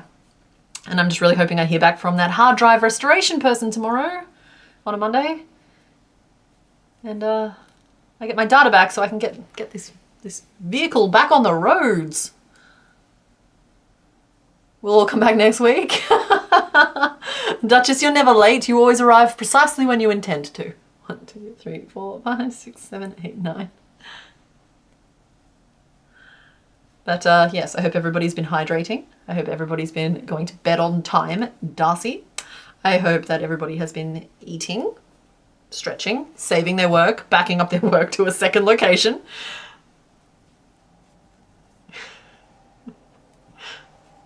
Will Gyarados be on stream or a weekly upload? I have no idea yet. Because part of me wants to just take a month off and make a Gyarados I can sit on, like a body pillow. But I also know that that is not how one pays one's bills. But I would die happy with a Gyarados. Which is hella late? What's hella late? I missed that. What's my... Yo, you're lucky Mr. Bones has left. He would be all over that. He is hangry enough to track you down right now. Not actually. We're not threatening people. It's just the Christmas song thing, which I think is funny. Having a bad day. Oh, I'm sorry to hear that, Nerded here.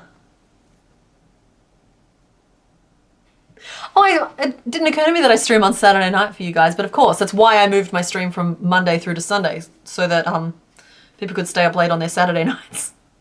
But it didn't really occur, like, it didn't really connect the two thoughts. Subscribe with notifications on to never miss an upload. It also alerts you when a creator goes live. Thank you, Fluffy Chomper. You've got my back, I see.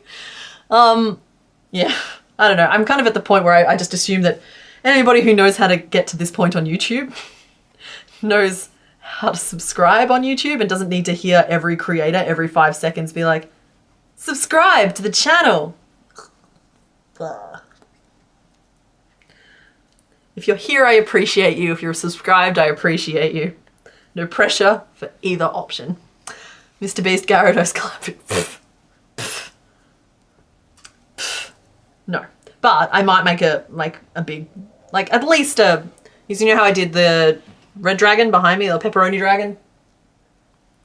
That size wouldn't be bad for a Gyarados, I don't think. I could do that in a week.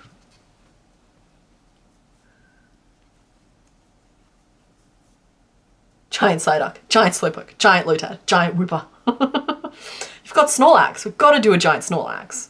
That's the rules. What's the point? Like, I'm even wearing Snorlax earrings today. Hold on, I'll take one out so you guys can get a better look.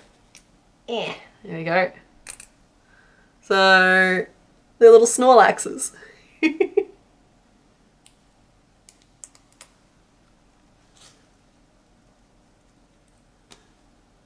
Oh yeah, giant one over 2 streams. That might not be quite enough time, but maybe like 3 streams or 4. Like I say, oh, I could do it in a week, but what I mean is that like I would spend 50 hours, not 16. But I'm also worried now that I've hyped him too much, and so that puts a lot of pressure on it puts a lot of pressure to make him perfect. But there was already a lot of pressure coming from inside my house. To make him perfect. I think they're adorable. They are from this, I got them from an Etsy store, right? They also where I got my little Gengars, and I've got little Kookaburras and a bunch of others. They're from this store here. I believe she's based in Australia. I know she's Australian, but it's Jolly Creations. Jolli Creations. To be clear, this is not sponsored or a gift. I bought these because they're adorable, and you should too. So that's where I got my earrings. She does a whole bunch of different Pokemon ones. I also have little Gyaradoses. I got a pair that were a Gyarados and a Magikarp, so not 2 of both, but like 1 of each, and I like to wear those together as well. So 1, 2, 3, 4, 5, 6, 7, 8, 9, 10, 11, 12, 13, 14, 15, 16. Because yeah, support small businesses by buying from small businesses, not by shaking them down for stuff. Rule number 1, right, of being a respectable person with a decent sized platform. Because I think I have a decent sized one at this point. You guys are decent. We're of size. It's just like, no, if you like something, buy it. Support the person making the thing you like. Someone else is jingle belling. Christmas song man previously, yo. I'm sorry, it's far funnier to me than I think it would have been at the start of the stream. Give me a tortie. Everybody leave a like for the hardest working tortoise, who has not gotten nearly enough love from me today. but is a necessary member of the team. Just do a little Gyarados and we'll be happy with that. No, I mean like the pressure is coming from me. It's like I've built him up in my brain now, and so he feels like he'd be really hard. I did the same thing with Caterpickle, but then we sat down on stream and we worked it out, you know? It was fine. Yeah, I'm running on fumes too, Nerdy. I'm right there with you. Now make him massive. Yep, that's... We'll see. Because like either way, I feel like I have to make a little one. I'm thinking I could use the Survivor body base for it. For anyone who saw the Survivor that we made, he's only like this big, but he's got like a good wormy shape. So like I feel like I could adapt that to a certain extent. Are you carrying the evolutionary every level playthrough? I am. It's just hard. There's been a lot of stuff going on. As soon as I find a minute to take a deep breath, we will be continuing that. In fact, earlier this stream, we were talking about whether or not how you guys felt about me making those Pokemon on stream to help me make it a little bit more reasonable to get it done in a week. Okay, Yo, you can make a Christmas army as long as you make a Christmas leggy as well. We respect all limbs here. 1 segment of Gyarados body per week. Yeah, we just slowly build up to it. I started this and I don't even know what I'm making. We're just going to see where we go. I've made both ears. I assume I'm making the arms now. My hands are just doing it without my attention. I need to make a giant plushy Psyduck to cover your head. Aww. 1, 2, 3, 4, 5, 6. Cool. Okay, hear me out. Make Caterpie clothes and a Metapod blanket and wrap yourselves up. No, but then you need to have a Butterfree cape as well, so that when you take off the Metapod blanket, you've got like Butterfree wings on your Caterpie body.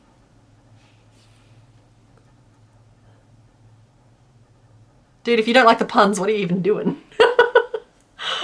This is peak humor. I mean, if you make Gyarados as the last gen one, you could make them massive and finish on a high note. Yeah, oh sorry, hydrate or dihydrate. Thank you, Jazz. That's very aggressive. I did the thing. Yeah, but then like I'm also low-key like assuming I'm gonna head into Gen 2 and I need the matching set, and if I have a massive Gyarados, it kind of throws everything out of whack a little bit. Nerdy, I can neither confirm nor deny that. Let's just say that there is a clock that is ticking. You got it the wrong way around? Oh yeah, that's fine. You live with a perma migraine? That sucks.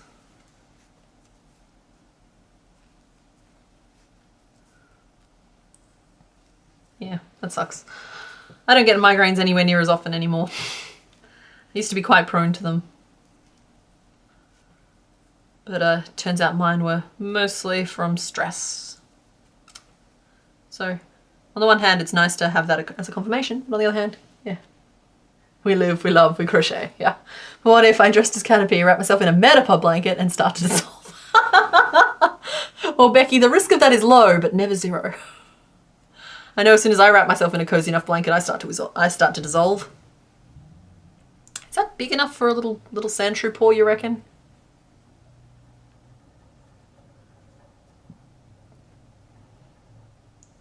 Or do they have to be slightly bigger? I think that's about right.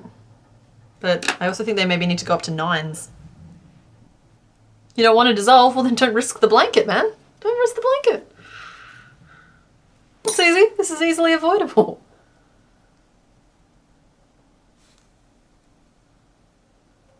We're going to go up to 9s.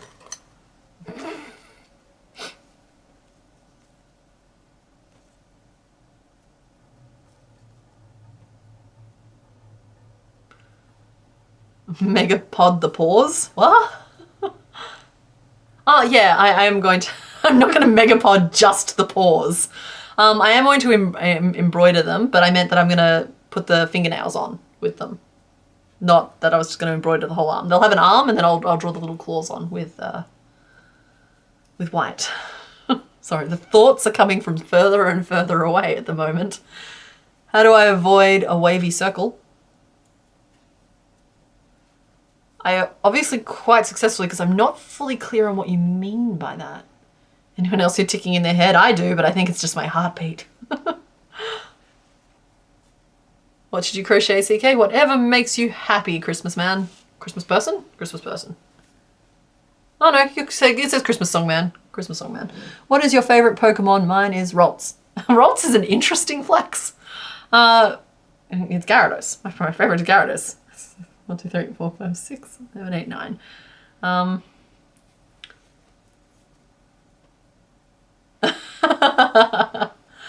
You'll find ground types dissolve quite effectively because they are water soluble.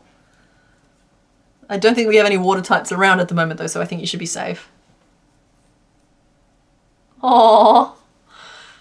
Noted here, you have to go to bed. I promise. It's like I'm starting to feel like I'm like perpetuating some sort of horror or torture on you. Given that like my food will arrive and I'm just gonna be like, right guys, bye, click. Maybe I should just wrap this up. We've been going, if I stay online for like 5 more minutes, we have the longest stream I've done though. So maybe I hang on for 5 more minutes. I have no idea what Mr. Bones is up to. He might be out on the balcony or something. You crochet a pizza. We can do it. Stick together, yawn. No, hang in there, everybody.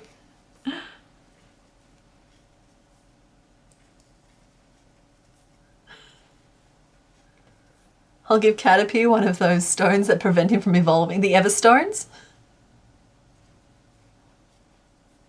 See, I appreciate someone who loves their bugs enough to be like, no, you don't have to become better. You are perfect as you are. Also here to call out Darcy Rose. Darcy, you better not be still in this chat. Missy, if I see you here.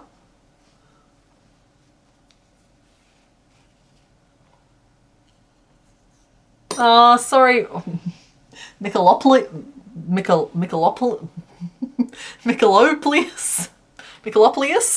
Am I saying that? Darcy, you should not be here.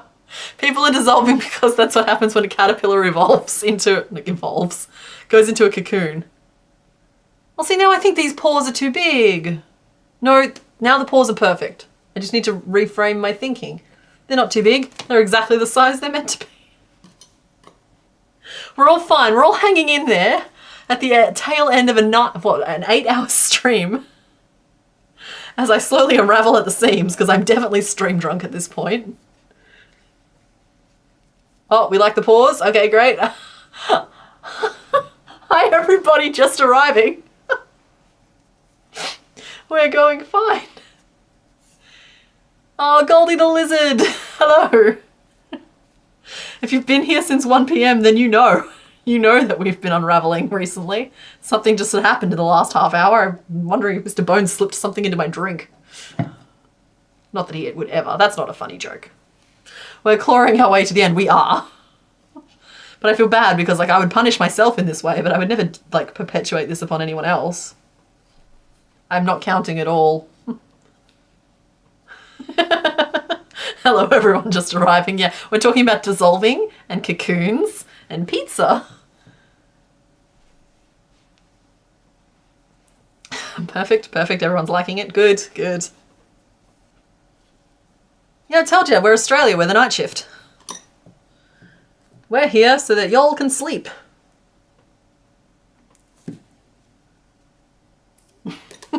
And Nat really wore herself out with the caterpillar.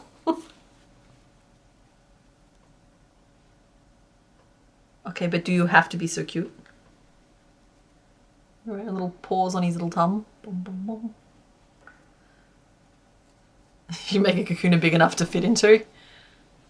I don't know. Cocoon always looked questionably shaped to me. Yeah.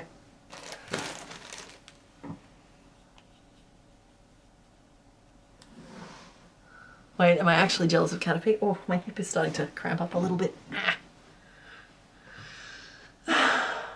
What, pizza? It's not just Domino's, man. It's not nothing fancy. It's fancy enough. I'm hungry. I've been working for the last 8 hours. Spooky falling asleep to your stream and then waking up to your stream still going. Said Muppet Missile. I love the names. I do. I love them. Did you? I did. I saw that. It was like a performance art piece. The woman who crocheted herself into a cocoon. I just look at that and I think, I hope she, when she unraveled it to let herself out, I hope she coiled up that yarn. Yeah, we got a little Bum, bum, bum, bum, bum. We'll do another one of those.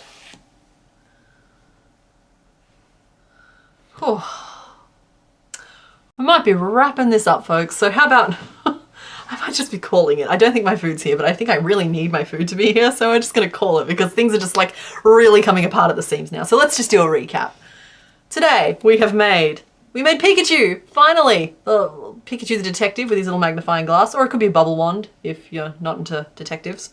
Little Pikachu, we named him something. We named him a name. It was a great name. It was the best name ever. We named him Bolt. We named him Bolt because he has, as a weight, we used a bolt.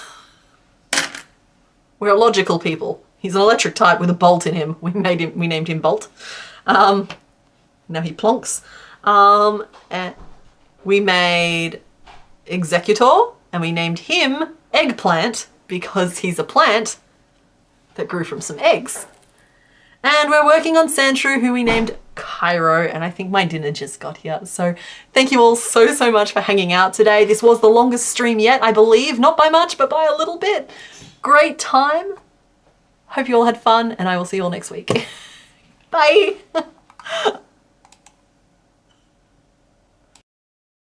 It always just takes me a minute to find the button.